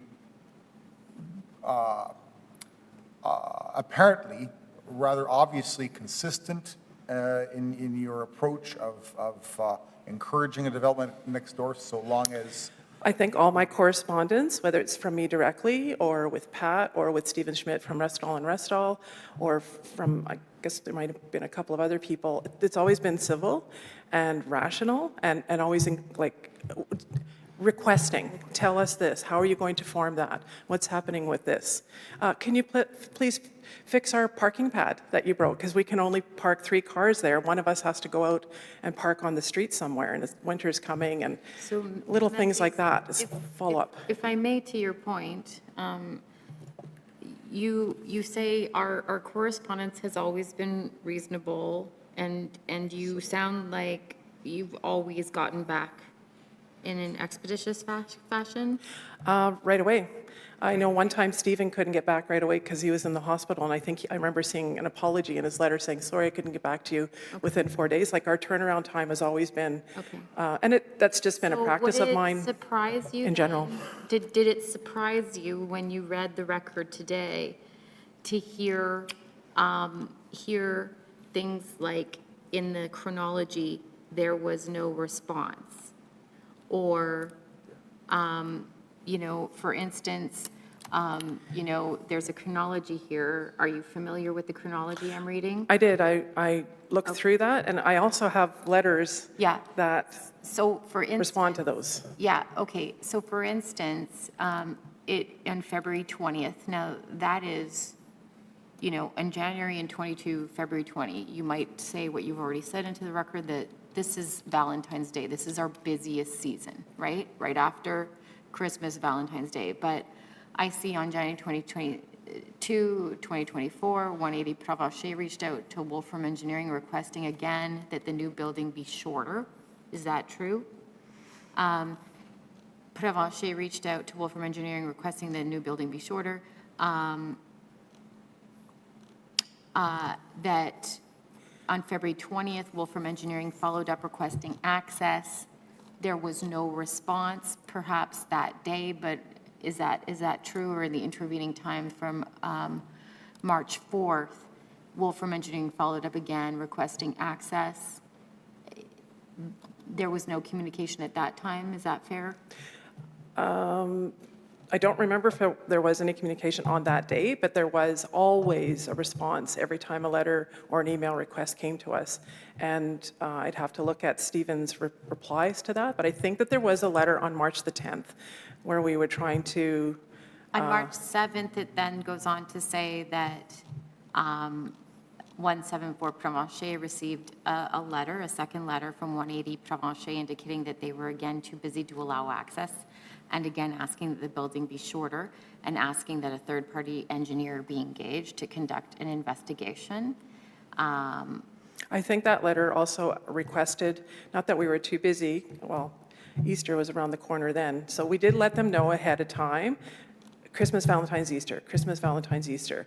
Because we didn't know the extent of their intrusions, and they didn't follow up with a proper asbestos remediation plan, coming in and just looking is one thing, but being able to, the extent of their assessments would require more work. And we kept requesting from them to provide that for us, a proper plan. The timelines is important, like how long it would take, what would be involved in the event of, and that we did not receive. There is a comment in here that says that at some point you provide a response denying entry and providing additional demands, and it.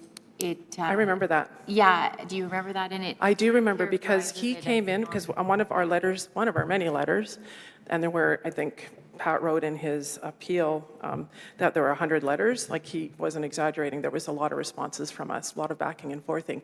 But someone, we said, you have to give us, I believe it was 4 days notice when you will come in. And he just appeared.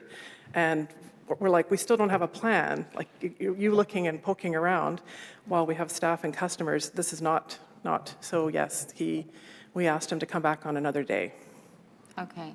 And so can you give me a sense of some of your asks? The department has about a reasonableness test, and they've determined and provided us, some information that, they think points to you were being unreasonable and you were not necessarily getting back to the developer, and there was not insufficient work on both sides, for instance. No, the asbestos testing is not, again, that's not about me personally. Like, again, we had our test done that same day, and that's when we find out that we need to have more exploratory testing before you can assert that there's no asbestos testing. So if we're taking time, which is really only a matter of a couple of days or a week maximum, because we're in this sort of momentum of wanting to follow up, what we're trying to find out is, well, what are the rules on this? So as this, in these times, I'm now requesting Winnipeg Air Testing to return back to the shop to do their inventory. We're having Workplace Safety and Health come in and do their assessment, and those things take time. So it's not like I'm guiding things. I need to let Charleston Engineering or the Workplace Safety and Health do their due diligence and then submit their reports back to us. And then in these reports, they tell us, they mandate us, you can't do this until this is done, whether it's you or someone else coming in. So then this was all going to be presented in the appeal that we were to have in September, but then that got adjourned, and here we are today. So, like, I only have so much control over things. Like, I also have to work on the input and the expertise and the advice of all these other bodies. And now we have everything that we're supposed to do, that I'm now mandated to do. And we've been trying to let the city know that along the way, especially before the permit was issued. I remember having a conversation with Rick Clausen saying, we need more testing. And he replied back to me, how much testing do you need? And it's not testing that I'm needing. What I'm wanting is assurance that we have or don't have asbestos. And if we do, what's the plan to remediate on their part? Because I don't need to do this testing. There's no reason for me to check for asbestos. Reports have come back that is either a no or low risk. By the initial testing, correct. The initial testing shows, but now the way Workplace Safety and Health demands of us under the asbestos guidelines, under the Workplace Safety and Health Act, is that you have to do more exploratory testing in order to prove that there is or there isn't testing. This is not my rule. This is in the documentation, by the way, that you have. Okay. I think those are my questions. You recognize that in October, you know, the basics of the timeline, that in October, the development permit application was submitted to the city, and we're in October, you know, we're in October now of 2024, so in the intervening year, it's, you know, there has been significant back and forth and requests to really examine the building, and that the department in this record is presenting the committee with several instances where the basic access took a while.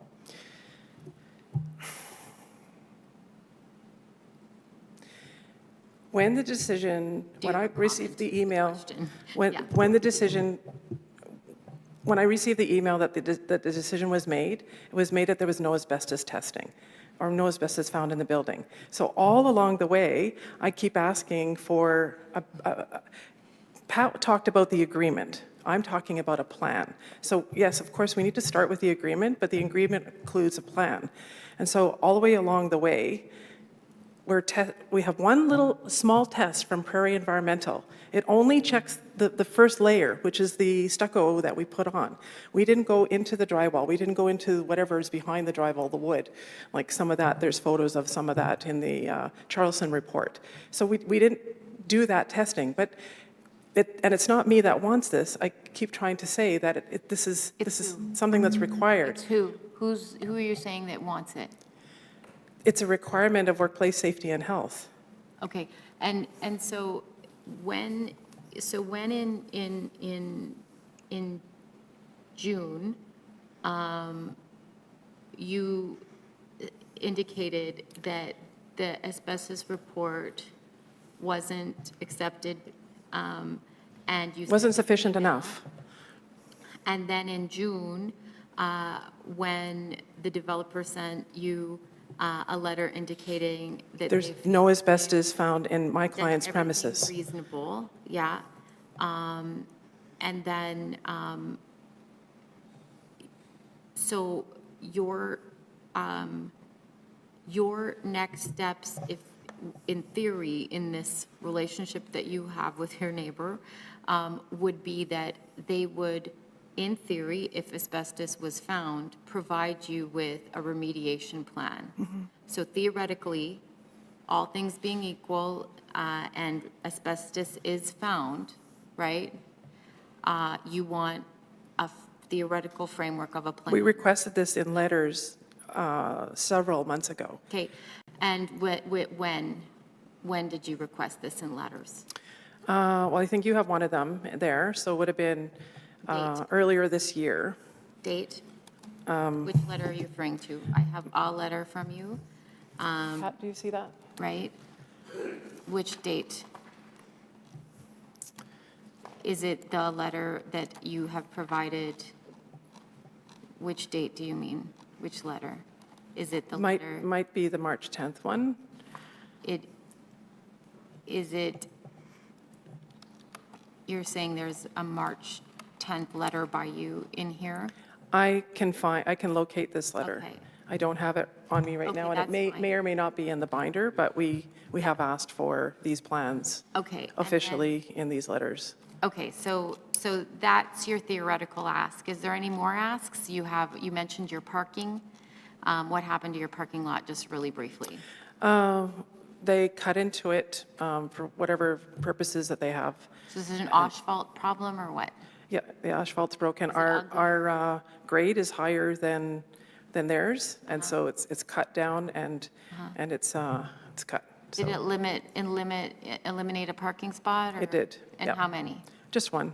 Just Well, one? one very important one. We can fit 4 cars Yeah. this way, and we do have a ramp, and so one of us, if we're just going in and out, can park sideways, but it's not correct to go behind these cars. We need to be able to have 4 cars, so one of us has to park out on the street somewhere, Okay, and that's, I don't want to have to do that over winter. yeah, so eliminated your parking. And when did that happen? In April, and then we received a April letter 2020. from Mauricio, their supervisors, admitting the damages and that they would fix the asphalt in October. And that's the last we've heard from them on that. Okay. Okay, that's all the questions I have, I think, unless, yeah, that's all the questions I have. Councillor Wyatt has a Sure. So if we said to you, and I'm going to ask the other party this question as well, that you will, I guess within a certain amount of days, be able to supply the other party with what you feel is your responsibilities and what are their responsibilities as part of an agreement, and they will do in kind the same, share with you what their responsibilities are and what they feel your responsibilities are as part of the agreement. Well, And that if you both parties can come together within a period of time of acting upon that, the sooner you can, the better. And then that you can then proceed along the work that has to be done to implement that agreement, to your point. Is that a process that you could, if the conditions are there and they can be adhered to. no, I'm saying responsibilities on both parts. So I'm automatically assuming whatever you put what your conditions are on yourself, you put what conditions you feel on them. They'll do the same. What conditions on them, that their responsibilities for themselves and what they feel your responsibilities are. The two of you can arrive at an agreement with both parties, right, of those responsibilities. You sign off on it, you begin the work, you come back to this committee, which then says, okay, now we can proceed with releasing the balance of the permit to allow construction. If not, we'll have to deal with it then. If you guys can't come to an arrangement, well, then we're going to have to be the big people on the block and try to sort this out, like a parent to children. But I'm hoping that we don't have to go that way. I do, but- I don't like that characterization. I think you should withdraw it. They're not children, and this is. No, I know what you mean, Madam responsibility. Chair, but I'm just trying to. I can appreciate what you're asking, and yes, I would, except for I feel that we've already been asking that. So if we could accelerate that, if the ask and the conditions can be, the reasonable conditions can be met, and I can be assured, we're heading into a busy season. I keep saying that. Like next Wednesday, we have a workshop. On December 1st, we have our market days. Steve Bell, like all these wonderful people are coming to sell their awesome things in our shop. We usually try to make it a very awesome thing. But, this time of year, there's a lot of people around and a lot of expectations from us. We do wholesale. We do sell our chocolates on Shopify as well. So you may not see a lot of customers in our shop if ever you come in. But we do have other orders that we have to scramble for. So sometimes we're in the shop, but you may not see us in the front. So I'm protective of that right now, this time of year. Do you guys need a health break and then we go to one more speaker, or do you have more? We'll ask Okay, go. questions, guys. Yeah, keep going. I need help. Okay. Councillor Schreier and then Councillor Edie. Just in terms of working together, trying to look at what you tried to hinder, what you've tried to stop. I don't see it. You've been responsive, you've been proactive, you've been encouraging before this started. That's all I know. You've been encouraging, supportive, responsible. We're trying to work with the bylaws and legislation. That's what I know. I don't see anything else, and especially when it comes to yourself and your colleague. I'd like to see some follow-through. Like if we say there's holes in our walls, will you correct this? How is that going to relate to bigger holes in our ceilings and walls?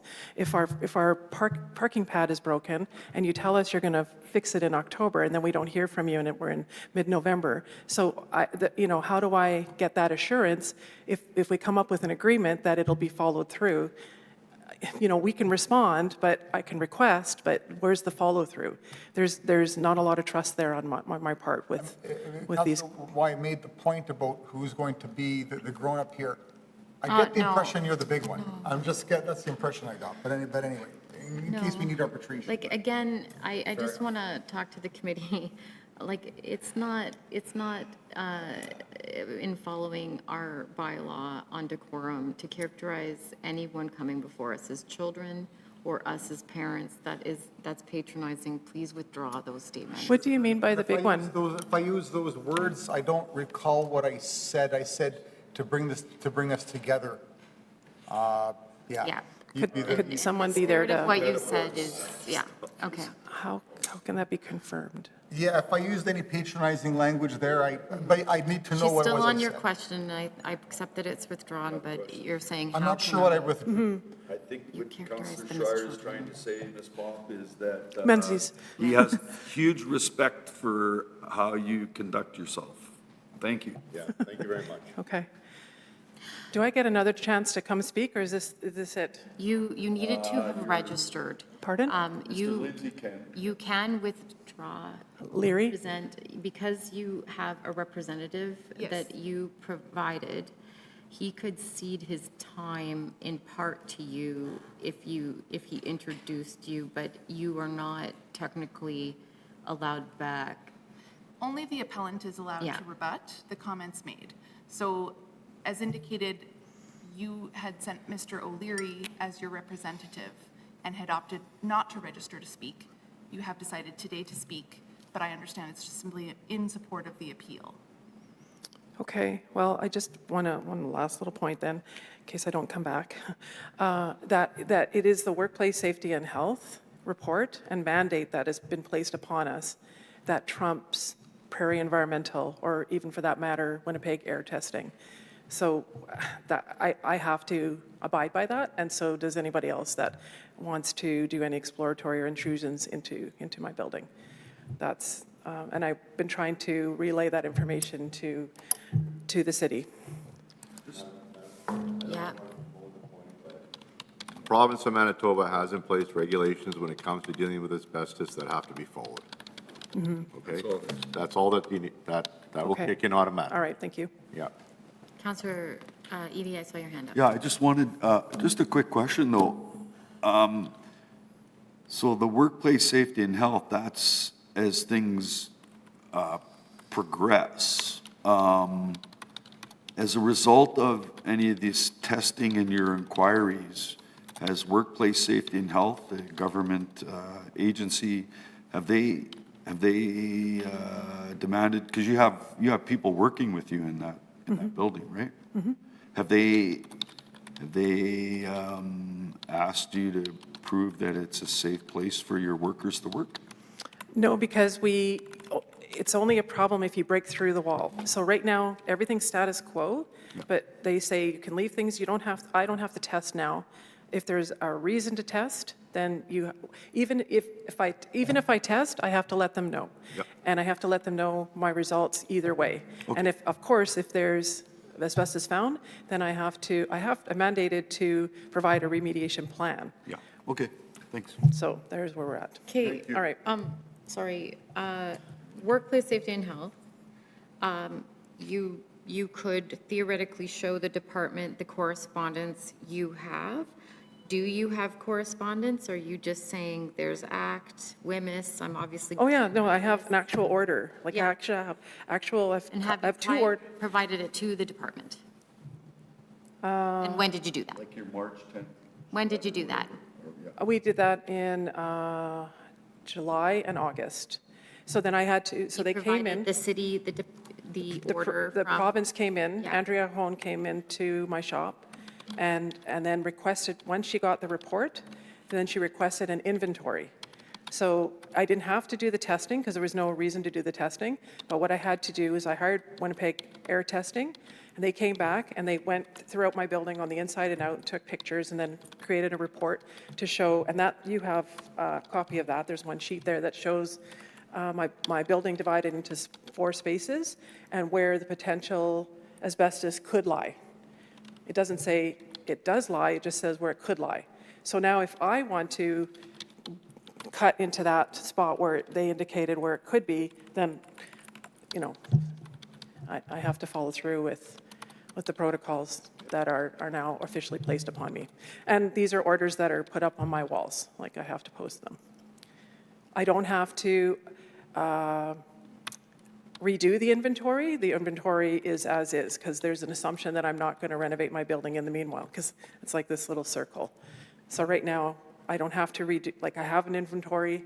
In fact, we're all supposed to have an inventory of our buildings if your building is known as suspect, which I did not know that until now. So now I feel like I feel like I've gained in having this information of my building. So I feel like I'm better for it because now I have like information, I have an inventory, and now I'm protected because I've looked after, I've done my due diligence with that. So this whole situation had me follow through with that, and I'm better for it. Okay. Yeah. Okay. You guys want a health break? Madam Chairperson, I really Yeah, okay. We're going to take a health break. Thank you very much, Ms. Menzies.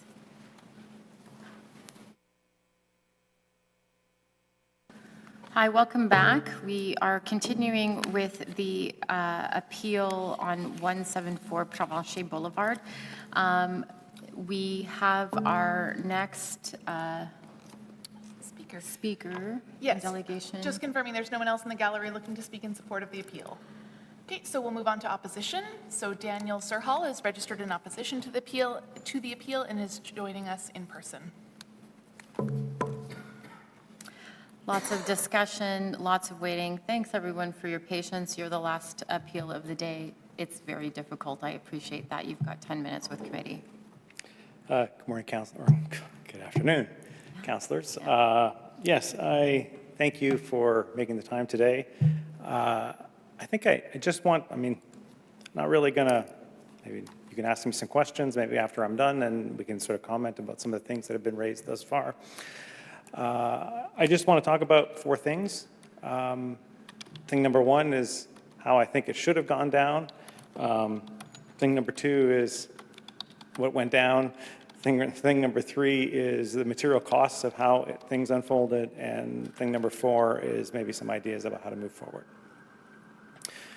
So as the administration already referred to, this site has 2 neighbors, right? So I have a neighbor to the east, which is 180, and a neighbor to the west, which is 166. 166 went something like this. I reached out to the building owner. It took about 7-8 days to arrange for my structural engineer to be allowed inside. The building has an esthetician on the 2nd floor and a pub on the main floor. So 2 active businesses. The pub obviously has its own kitchen and it's active food handling and all that kind of thing. And so it took about 10 days for us to arrange a review by my structural engineer. We use Wolfram Engineering, a third-party engineering company, and they made their investigation. They had to return to do some further investigation, and a few days later, they did that. About 3 weeks in, they had drawn their own conclusions about what had to be done. They started to do the design work. They came up with some details about upgrading the roof and repairing some of the foundation that was cracked in order to handle the new load, and prepared some sealed drawings. And then I was able to get permission to apply for the necessary permit with the building owner. And we applied for the permit and received the permit in about 3 or 4 weeks, something like that. And within about 12 weeks of the first conversation that we had with the neighbor, we had arranged for our trades to go in and start the work. They had asked that we not interrupt their daily business, so they've been going in on weekends only, and we have 2 more weekends to go, and then they'll be done. So from the first time I reached out to them to when the work is done was 3.5 months, 4 months. That's how I expected the process to unfold. And unfortunately, it did not unfold that way with my neighbor to the east. And I'm not super clear why. The initial contact was made. I actually went and introduced myself to Constance, to my neighbor, in the summer of 2023, saying, hey, I'm the developer here. I'm building this building. You may have seen me at some of the city approvals.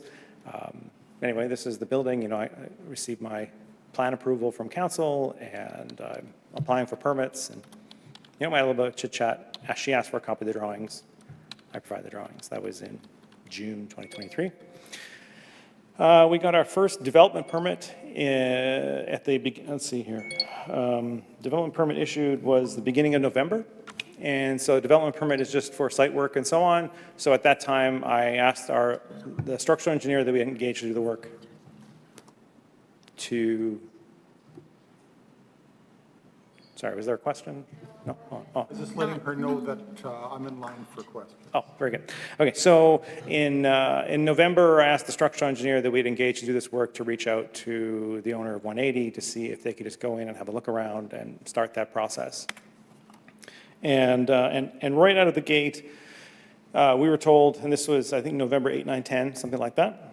I believe it was November 10th that we reached out. And we were told, you know what, this is a very busy season for us. Can you come back on February 19? I'm like, wow, that's 3 months. That's a long time because it's not just, our process is not just go in and see and we're done. As you can appreciate by what we had to do with the neighbor to the west. We have to go in, we have to maybe return, then we have to apply for, then we have to do drawings, then we have to apply for the permit, and then we have to do the work. So it's a lengthy process. And we've already been issued our first permit. And so the structural engineer and I talked back and forth trying to understand, okay, do we push back on this request or do we just accept the fact that, you know what, we'll go back on February 19?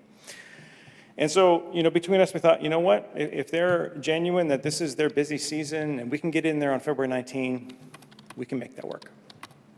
So on February 20th, structural engineer starts to reach out and doesn't get a response. And finally, on March 8th, so 2.5 weeks later, we get a letter from Restall, so the legal counsel of 180, saying that they are again very busy and that maybe we should consider changing our building. And I mean, as you already alluded, Councillor Schreier, I mean, this building went through a number of processes to lead to what it is now. And by this point, we'd already had our long since, zoning approvals and council plan approval and development permit been issued and so on. It seemed like a really peculiar request to say, well, maybe you should change your building. And this was in March of 2024. So, this was the first time that we got correspondence, official correspondence to us from their legal counsel. The previous correspondence had been to my structural engineer. So then I asked my lawyer to respond. We let them know that, we really need to get in to start this process. And, just to look around is the first thing to do. Can we at least have access by March 20? So this was, the beginning of March. We're saying, in a couple of weeks, can we come in and have a look? On March 19, we still had not received response. And so on March 19, I asked my lawyer to reach out again to say, hey, you know what, can we, is it okay if we come in on March 20? That's tomorrow. And on March 20, we got a response from the lawyer again saying, they're concerned about the process. They are concerned about harmful materials and in general, trying to suggest that maybe we should consider coming back 3 weeks from later. So we started in November and now it's April. So on March 31st, my lawyer sent them a letter saying, here's some 3 dates that we think we can come in. Here's some 3 proposed dates. This was March 31st, and we received no response. Followed up on April 30th, and followed up on April 3rd, and then on April 4th, we received a response from their lawyer saying, you know what, you're allowed to visit, but here's our list of demands. And, it was some that made sense and some that didn't. And, there was a request for $600 to cover for business interruption. We asked if we could come in after hours like we had done on the neighbor to the other side. And then we didn't get a response to that. Then we got a response on April 11 saying that you can't come in this building. You can't come in this building unless and there was a list of demands. And one of them was that they require, and it was odd, it seemed to suggest that they wanted our assurance that we weren't going to do anything to their building. Not part of our inspection, but like actually, well, the exact verbiage, and it's in the documentation that you have, it says, there must be an acknowledgement, understanding, and agreement with the owner that there will be no construction work on 180 Provencher Boulevard. And so, you know, that was a bit of a tipping point for me. I thought, I don't know what this person is expecting of this process. My understanding of the process is that this is how it unfolds, that the obligation is on me to repair their roof, to handle any snow loads that have been incurred by what I'm doing on my property, as that bylaw 38, as we were doing on the neighbor to the other side. So that's how those things unfold. I see my time running out. May I have an extra couple minutes, please? Yeah, just keep going. We'll be able, just keep going. So, you know, so now we're in April. We asked for this asbestos investigation. Prairie Environmental, you know, reputable firm, does this sort of thing all the time. We asked them to go in and have a look and give us the report. Report said there's no asbestos. We had highlighted, 180 had asked us to tell her exactly where we were going to do the inspection. Yeah, another 2 minutes, thanks. Go ahead. Thanks very much. So we provided a map that's saying, you know, hey, in these 3 locations, we're going to provide a little hole, do a little bit of investigation. And the request came back, says, well, in those three locations, you need to tell us if there's asbestos. So when we sent in Prairie Environmental, the question wasn't, is there any asbestos in any of the building? At that moment, all we want to do is cut a small hole in these 3 locations. So we sent Prairie Environmental in to say, look, all we're doing at this moment is we're going to look at those 3 locations, tell me if there's asbestos there, and there wasn't. So now we're in May 17, you know, we send out our report, and, you know, about 10 days goes by. We let them know that our expectation is that we're doing our follow-up investigation May 28. So it's May 28 now, so we've been at this for 7 months. Again, about 10 days goes by without any response. And I don't know, at some point there, it seemed like there was this fear that we're going to interrupt their business in a very consequential way. And we had already been handling the situation with our neighbor on the other side, which was a pub and an esthetician. We managed to go in after hours. We managed to go in on the weekend. We do our own investigations about asbestos. At no point were we trying to interrupt their business. At no point were we trying to, you know, cause undue agitation. But when we had spent 7 or 8 months just trying to get in the building, not to do the work, because we still to this day don't even know what the work is to do. We have never shirked our duty of having to do the work. We're happy to do the work, but Yeah, another extension cake. Go thanks so ahead. much. So anyway, that's how things are unfolded. To this day, I'm not trying to run away from doing the work. We did the work on our neighbor to the west, but I have not been able to get into the building to even look to see what the necessary work is required. So that's what's unfolded thus far. I think it needs to be acknowledged that the level of obstruction created material delay on my construction site. I'm building a building. I'm trying to build a building. And you know, I'm trying to bring housing and something beautiful to Provencher, and I believe that what we're doing there is a good thing. It's filling a gap in the street front. It's providing much-needed housing, affordable housing. It's providing commercial on the main floor, improving the sidewalk experience. Like, these are all beautiful, good things. All the parking is hidden at the back. So we're trying to do these things, but this process with the neighbor to the east, you know, added at least 3 months of really good summertime building weather that I could not progress because the city was waiting and waiting and waiting to issue my permit so that I could progress further out of the ground. And now I'm doing things in the winter that I should have been doing in the summer. and I'm carrying the project for months longer and paying interest payments that I shouldn't have had to pay. Like 3 months of delay in the middle of summer in Winnipeg is hundreds of thousands of dollars. It's not pennies. I'm now paying heating and costs to do stucco in the winter when I should have been doing stucco in the summer. So I've spent $125,000, as a result of the unfortunate, lack of cooperation with my neighbor. Again, I'm not shirking. I've never run from this duty, and I hope that what I've done to the west of me demonstrates that I'm happy to be there. As for steps going forward, again, not running from this request that I do something with this building to my neighbor, and if we can return to this committee with a plan, I'm open to that, like Councillor Wyatt's suggestion.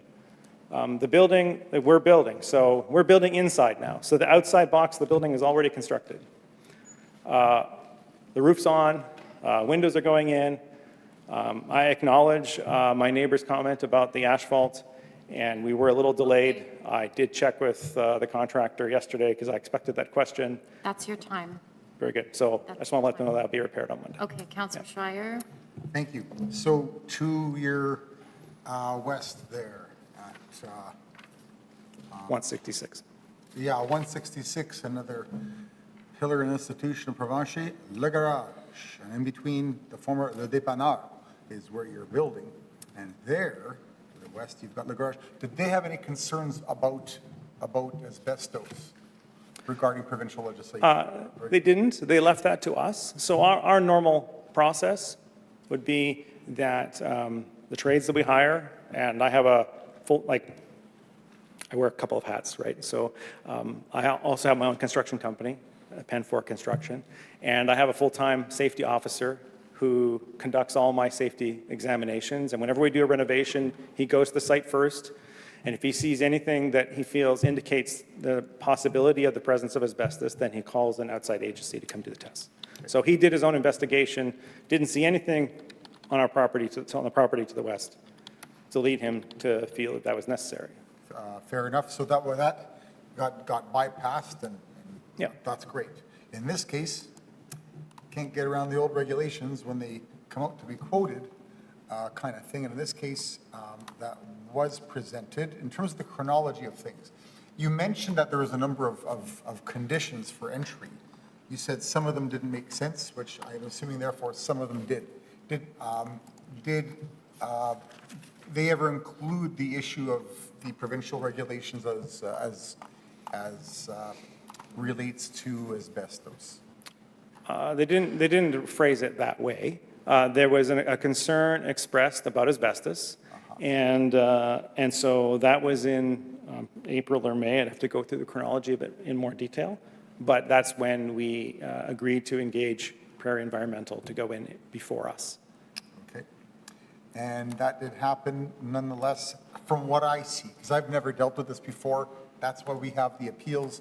Things are in a gray area. They fall through the cracks, some miscommunication, or a quirk of processing. Here we are together. And in this case, do you feel that, just trying to see, I don't get the impression so far that as the legislation has been explained here by the province, workplace safety and health, that has, I haven't heard the response that yes, that emphatically has been dealt with, and this is how it was dealt with, and there's paperwork to show how that was dealt with. Sorry, it's an iterative process. I think you can appreciate, right? Is that there's kind of three steps to three steps in the building that I have to do. So step number one is my professionals go in and look around. Step number two is they need to cut a little hole in the wall in location X, and a little hole in the ceiling in location Y. Okay, so they're going to cut a hole, and my safety officer agrees that, you know what, the cutting of that hole might expose some asbestos. Let's get Prairie Environmental in here to examine hole X, potential hole X, and potential hole Y to determine if there's asbestos there. Then we cut the hole, and then we do our investigation. What happens next is that, oh, okay, now we've looked at the structure and we've decided that we need to do this or that, or not. If we need to completely rebuild the roof, well, then we need to completely rebuild the roof, you know? And now, the next level investigation says, oh, okay, you're gonna be rebuilding the roof. Is there asbestos concerns when you do that? But if the design determines that I don't have to rebuild the roof, then I don't have to do an asbestos investigation of the attic because I'm not doing any work in the attic. The asbestos investigation follows behind the area in which I need to do the work. Does that make sense? I can't dispute the way you explain it. Having said that, the only part of the provincial regulations that I've seen is that which was in this one paragraph here, as I Sure. advised. I mean, you know, she already explained in response to Councillor Edie's question, you know, that when she did her renovation, you know, she just did paint. She didn't have to do an asbestos investigation when she comes in to paint her own building, right? Because she's not cutting in the venting. The same goes for me. If I'm not doing any work on the roof, then I don't need to investigate areas in which I'm not doing work to determine if they do or do not have asbestos. So how does that relate to what I believe was a letter? There's quite a few things here. Excuse me.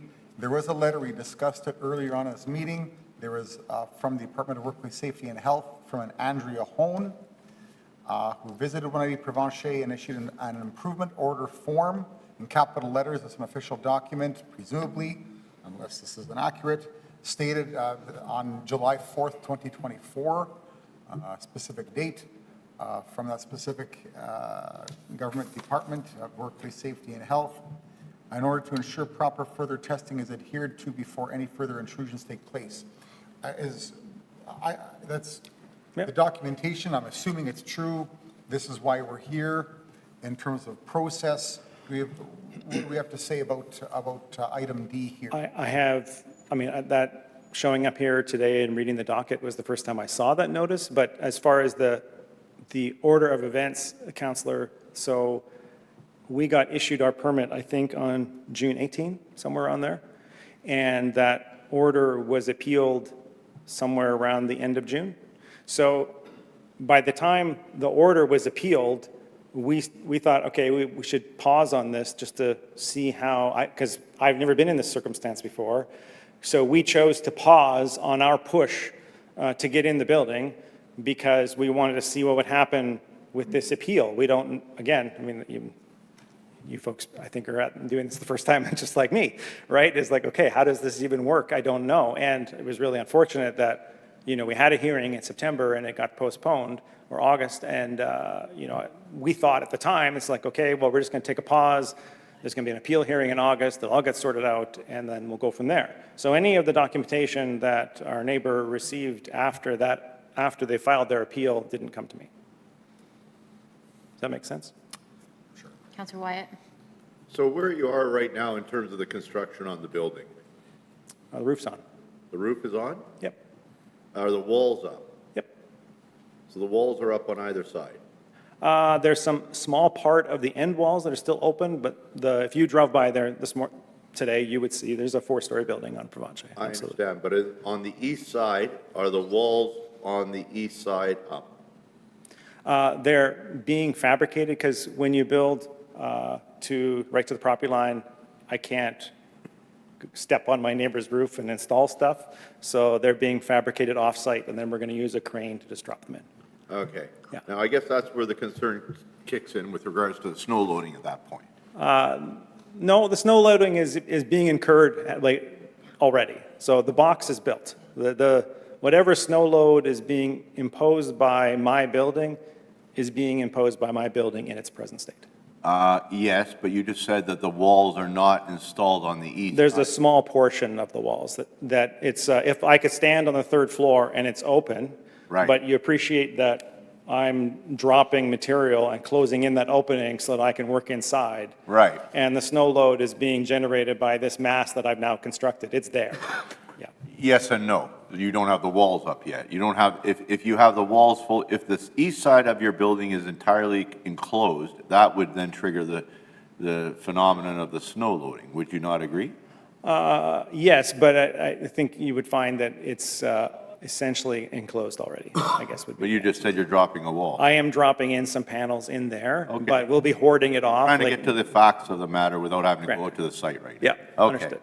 Now, it has been suggested that we hold on anything like that happening, and the thought is that, you know, both parties basically sit down and agree to forming an agreement. So 174, Provencher basically outlines their responsibilities, obligation. 180, Provencher outlines their responsibilities and obligations. And that the both parties agree to mutual understanding of each of their responsibilities, obligations, as well as a plan/timeline to implement these said obligations, responsibilities. And that you come back to the meeting here on January 20th, and that we see that both parties have cooperated well together, hopefully by then, and then we can get the order moving for the rest of that wall to go in. I guess my question is this: would you agree to that type of process to bring everybody together, knowing full well that I realize before you answer the question, that I know you have a construction project underway. I know what that's like.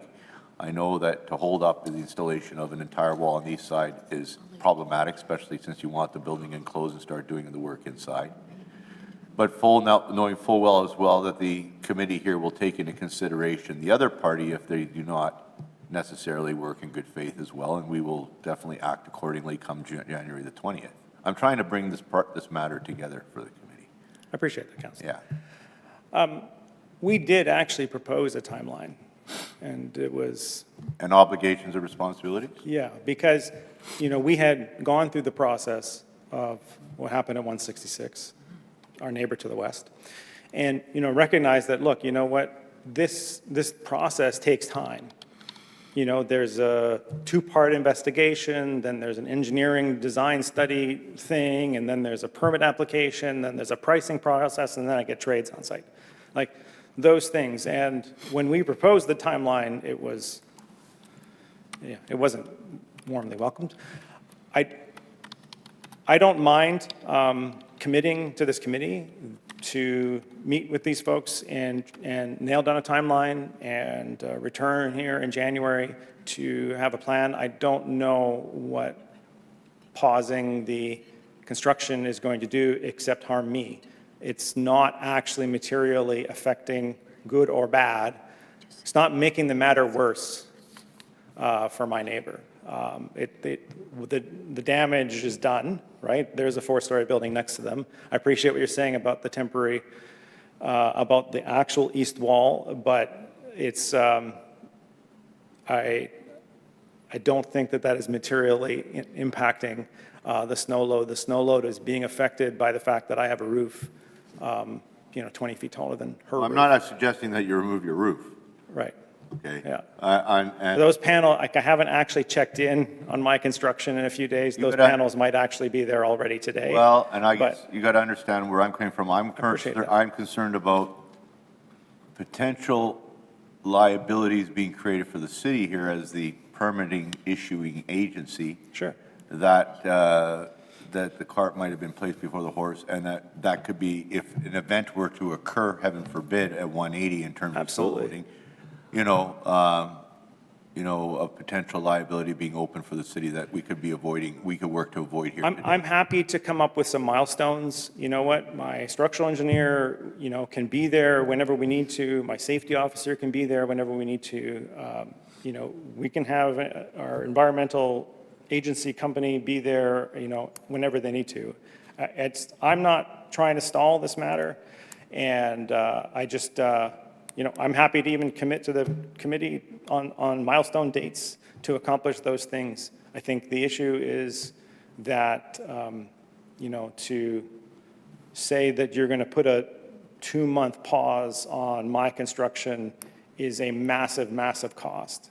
Well, maybe not the entire project, but just the east wall. I can't do anything. Like and I think we all acknowledge, this project has been slowly making its way through due process for years, right? I didn't just invent a 4-story building 12 months ago, right? This has been a 4-story building for, 7 years, 8 years, right? Like this process, and I got all the zoning approvals, I got my council plan approval, I got my development permit, I complied with the bylaws, I got my full building permit. It is not okay for the process to be halted when I'm halfway through a construction site. And I agree, it's not So ideal, I'm- sir. I agree. I'm but happy to commit I to just have another milestones on the question. other I have side. another question. Yeah, he'd answer my question, I have another question. So what I heard from the two things, I heard from the other side that it's not just a question of timelines. They want to know not just the when, they want to know the what it has to be done, and the responsibilities that you have, number one. So I'd like to know an answer to that. And then the second part of that is there's a cost that they've noted of $25,000 that they've incurred. Are you familiar with that? And are That you was prepared to assume news. that liability? That was news to me. I'd happily investigate. I mean, if it was cost that should have been mine to bear, I don't mind paying them as long as they are. As far as what I'm going to do, like I said, it's a bit of an iterative process, right? As far as I know, I don't know anything about their roof and their foundation, right? So we could go in there and all we've asked to do right now is cut a couple little holes and let my structural engineer look at the structure. That's all we've asked to do. And we've been Counselor Edie. prevented from doing that. Counselor Edie. Thank you, Mr. Hall. So first thing I want to confirm, and you've done building before, obviously, right? And you have a construction company. So first question I have is, does the insurance coverage you have on building this building, does it cover if your snow load falls on the roof at 180 and it damages the building? Does your insurance cover that? Yeah. It does? My insurance covers anything that my construction causes to happen. Okay, well, I'm going beyond construction though. Snow is not construction, right? Well, it's So my I wanna- construction no. causing it to happen, I guess. You know what, I mean, I don't mind taking that away. I'm not an insurance specialist. I'm just asking you. Yeah, it's a fair question. I just want, I hadn't really thought about it, Councillor. no, because you want to keep building, I understand, and I Yeah. totally get it, don't worry. Yeah. Anyway, I just, pose that because, if it doesn't get worked out and there is damages caused, I just want to make sure you have the ability to pay the costs. Yeah. Okay. Second question I had is just simply, Le Garage, how old was that building at 166? I believe that it went through a number of additions, and the original was from 1930-something. Oh, okay, Yeah. so they added a second floor in the 30s or whatever. Something like that. The foundation had some serious cracks in it Right, okay. that we had to repair. Right, and so you're saying at 180, you haven't been able to investigate that, but that building really hasn't had much done to it since it was built in 1910, right? So, I think only it's not my building, but just observing from the outside, I think it's the front third of it that's from 1910, and then the back 2/3 is a later addition. oh, okay. Yeah. All right, so when we talk about snow load, you mentioned that you weren't looking at the ceiling. You have a one-story building here. Are you saying that just having the wall that's directly adjacent to your property, restoring that, the snow load's going to hit the roof? Oh, no, sir. No, we have to look at all the bearing walls, so we wanted to cut a hole in And the standard. ceiling, right? And the roof, absolutely. And the- Yeah, absolutely, yeah. So it's a one-story building? It's a one-story building, yeah, we need to look at the bearing wall. okay. We just wanted to cut a small hole two holes in the bearing oh, wall, just to see yeah, what the that's bearing wall's made of, and then a hole in the ceiling so we can see what the attic Yeah. structure looks like. Well, Absolutely. if there isn't, in a one-story, if there's asbestos, it'll be in the roof ceiling, and as Yeah, could be. you recognized, Yeah. they didn't have to do anything. So, Yeah. that's all the questions I have. I think, yeah, that's all. I totally understand where you're coming from, Mr. Hall. Okay, any further questions, councillors? So in the event you cut the holes, you'll have responsibility to repair those holes to like kind and quality that it was before. Absolutely. And that indeed, if the roof can sustain snow, then there's no issue. In the event that it cannot, you would have to propose That's on me. well, hold on. You would have to propose an engineering design that is amenable to the property owner that limits as much as possible impact to their building. Is that something you're prepared to consider? Absolutely, yeah. Okay. Exactly the same thing we did with our neighbor to the west. Yeah. Okay. Okay. We don't like having a weigh in Can I on this, ask a but question? it's one of those things. Or you guys gonna just take a pause? I had one more question. Okay, I've gotten in none to date. Sorry. No, that's, You sent in writing your proposal for timelines? Yep. In Yeah, writing? it You came sent from that my- in writing, right? It would have come from my lawyer in, I believe it was March. I'd have to go back and see. It'll be part of the, That was a plan with timelines, okay. yeah. All right. We had asked for, I think, 2-week intervals and a commitment to help us apply for the permit.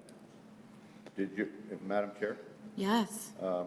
Did that timeline propose also specifically the remedy, the work that was going to be done, or was it just? No, we timeline? can't know. That's the thing, is that I can't know what the remedy is until I do my investigation, and I haven't been able to do my investigation. Councilors, if I may? Yeah, please. So you heard Ms. Menzie consider that there was damage to her parking spot and that you know, that it was because of construction. Can you talk to me about the considerations that you didn't move to repair it immediately? Yeah, so to be clear, I didn't appreciate that. My understanding was that she wasn't able to park in the parking stall because of my construction fence, at first. She did bring the asphalt situation to my, Is that true? Like you had a construction fence to which? I put my construction fence on the property line, but you can appreciate that the land was open before, right? So it was not uncommon for people to park on this property, all over the property, in advance of my construction process. But, and Your so property or her property? I bought the empty property, my property. What I mean is that if you're parking in a spot and all of a sudden when someone puts a wall next to where you're parking, well, it makes it feel very uncomfortable and snug. And so I thought at first when she made the comment about not being able to use the spot, that is because of our construction fence, and I wasn't prepared to do anything. I needed the construction fence there. I put it on the property line. There was nothing else I can do. Then she brought the asphalt. Now we're talking about a small piece of asphalt, like yay big, that's broken. And so Broken how? I have asphalt that's broken off. yeah, I'm not sure how it happened. I'm not, No. my project manager How? said, What's the nature? She's saying that. Oh, a it's just whole broken other away. car can't park there. yeah, the asphalt's broken away. You It's been, acknowledge that. yeah. that it- I don't know how it happened or when it happened. Yeah, that's okay. But- You acknowledge, though, that it impedes her ability to park on her space like she always had. Yes, in addition to the fence that's there, correct, yeah. Okay, So and that came to your attention when? about a month ago. Just 1 month ago? It came to my attention about a month ago that that asphalt issue was what was impeding her parking. And maybe I misunderstood the communication. In my head, it was the fence that was impeding her use of the parking stall, so I thought, well, there's nothing I can do about that. I actually sent a surveyor out to make sure that the fence was in the right location, because that was me responding to this request about the parking You stall. mentioned a list of demands, and there was 2 intervals of these demands. And you mentioned one idea that for business interruption, i.e. you're going to go in, $600 fee. Yeah. Are there others you want to make me aware of that you also thought was unreasonable?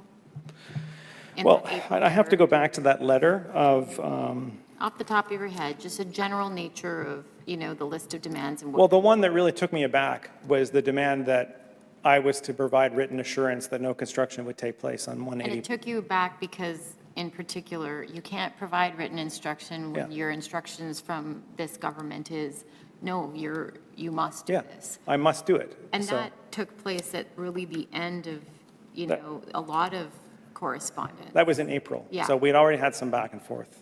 Yeah, and so that took you aback because that would impede your ability to do what you said you were going to be doing since presumably the summer of 2023.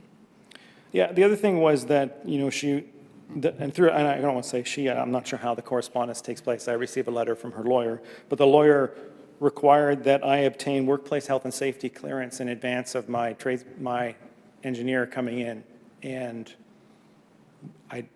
that isn't a thing. So Her lawyer or the person that was here today that is not a lawyer? No, her lawyer from Stephen, I can't remember his last name, from Restall. It's in the correspondence, there's a number of letters there. Okay, and then there's a lot of intervening time where you're saying there's no response. Some's due to, business, but, you could have, I accept that time is money, except that the building's already there. You have a permit from the city. Yeah. The permit is being appealed. You're able to construct because you're able to construct. You haven't, though, come with, sort of the plans or the letters or even like neighbors' affidavits saying, yeah, it was disruptive, but we got her done in 3.5 months. How come? Sorry, how come I haven't come with letters of support from the other neighbors? Well, you had some good work, good experiences, and you got it done in 3.5 months. I thought it was a really good juxtaposition of, however, how am I to know that? Oh, sure, How am okay. I to know that their experience is? Oh, I see what you're saying. Okay. Yeah, I mean, I suppose the owner there is, the work is still ongoing, so I have 2 more weekends of work. I guess the fact that they signed my letter of authorization to do the work, because I have to apply for a permit on their property, right? So they have to grant me the authority to make that permit application. They signed that letter of authorization and say, yes, Daniel Sir Hall can apply for this permit. So that happened. That was their initial round of endorsement. Very important point, okay. The 3 weeks where you're saying, Wolfram takes 10 days to investigate and then 3 weeks to create work plan design, details of roof and repairs. Was that type of information provided to 180, saying this is generally what's going to happen upon our investigation? Yeah. And that information was provided? Yeah. And at what juncture was it provided? Well, it would have been provided in March when we started getting the pushback that we didn't expect to receive, right? We said, you know what, you're pushing back on this original step of the work, because it was in March when we provided them the steps. They said, look, you're pushing back on us just coming in to look around. You have to appreciate that we need to come in and look around, and then we need to come in and poke a little more, and then we need to do a design, and then we need to do a permit. Like, these are things that are going to happen. So, me showing up on Thursday doesn't mean that I'm there, reinforcing your roof on Friday. There's a long process, and so that's when we let them know. You own a construction firm, so you're knowledgeable. Other people that don't do renovations are not. True. You're code certified? Core certified, yeah. You're core certified, sorry? Yep. I'm also an architect, so I'm kind of code certified, but. You're an architect, and then your company, your construction company that you have is core certified? Correct. Okay. Yeah. All right.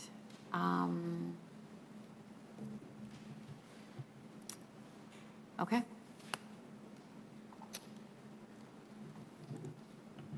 So you're saying you're core certified and code certified? No, No, I I was just misspoke. joking. Core, I meant. Yeah, core certified is a safety standard for contractors, yeah.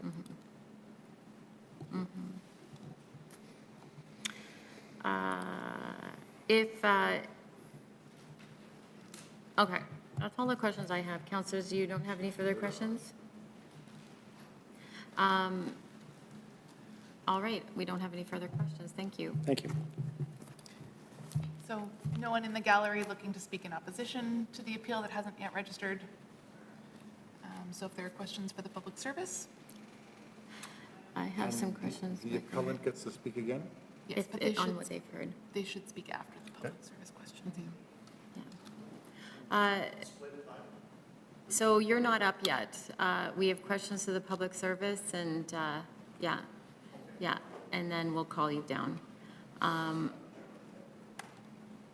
Questions for the public service counselors? I can warm you up if you want and start it off. Yeah. Great. Yeah. So, you know, on the one hand, you know, on the one hand,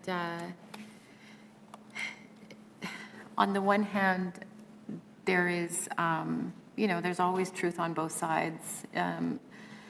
We have what we typically look at in hearings. What we typically look at in hearings, and, you know, I'm reminded of the first hearing where when we make a decision on appeal, we say no adverse impacts on adjacent property, right? Or waterways, right? And, you know, going into this, I remember in the appeal very clearly, Ms. Menzies indicating in her letter that still on that, from that appeal hearing, what about the slow load and the impacts? And she came for information. So, you know, hindsight is, you know, what, 2020? And here we are. And she's saying every step of the way, you know, I've been amenable, and every step of the way there has been impacts, and so I've been careful to flag protectively, you know, that I have business processes, and it's critical, you know, point in time for me and their seasonality to my chocolate business. And, you know, there's been some disruption of trust, like the parking that, you know, and access to buildings and more. But on the other hand, a building was permitted, a building with 2 neighbors, and the story from one neighbor is really different than the other. And so it does look like, you know, while there's truth on both sides, it does, taken together with both the neighbors, it is quite a comparison that is drawn. We rely on, you know, a few things here. You talked about the pressures of issuing permits under Bill 38. I'm not sure, you know, that's the first one I think of, but the first one I think of is just, you know, what do you do with the neighbors and the bylaw that says, you know, they must investigate, and what do you do when they're prevented from investigation? I don't think it's reasonable, you know, and that seems to be your conclusion. But I am curious, you say that we have these 5 to 6 times, but it's not necessarily a hearing that happens 5 to 6 times a year. And then in terms of the information that we've been provided, I note that while you present a timeline as the administration, and you note that there's emails available, or there's a letter from Wolfram available, or there's an email available, that doesn't necessarily point me back to a file where I can just see those emails.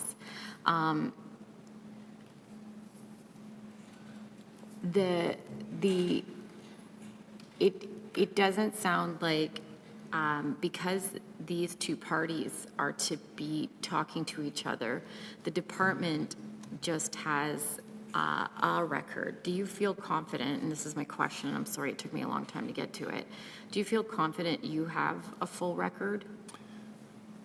Yeah, so. And why?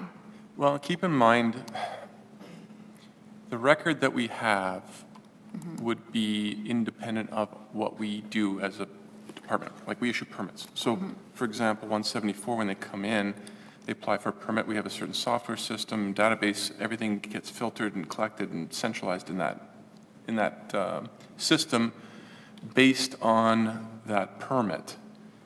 There's no permit for 180 right now, right? 180 is the affected party from 174. So a lot of the information that's coming in is not related to a permit. And again, I highlight what we do is we issue permits, right? And I guess that kind of boils down to how, like I was saying, 5 or 6 a year. Typically what happens is all of those discussions are beyond public service. It's back office, somebody's talking to the neighbor, figuring out a plan, doing that work, paying for it. They might come in for permits, but we don't know necessarily who that is that's coming in for the permits. Okay, I'm just going to ask it a different way. So you've presented a timeline with information. Yeah. But are you confident it's a full and complete picture of the back and forth? as- Is there anything you're concerned at this juncture, having heard everything in today, that you might be missing? And then I have another question. Sure, okay, so I'll answer, yeah, no, I feel confident. I will look further into any official record from Workplace Health and Safety that itemizes an outstanding order for 180. That, like I said, with the exception of the Prairie Environmental Report on asbestos, I don't have anything telling us there's a concern at 180 for asbestos. I understand that there's this protocol in place, much like any building would have, for making sure that you have to check for asbestos or lack of asbestos. So I will check that component, but overall, I can compile the information that supports the items in the chronology. Okay, if we, if we found that, if we found today that,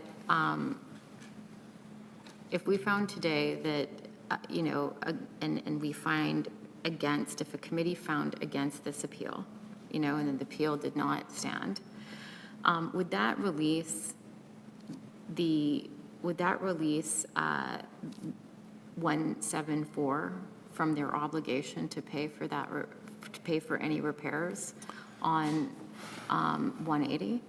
Because is that also part of a consideration today, that in appeal, and this is important because I'll want, folks will get to respond to this. After all is said and done, is this releasing 174 of their obligation today too, to do that? And then it's all on, 180 to incur the costs because they were maybe non-responsive. If we found that, would the implication be that you neither get the support of 174 because he literally can't, right? You've tied the hands, or does that not follow? So good question. I would have to defer to legal services to find out exactly what the implications or lack of implications might be for 174. But back to the appeal specific right now is on the city's decision to issue the permit, right? So that would be where the appeal sits currently, right? The city made a decision, we issued the permit to 174. Is that something that will be denied or upheld? There's two questions there, I guess is what I'm getting at. One I'd have to look into, and one that obviously, is a decision that council has to make. Okay. Yeah, okay. Councillor Wyatt. Yeah, just, again, I come back to some very basic principles. Number one, property is being developed at 174. I believe overall, the onus is on them to show that there is no impact on 180, number one. Number two, that does not mean in any way, shape, or form that 180 is void of any responsibilities in good faith to deal with this issue. And I assume 174 will be the same. The third thing, though, is that we're missing some mechanisms here that would be useful in the future that are very simple. Number one, a developer beside should be required to be placed a bond in place on the property next door that could be exercised by the property next door in the event that a solution is not amenable to both properties, i.e. they cash in their bond and they do the work themselves based on the value. You would have to determine what the average cost of this sort of thing is on other properties, but that would then determine the value of the bond. that could have been put in place in advance. The other part of this, which is confusing me a little bit, is that we have all these regulations on asbestos and what we can or cannot do when it comes to opening a wall on asbestos, the province kicks in. And that's a health and safety issue, but so is a potential collapse of a building because of snow loading. In light of that fact, why aren't there the same requirements, regulations, health and safety rules kicking in automatically that would mandate a process of both parties and not even involve a hearing like this? Yeah, another good question. I guess when it comes to specifically our building bylaw, and there is a section on unsafe, right? So there is a section that tells us what the city's obligation is if there's an unsafe condition. So I'll bring up the obvious example. We know about the Birchwood, apartment building had an unsafe condition. We had to obviously write orders for that. That obligation sits with us to write orders to the owner of that building, right? Right. And that's what the bylaw is very clear about. It says, hey, there could be other parties involved in this, could be other circumstances, could be lots of things. But it reverts back to the owner, which is kind of to my initial point. Right, yeah. So it comes back again to that initial question, I think that Councillor Rollins Chair was saying, does this alleviate 174 of their obligations to engage? And I would have to, again. Because the concern I'm ultimately going, Madam Chair, with this is that we are putting ourselves in a position in terms of a civil dispute that I would like us to avoid, right, involving ourselves, 180, 174, and the City of Winnipeg. And so that's why, the bond, that could be exercised by 180 if they can't come to resolution, and that there has to be a bit of a hammer here. Like, I hear what 174 is saying, don't put my permit on hold, but frankly, if they can keep rocking and rolling, then there's no incentive for them to do anything, right? They've got what they need. And so that's my comments, Madam Chair. I mean, if I have some ideas on a motion, but anyway, those are my thoughts. With respect to the order, so earlier Mr. Happychuck was here. Yep. Can you remind me what the wording of the order is and what the timing of that was in the last intervening months? Okay, so the order that we issued to 180 was, the order that we issued to 180 was for a structural assessment. So it's kind of back to Mr. Surhall's point of we don't know what we don't know yet, right? We can't fix or say how much the fix is going to be until we know what the actual hazard is. So that's the starting point right now. We need to understand. No, when was it issued, though? The structural order. Yeah. November 1st. No, yeah, thank you. November 1st. Yeah. So structural order was issued November 1st. And you confirm it's November 1st? Mm-hmm. And the structural order, that's November 2024. Yep. Yep. So why was it issued? Do you know? It was issued because we have a potential unsafe condition. And, okay, so you know that it was issued November 1st, and you feel like there's a potential unsafe condition? Yeah, potential unsafe. I don't know on the range of where that unsafe is, and that's what we need to get to. For example, if the analysis comes back and there's a significant amount of under-design because of the built-up snow, that might prompt other things that need to happen, right? Or the amount of work that needs to get done is going to take a lengthy period of time. Those are decisions that would come downstream of this order, the results of this order, right? So once the assessment comes in, understanding what the hazard is helps us understand how unsafe that building could be because of the built-up snow. I'm curious as to the timing, though, because you chose to issue it following in the period of the appeal, then. Because it could snow tomorrow. Okay. Like, It snows tomorrow, we don't have the fix in tomorrow because we don't even have the analysis in yet. So. That's what's scary. And this, again, there's a lot at play here. I understand it, a lot for council to decide on and make decisions on. I'm open to having, certain meetings, timelines, whatever it takes to mitigate the unsafe condition. I don't think there's a lot of time to this, is what. How many meetings have you had with them? I'd have to pull that up. I mean, to be, so. More again, than one with 180? Yeah, with their lawyers, with, Okay. with both, with a number of people. Would 5 be correct? Oh, more than that.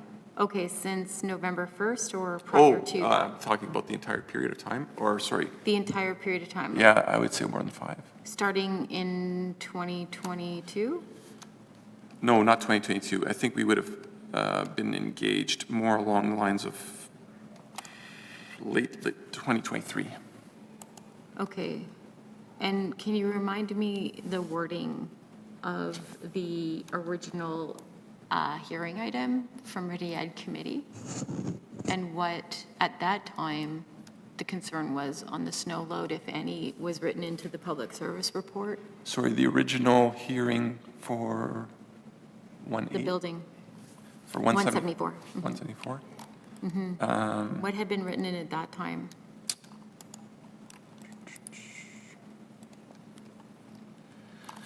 So the decision stated basically that, based on the chronology of events, having reviewed the communications, both parties, please be advised, city shall be issuing the remaining building permits required for the completion of construction located at 174 Provencher Boulevard, in accordance with Section 975 of the Winnipeg Building Bylaw, number 455587, and then it just highlights clause, subclause 1, A and B.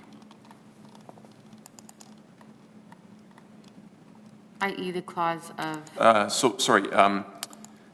Basically, that says the designated employee may issue a permit where he or she feels or determines the owner of a property in respect of a building for which a permit application has been submitted has made all reasonable attempts, but has been unable to. And then there's the two components, right? One's the remediation, that's the subcomponent, but the first one is to establish what that level of safety is. We haven't even gotten there yet. I mean, I remember the hearing and it really settled on, that this would be worked out through the permitting process. Okay. And like I said, past experience, right? This is the first one that's come to this level. They've resolved their issues, right? We haven't engaged in those processes. We've found out that they've either taken the analysis and done the permit work themselves, or they've compensated them, whatever it was, but the parties at play came up with a resolution. Okay. Councillor Wyatt?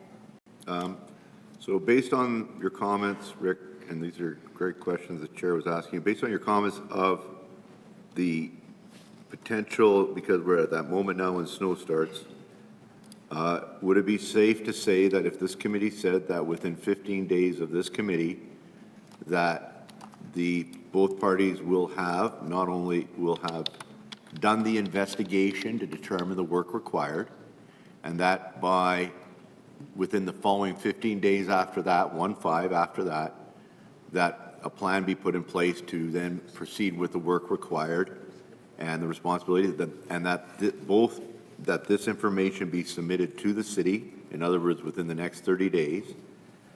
I'm cognizant of the weather, and that's why I'm putting that kind of tight time frame.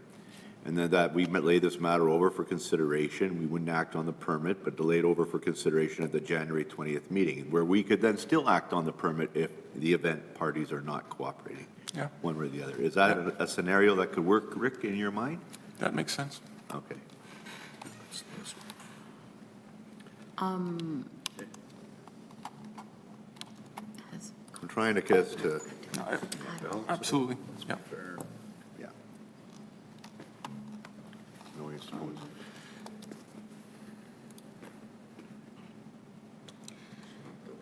Are we moving motions now? Where are we in the agenda, Madam Chair? Yeah, we would be at the point where they could hear, and we could hear from them on the they get to questions come to the back? public service. Okay. It would not be necessarily Ms. Menzies unless unless the person appointed as the appellant. Do I switch? So, Yes, so. so unless so Ms. Menzies actually had Mr. O'Leary as the appellant. Right. So in order for Ms. Menzies to talk, Mr. O'Leary would have to come down and essentially begin and then cede his time to Ms. Menzies. But we don't, that would be, Calling you, Madam Chair. right on the line of what we could do. Maybe Mr. O'Leary would need special help from his client, right? And, I'll let it up. I but think that, it's your call, that Chair. they would, come down and hear, we'd hear from them in rebuttal. So if you're ready to move that way and you have no further questions of administration, we'll do that. Okay. Okay, so if you'd like to come down, Mr. O'Leary, you have 10 minutes in rebuttal. No new information, it's just on what you've heard.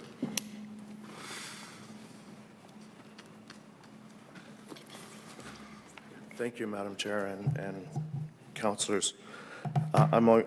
Would like to take 2 minutes of my time and go simple statements, and if I could bring my client to finish the rest for the chronological review.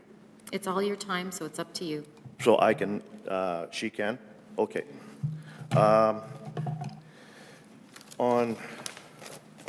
It's not new information, it's in there, and I had stated it prior. On April 18th, 2024, prior to the permit being issued, my client paid in her costs, Charleston Engineering, a full snow load report, and it was given to the city of Winnipeg. Sorry, do we have this? It's been in the appeal, Part of and the package that the appellant submitted yesterday? That's not new information. Is that part of the package? yep, we've stated all along, yes, that the Charleston Engineering, I'm just re-edifying Just, he was that. holding up something, Counselor Edie, and so I had to ascertain. Well, you're challenging the chair, I'm so open to it, but you have to be clear. Thank you, Madam Chair. Okay. Go ahead. So that's fine. So I'm going to leave it at that the structural report and the determination of what actually would happen to that building is done, and it was submitted to the city. So that part's done. Asbestos on June 28th in the package. Also on June 28th, prior to the permit, the Manitoba Asbestos Guidelines, workplace health and safety issues and everything were brought to the city of Winnipeg's attention. I can leave it there. She can discuss in chronological order. In response to just one thing that, sorry, I forget his name, the person prior to me stated, when he's talking about the other building adjacent, his first statement was, prior to the building permit being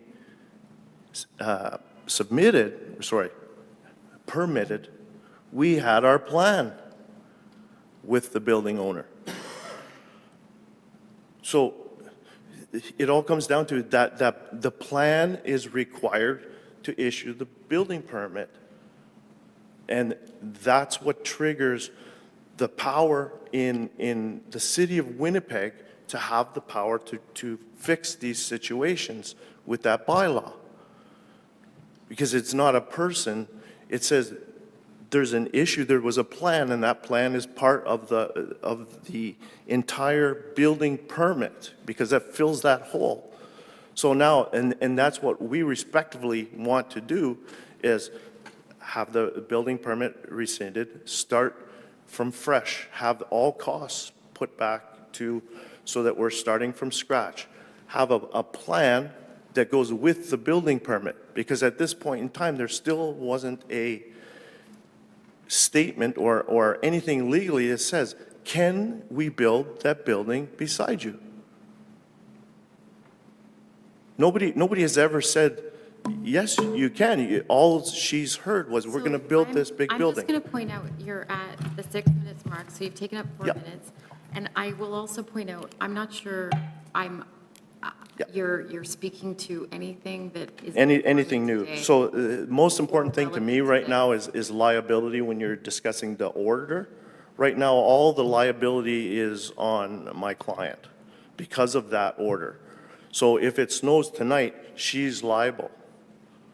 So if we could, when we pull the, if it's possible to pull the building permit or in part of, in clauses, continuance, can the order not be placed where it should have been in the first place today back to the developer? Or can the city of Winnipeg hold Okay, you're at the that order? 5-minute mark, Yeah. and It's just liability that I'm trying to clean up. Thank you very much for listening did you to me. want to share your time or no? Did you want to share the time? I'm sharing my time right now. I'm going to have her come down and speak Okay, she to has 5 minutes. issues. Okay. Yeah, You're- but there's also liability is all as I was trying to get before I was interrupted. Thank you. Do we need a motion to allow, to suspend the rules to allow her to? No. Okay.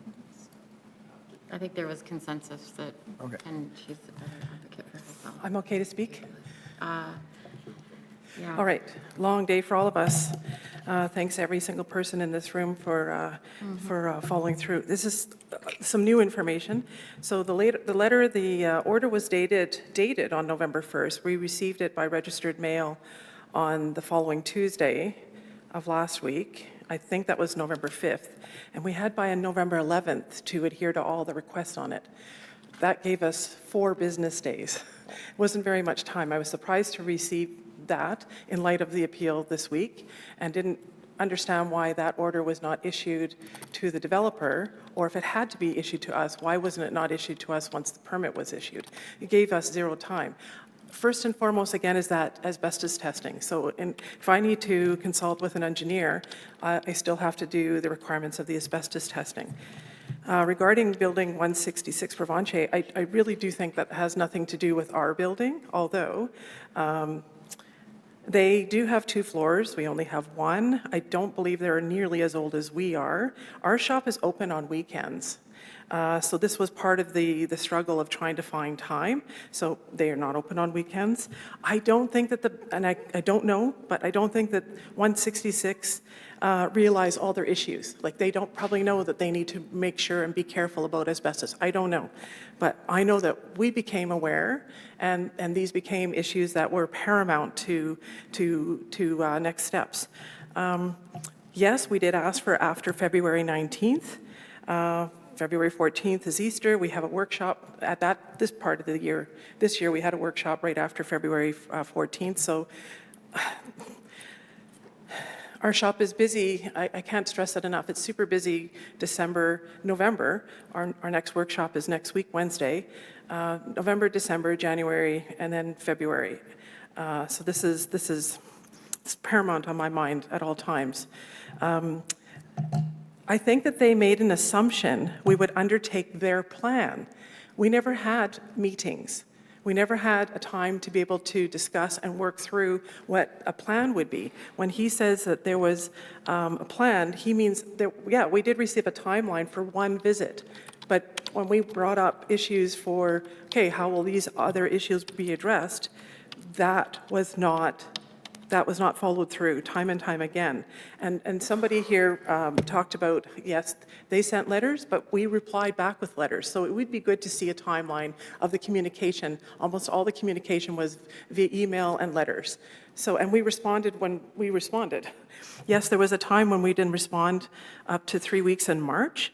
Easter, again, like, it's just there's they have their timeline, but we have a business to run. And, we have people in our building, whether it's customers, whether it's weekend staff packaging, whether it's us making foods. We have our responsibilities. Their letters to us were very bold. The tone of our letters were, Stephen Schmidt at Western Russell, very civil, but they would come and say, we want, and we're like, okay, you're coming at us hard. We know you've got an aggressive agenda. We knew that they were needing their permit issued. They had their timelines. They expressed those to us. Yet, because they weren't addressing our issues along the way, we had a hard time moving forward together. It's just like we were speaking two different languages. Demands. He says the word demands. We see it as we required assurances to undertake the demands. And then I guess this asbestos, it's a point not to look throughout the whole building. Yes, he's correct. They went through 3 holes, but if they wanted to go through that hole, to cut through it, to see what kind of materials they are, the strength of those materials, then we still need to go through those particular holes and test those holes with asbestos. And this is what we tried to explain to the permitting department. When he issued his permit, while it might have not met your expectations, which I didn't, I was a little taken aback by him saying my expectations. They're not my expectations. They are the due diligence that I have to adhere to. The result indicated no asbestos and would have allowed the remediation of the building. And so I was saying, well, no, we don't need to check the whole building. That's not what is required upon us. What's required is that every time we dig in a little deeper, we have to check that hole a little deeper. That comes first before everything else. And so we kept trying to relay this information to every person along the way, and I think that we repeated ourselves almost ad nauseum, and I feel like I'm making that point time and time again here. To quote the developer, do the work. Like their insistence is to do the work, as opposed to try to come up with a plan. I think that if we had come up with a plan earlier on, that may have included different alternative options, not necessarily we're coming in and checking your roof to see the strength of it, which Charleston Engineering has already, they didn't do the intrusive work, and they say so in their report, but they do state that the snow load will have an impact on our building. And that report was submitted to the planning department in March, and we had been stating quotes of that report to everybody through Stephen Schmidt's letter, to the developers, to everyone. This is not new information. So we were still waiting for proper steps to assure us of what's going to happen if you cut through my roof, as anybody would want if it was their own home or their business. The asbestos steps. They did do step 1, but again, they did not do step 2. We were waiting for them when they first came in with their Prairie Environmental. We were waiting for them to come back to, the holes weren't closed, so we thought that there would be a second visit to go through the holes deeper. So it didn't mean just because the first holes showed no asbestos, that meant, oh, well, now we can cut through the holes. I'm surprised that the developer would not know this as an architect or as a person who owns a construction company. You would know these things as you're delving into your construction projects.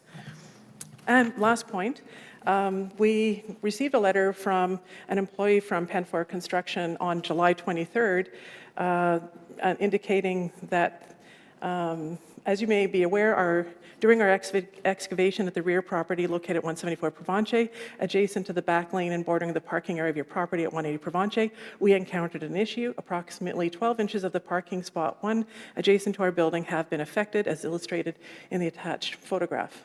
This email serves you of our commitment to repair the damaged area in parking spot 1 contiguous to our building. The repair will restore the parking area to its original condition. We plan to undertake this repair in October this year. Once we have the exact date, we'll notify you via the same medium, providing 2 weeks' notice. So at 2 weeks' notice, I said, is anything happening with this? Of course, winter's coming, but we have not heard from that. Has been zero follow-up on this. And again, this is my point, is that when we ask, when things happen, what are you going to do to correct it? Or when we ask, can you please provide us or let us know X, Y, and Z? And then they respond in a different way than, they don't, we address their concerns. Please, read all the correspondence. You'll see, when they bring up a concern, we reply back. When they come to us, they have 1 or 2 statements or 3 statements at best in their letters, by and large, and then we reply back to them. But then they don't reply back to what we just mentioned, the previous letter. And so it's annoying and frustrating. I'd like to make an agreement, but how will we be able to, how will I know that that will be adhered to? Can the city ensure that the agreement will be carried out? Like what? The city, to me, has a very critical role in all of these aspects of this happenstance, whether it's protecting my building from all the snow, whether it's ensuring that whatever is agreed upon is carried through. I have a few questions for you. That does conclude the time. You know, my questions for you are this. You received a structural order November 1st, yes? And you received it November 5th, but that... It was dated November 1st, and I received it on Tuesday of last week. So Mr. O'Leary has represented you in this hearing, yes? Mm-hmm. And he's your representative, yes? And he has contemplated that that order should not in fact be for you, it should be for the applicant. Is that your position? Yes. I know that the permit has been issued, but I feel like a whole swath of, No, I'm talking about the order. I know, Order and so that the order the results city, comes after. saying we're concerned about your structure. It's a structural order. And you see that as yours, or do you see that as... The cities, due to the issue of the permit Yeah. and the developer. Do you understand why you received a structural order? Do you understand the city's concerned and why you received a structural order?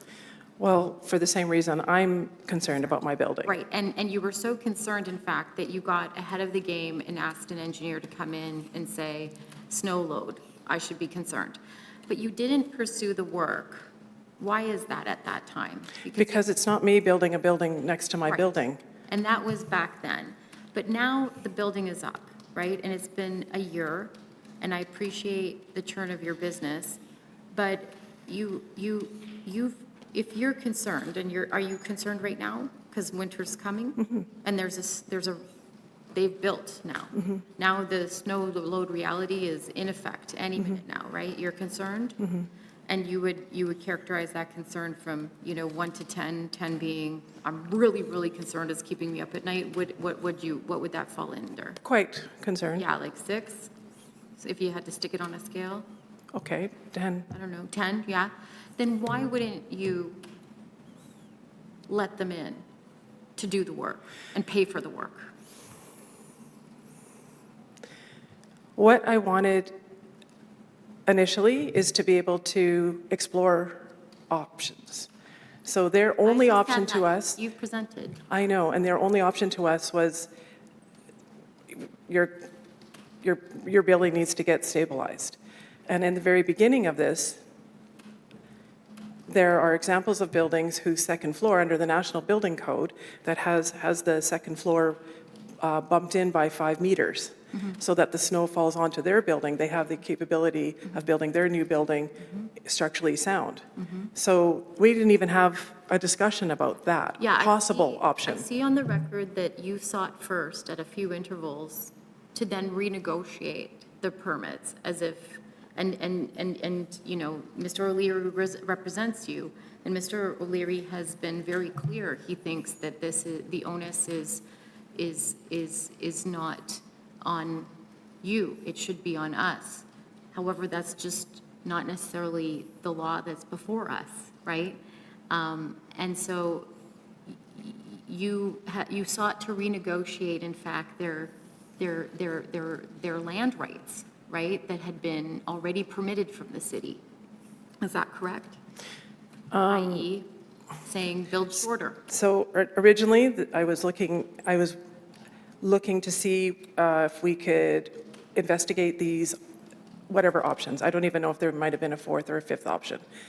And so it looked like that the only option was going to be the one that they preferred best, which is to build as the building is built now, and me having to make these material differences to my building. And so then I feel that the permit was issued prematurely based on a couple of points. One is due to our lack of cooperation, which we can show and demonstrate that we haven't been uncooperative.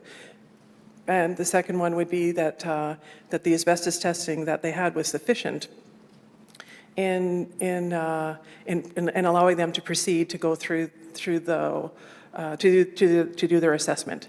But the asbestos testing wasn't complete. It only did the first layer. And I tried to point this out to everyone that to make a decision based on no asbestos was found is incorrect. And so now it looks like the only option is to bolster my roof and then somehow, because of different approaches to manage or tackle this situation, it's now put on me. And that still is, it's just, it's still confusing to me that we've got to this point when so much was not attended to properly. And I feel like we're pushing forward so hard that we're overlooking these very critical details, like the details matter.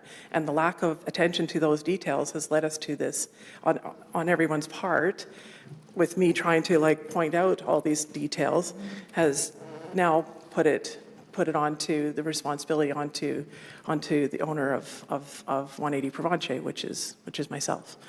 And the critical details that I'm concerned with is if it snows too heavily, that, can you talk to me about, so you get the order, you have to comply, we're now November 14th, I take it, what work was done in the intervening period, if you could share that?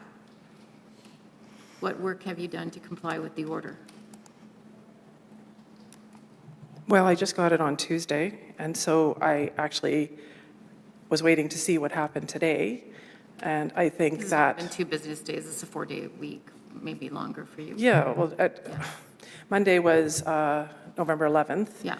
Like the timelines were really tight and short, and to me, it felt like that was really rushed to get that to us. Like, that doesn't make sense to me that it got to us when it did. On November the 4th or 5th was when I signed it, registered mail. And so this is still all new. Like, I'm not sure what my next steps ought to be. And it seems to me that now all of this onus has now come down to me. So I don't know what my next steps are going to be at this point. Okay.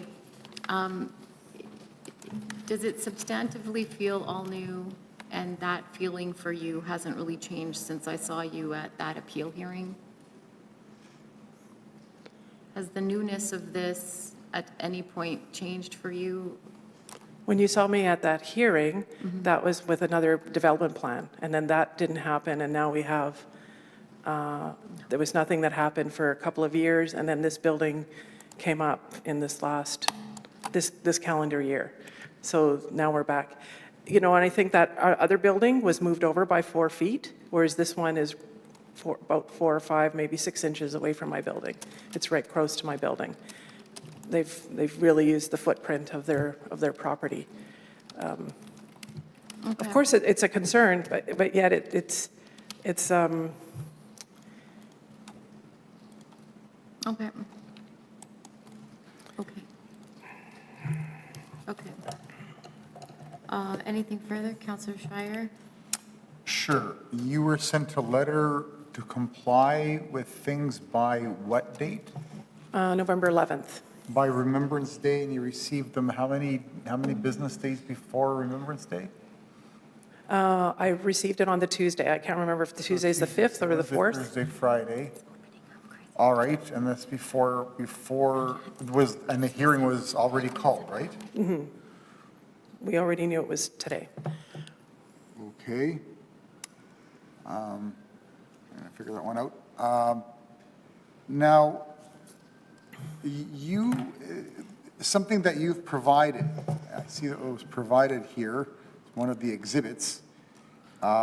You provided information about it, but I don't see the record of it. We cannot, I'm not sure if it's new information. It's in here that you state you gave a department of the province a name, an official document title document, as well as the date regarding workplace safety and health, and stating that there has to be, where is it here? Stating that there has to be further Testing. testing, and you gave the name of someone as well as the date, and there it is. I want to mention this previously to the proponent or the developer. They said this is the first they've heard about it. Yet you provide information about it. You mention it here rather officially, given a department name, a name of a person, the name of the document, the title of the document, as well as the date, which sounds pretty specific. Hard to get around if that's not the truth kind of thing. So I'm taking it for what it is, as you stated. I mentioned it. It's industry knowledge about further testing with asbestos, if I'm understanding what you're getting, where you're going with your questioning. And I mentioned it in a phone conversation with Rick Clausen right before he issued the permit. I told him that we need more testing to be able to assure conclusively that there is or there isn't asbestos. And if there isn't, then you can cut through. If there is, then we have to do remediation, and I need a plan for that. So then we went ahead, like these things do take time, so then we went ahead and Winnipeg Air Testing came on the same day as Prairie Environmental, and then they told us, because Doug Wiley used to be a technician, or I'm not sure what his official title was, but he used to be an officer with the province of Manitoba, which is part of the reason why I went with this particular air testing company, because I knew he'd have the credibility and the experience. And so he mentioned to me that you have to do more testing. How do you know that? I asked him. Well, that's under the guidelines. So then when he came, he did 2 out of the 3 tests. Of the three holes, he took 2 samples of the same one, and we both presumed that we're going to have the same results, because he just took the same. But he said, I have to go through the building to take more. But we didn't need to do that, because there's no reason for us to go through the building more to do more asbestos testing, because it's not me that needs to find this out, it's the developers. But I knew that we need to do that. So in the event that we need to do more exploratory testing, then we need to go through these steps. So then he urged me to contact Workplace Safety and Health, and she came and met with me, and then she told me all these things, and then she wrote up an order. And what she wanted to do was to have me have an inventory of potential sites that could have asbestos in my building. And so I got 2 orders that I now have to adhere to. So I didn't have that before. I already knew I just know that you need to do more testing to do asbestos, but now with the mandates, it's official that I have to undertake that in my building. So that was, that's what I was going to present in the appeal on September 18th. I did send an email asking, are you going to, PEN4, are you going to be doing a snow load plan for our building? And we did in the summertime. Even after the permit was issued, I still asked the question. Because even though the permit's issued, does that mean that they are removed from any responsibility for my building? And we did get one email, or was it a conversation, I think that Pat had, so Pat can speak to this, with, I think, Matthew Duffy. We've got our permit, we're done. And so then I thought, okay, all right, so now everything is shifted. So I thought we were still kind of in progress, and now we know for sure what we need to do. And again, these things take time. Like, I haven't had a chance to to contact an engineer to do what was requested in that order. And what was asked of me in that order was to provide the report by November the 11th. And I thought, I still need to do the testing first before we do the exploratory work, and then to be able to provide, or to be able to create a barricade of some kind over my building that will act as a temporary measure until the changes are made. Okay, so the onus was on, now became on you. Yep.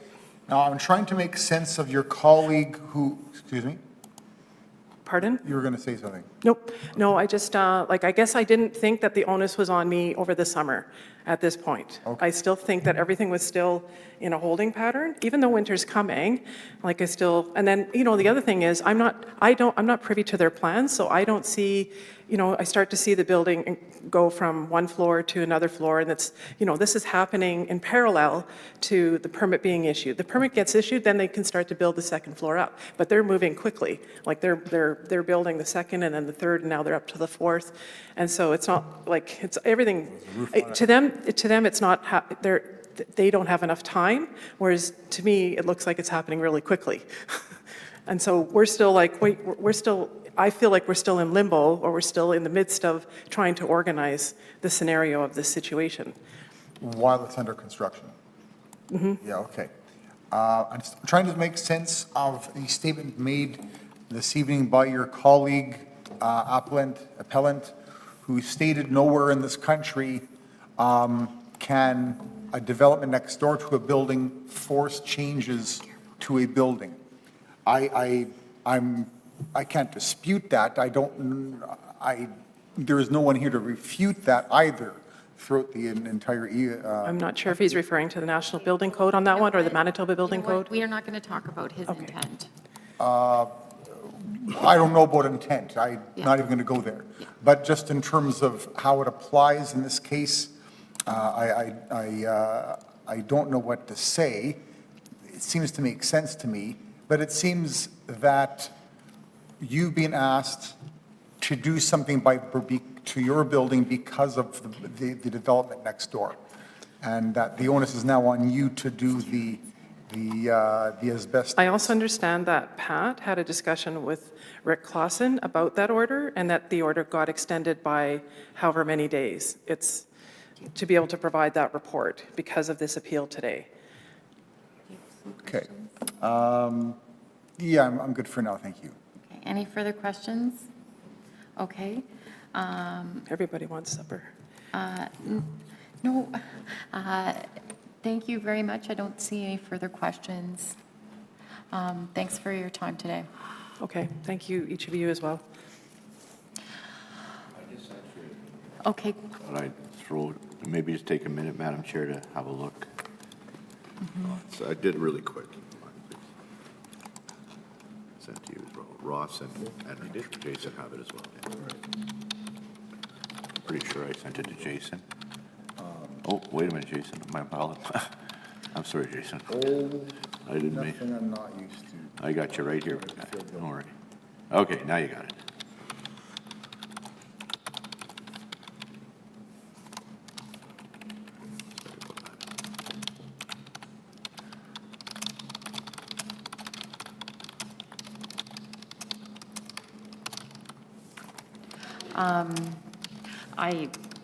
my heart and mind has changed since I initially, like 3 hours ago. I just sent you all an email, but my heart and mind has changed.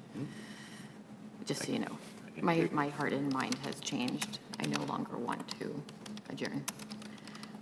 Yeah, no, I agree. I think Yeah. this would deal with it. I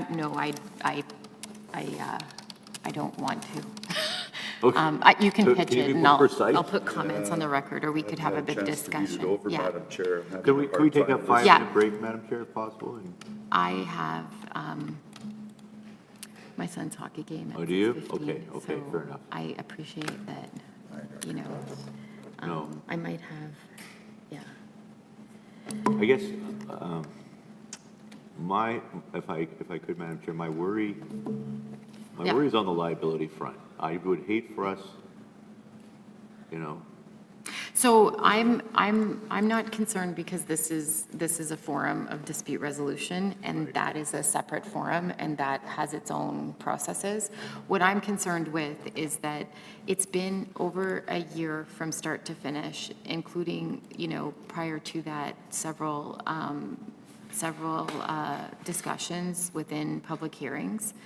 And what I don't see, because whether or not, as you know, whether or not in a building you have asbestos, doesn't mean you don't put in your kitchen or you don't repair, as I did, in the school division, your water fountains, et cetera, right?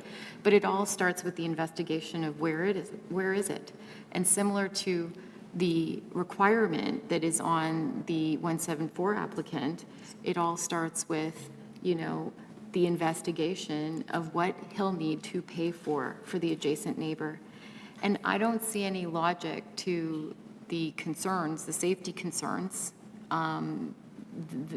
flowing from the asbestos question. The I agree with asbestos you. I agree with you question is 100%. interesting. I believe but that's it. I don't see. And so for that reason, I would be supportive of a motion that finds in favor of the public services logic, because unfortunately, what I heard today was, somewhat an invention of laws we don't have before us, in the words of, the applicant of the appeal.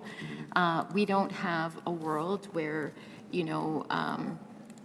the city is, if the city is concerned about a building, and if the city is concerned about structure, then the city produces that order, and it's incumbent upon the person.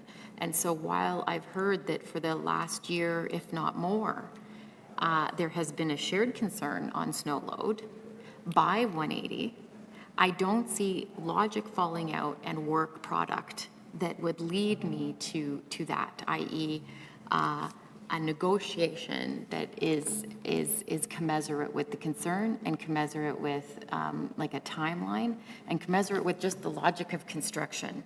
The asbestos isn't anything for me to hit the pause button. Moreover, it's for, we're constantly in the situation, the city, of having the province be responsible for asbestos. The order that has been brought to the record in the mouths of the delegation verbally has to do with, here's theoretically where it could be in the building. If one is concerned about that, one investigates. I don't see an investigation, and I don't know, because no one has been able to go in to just do the basics on the snow load. And so that piece I'm concerned with. And I was also concerned at, what happens next. But I can't hold 174. No, and I agree with you 100%. So- The way I worded the motion, Yeah. Madam Chair, I'll just, if I may, just quickly take, the idea, I agree 100%. The asbestos issue absolutely has nothing to do with it. So you're doing work, no matter what, the asbestos has to be dealt with. Why don't you throw your motion on the record so people can hear it, what we've read? Okay, all right, I'll do that. Because I'm Madam Chair. not really So the clear first- on what you've written, what you're saying. Fair enough. So I think it's actually dovetails to what you were saying. So the first part is that deals with the work to be done, that within 15 days, that a full and comprehensive building structure assessment study be completed at 180 Provencher at the expense of 174 Provencher to determine all work required to remediate the building at 180 Provencher to address any issues related to snow loading caused by the new construction at 174 Provencher. And that said assessment study with recommendations be supplied to the city within the said 15 days. Number one. Number two, the remediation works in any way, shape, or form cannot negatively affect the existing aesthetic value of the said property, as well as the practical use of indoor spaces and its aesthetic value, existing aesthetic value. And that in the event the latter statement cannot be agreed to, this committee shall allow the said appellant the right to appeal said plans to the administration or to this committee. I'm open to that.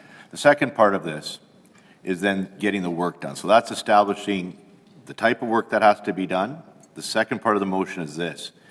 that within 30 days, construction to remediate 180 Provencher to address said snow loading issues be well underway, with full cost to be borne out by 174 Provencher, and that a 15-day report updating city staff during the course of construction be submitted to city staff as required by the city staff in terms of the content of said items in the report, and that all said work shall be completed in no less than 60 days when it only relates to the existing roof and ensuring it's safe, but the overall construction shall, 180 days, 6 months is allowed for that, is this motion. And that at any point during the process, the city can suspend any permit, but we're delegating that to the administration. We're not doing it here. Any permit plan approvals to ensure, and we delegate that to the administration. I want to make sure that clearly, to ensure that the said decision on 180 Provencher must be adhered to by both parties, and that the requirement of 174 Provencher paying for and conducting construction at 180 Provencher. And that the agreed-to plan that flowed from the assessment study, that this is part of the agreed-to plan flowed from the assessment study that was done, as I mentioned earlier. I threw in that I felt the $25,000 issue that they undertook, subject to the city reviewing it to ensure it's legitimate and fair in terms of those costs, should be refunded. I haven't seen that. I'm uncomfortable mandating it unless the city staff review it and based on their opinion. Yeah, I don't feel this is enforceable at all. Moreover, unfortunately, I don't think there's been a good faith effort on the part of 180 to have reasonable access. So This implies it. This implies that, Yeah. that they would allow access. And moreover, I'm not sure I want 174 to incur those costs any longer, because I think, they would argue it's kind of timed out and it's cost me enough already, sort of thing. So I'm not sure, that's just one thought. Councillor Edie? Well, You got to say, I just I can't listened to transfer the the people and- liability on Councillor anyone. Edie's in order. I can't transfer didn't liability. hear the owner of 174 say he didn't want to pay for the cost that he did at 166. So Councillor Wyatt's motion, I think, is appropriate in that it forces 180 to have to trust and work with the owner of 174, who has proved that has the ability to undertake and do stuff, due diligence, as was done at 166. So I don't understand why we're arguing or discussing anything. I think the motion is appropriate, and that means you're upholding the appeal, or no, I guess. in part, I guess. But he still continues with his building permit. I'm not stopping it. He didn't want to stop the construction. I heard him loud and clear, but I want to be a bit of a hammer here to bring the parties together. Yep. And I want to delegate authority to our administration that they have the appellate power to stop construction at 174 if they feel that things are not moving along to address. So I'll just point out, you've just created an enforcement mechanism that doesn't exist, and I would ask I you am to scared, prove my Sherry. point. I'm scared. I'd ask you to, well, we have to proceed beyond fear, but I ask you to prove my point. What bylaw are you pointing to? What enforcement mechanism does, for instance, the public service have, and so it just doesn't hold together, right? There's, if I may, Plan approval's in that motion. no, but what bylaw at this juncture are you leaning on, Councillor Edie? I like the staff to give they have some insights in. I think that they've already, yeah. Well, if you're undertaking work on it. If you're doubting that you have a bylaw, and I've asked you what enforcement mechanism. The enforcement You're- mechanism is our ability to issue a permit. That's right. Okay, so, but you're not saying if you withdraw your permit, you think that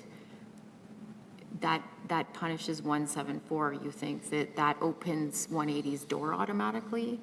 What the motion is implying is saying, and I can spell it out more clear if that's, which maybe I should, would be that the administration is being delegated authority during this process. At any point, they can suspend the permit if they feel that work is not underway the way it should be based on the first 15 days. Within the first 15 days, if they can't come up with a plan to deal with the study, then yeah, the administration has the delegated authority now to stop the permit, to stop the construction.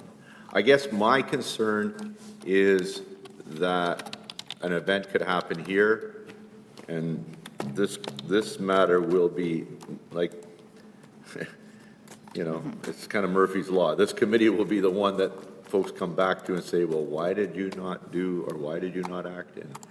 And that's my concern, madam. I think it's a matter of safety and public safety. As was pointed out by the gentleman from, who's building at 174, the roof is up, the walls are up, snow can come in any day. The liability, in my view, the clock's already ticking.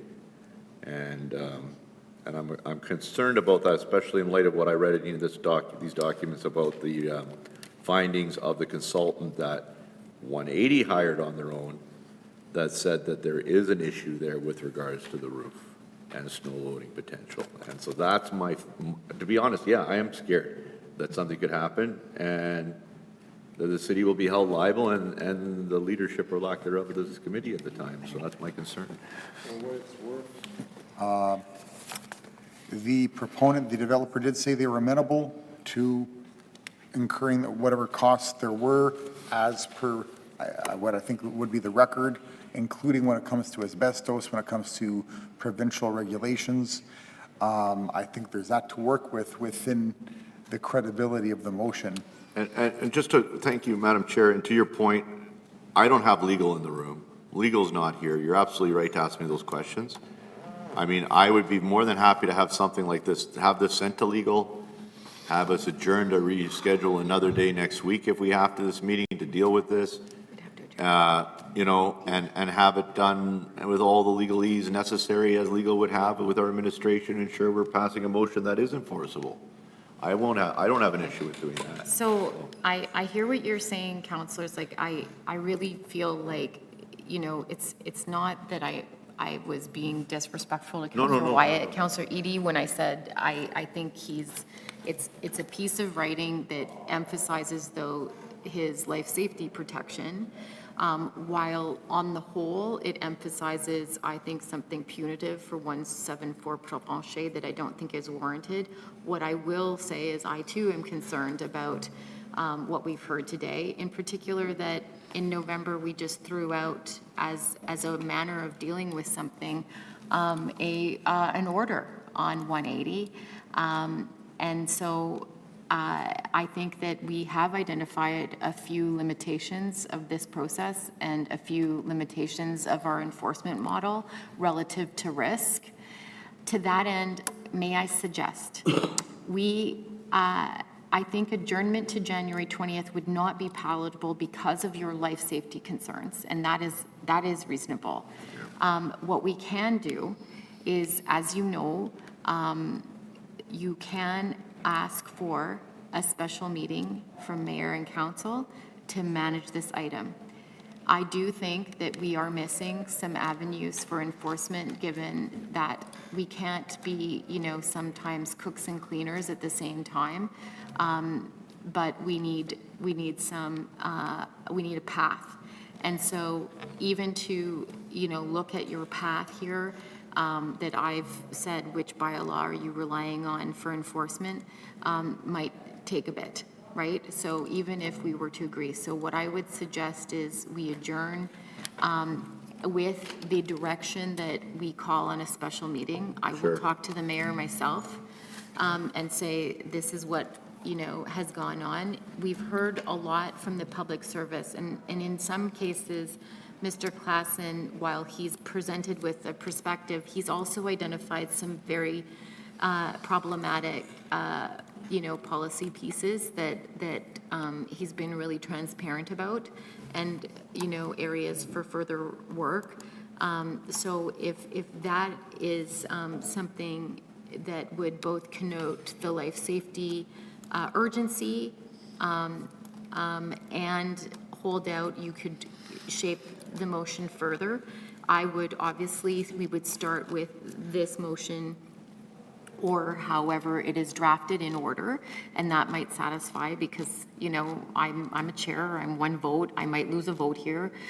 This is in order. And this is a working right? motion, Madam Chair. Okay. It's not what I'm saying that Yeah. should be the final move. Yeah. I'm saying it gives us something to work from. Yeah. The idea of the bond is something I didn't put in this motion, that could also be entertained, that the administration should really looking at. I don't know if our administration is listening to this because he's busy on his phone, but I'm assuming he is. And I'd like to know his thoughts before we request this be moved on. I'd just like to make a point. The permit has not been suspended until this hearing happened. The permit has been released and it's moving ahead. Right. So adjourning to January 20th causes no damage to 174 because that project will continue to move on. So if you adjourn the meeting demanding with instructions that the two property owners straighten it out and move quickly, because I think it should be clear to 180 that once the owner of 174 is legitimate, has already done the work and taken care of the other neighbor at 166. So for me, I'm thinking, I don't think we need to go to the mayor or whatever. Like, this is like, Do you understand why I said that, though? For the special meeting, do you not agree that we need to deal with this post haste? well, we could have another meeting shortly in 15 days, but the point is if we move adjournment at the moment, it's quite detailed what's there, and we're adjourning to January 20th until No, what that's not what I Councillor was Wyatt has said. You're proposing January 20th. That's not what I said, Councillor Edie, at all. I said we would have a special meeting perhaps as early as Monday, November 25th, if we Well, that's asked fine. mayor and council to. If you're good for that, then just tell the mayor we need to have, I don't know that it's a special meeting. We're adjourning it to a day. Why does the mayor have to give us a special meeting? The mayor has authority over that. Special meeting? It's not a special meeting. It's adjournment No, of it's a special of a meeting regular request. appeal. No, It's a special adjournment meeting would mean request of the January standing 20th. committee. It does go through the EPC and the mayor, or specifically the mayor's office. All right. Yeah. Well, then, just I just adjourn like it to till know then. Rick's Let's thoughts on just what we, adjourn it till I then. like to know whether or not I'm, what are your thoughts, Rick? Sorry, I'm just, given that aside, we recognize that there's work that needs to be done here that probably we'll take some of the suggestions that you've heard from you and certainly work on those going forward because there's going to be more of this Okay. discussion. Will you be able to, that give you enough time if, let's say, early next week, we were to come together for you to bring something back here, working with this, or your thoughts and the administration, and talk to legal, right? Yeah, and that's, yeah, you know as well as I do, there's lots of other variables that come into play when you have outside forces to meet with and discuss. Well, I'm not so much worried about them, I'm more concerned about our legal liability. Right, and sure, yeah, exposure for sure. And safety of the public. Yeah, yeah. And No, that, to me, is the number one thing right now. Yeah, no, and that one, I think we would move ahead with. I don't Okay. think I have a problem with the concern on that. And I agree with the aspect. comments made by the chair 100%. You know, I think it has to be dealt with soon, and we could give you guys some time to look at that, then that's the right thing to do, you know? And Sorry, just to confirm, so the public service would not be drafting a motion, right? So, Right. and any discussion that happens that pertains to this hearing should happen on the public record. 100%, and we can't discuss it outside of this hearing. Absolutely correct. Right. Which is why I raised the motion suggested in the hearing, so. And so the thought is to adjourn the hearing to a special meeting, understanding that there are 2 community committee meetings next Monday, there are 2 council meetings next week as well, and an appeals meeting on Wednesday. Well, And then a standing committee on- let's do the miracles that we always do around here to find something that works. So, We'll see what we can I'm do. hoping we could have a tentative language, all things being equal, because for a special meeting of property and development appeals, we would have to, do a walk around with the mayor. Sure. And so if we could adjourn the meeting. If Do we someone delegate is authority willing to yourself, Madam Chair, to kind of work with the mayor and work with us on the timing of that? It has to be, So if this committee would like to determine a date and time for the special meeting that they'd like to have, it would be the authority of the mayor or a majority of council to approve the calling of that meeting. it's similar to when you have to do a community committee. Well, as long you as we know. got something that could work. My around, suggestion is our- Tuesday, the 26th in the morning. Checking my Don't we have the, calendar when's our right big now. hearing date? Next Tuesday. I think the- Councillor Rollins is suggesting Tuesday, the 26th. Ah. So Tuesday, the 19th is. Oh, yes, okay, right, that's the Tuesday, following the week. 26th? In the morning. Was there any other KT I'm sorry, stuff? say that again? Assiniboia is that morning at 9:30. Tuesday, the 26th. Tuesday, 26th. Yeah, we can if we have to, yeah. Thank you. We have Association of Manitoba Municipalities at that time, I believe. And I've got Food Council at noon, but I'd be surprised if it goes past noon. Yeah, me too. I also have something at noon. Counselor Wyatt, Counselor. Yeah, it looks like I'm okay for that day. as I'm well, open on Madam the Chair. 26th. Is Okay. that Okay, so, It has to be. okay. open. So, so Counselor Edie, are you willing to move adjournment to the Tuesday, November 26th? I'm moving that we adjourn the meeting and request a special meeting for Tuesday, November 26, 2020. And the time for that meeting, councillors, would 9:30 9 a.m. again? be- Anytime, well, for me, anytime's good. For you, Chairperson? Perfect. Yeah, okay. Sorry, 9:30? I want to thank, Yeah, the 9:30. 9:30? I want to thank the chair for her patience, And just to confirm, councillors, is the and I know intent, she's got a hockey game. is the intent to keep public representation open or to? No, I would like to close them, actually. Yeah, that's So we'll just need a motion. Is that the will of the chair? Yep. Okay. Just to clarify, Leanna, so if we're closing public record, we still going to have to communicate with the administration to see. Absolutely, the administration can talk to us, this, in Yeah, terms of. okay, no, I just wanna Yeah. know, okay. No, no, Good, no. Any Yeah, good. Yeah, discussions should happen on public Okay. record. I just don't want to go through the Hill hearing all over again. No, I Quite know. honest with I you. know. I think we've heard all parties fairly and squarely. We have, yes. No, I think we have. There's The old saying goes. legal implications. Do we expect legal to be there this time? Hopefully, I'll leave that in We'll good hear from hands, the administration. legal or not. Yeah. We're gonna get that. Bring the big So guns. it's all clear, Leah? You may need Calling them. the question, Madam Chair? Madam Chair? But solutions, legal is often goes in circles. Okay. Motion to Yeah. close public representation. So, That's the intent. so your motion to close public representation, so moved by Counselor Wyatt. All those in favor? Aye. That was carried unanimously, and a motion to And I'm adjourn moving the this adjournment. meeting. Subject to the mayor's approval. And and sorry, delegation. sorry, She's councillors, got I it. don't think I got the call to question on the motion from Councillor Edie with respect to the adjournment to Tuesday, November 26th at 9:30 in the council. Counselor Subject Edie, to I'll call the approval as question. required. I thought I did. All those in favor? Aye. Any opposed? That's carried. And then Motion to adjourn? Move adjournment of the hearing. Shire moved adjournment. Go to the washroom. Okay, thanks, everybody. Thank you.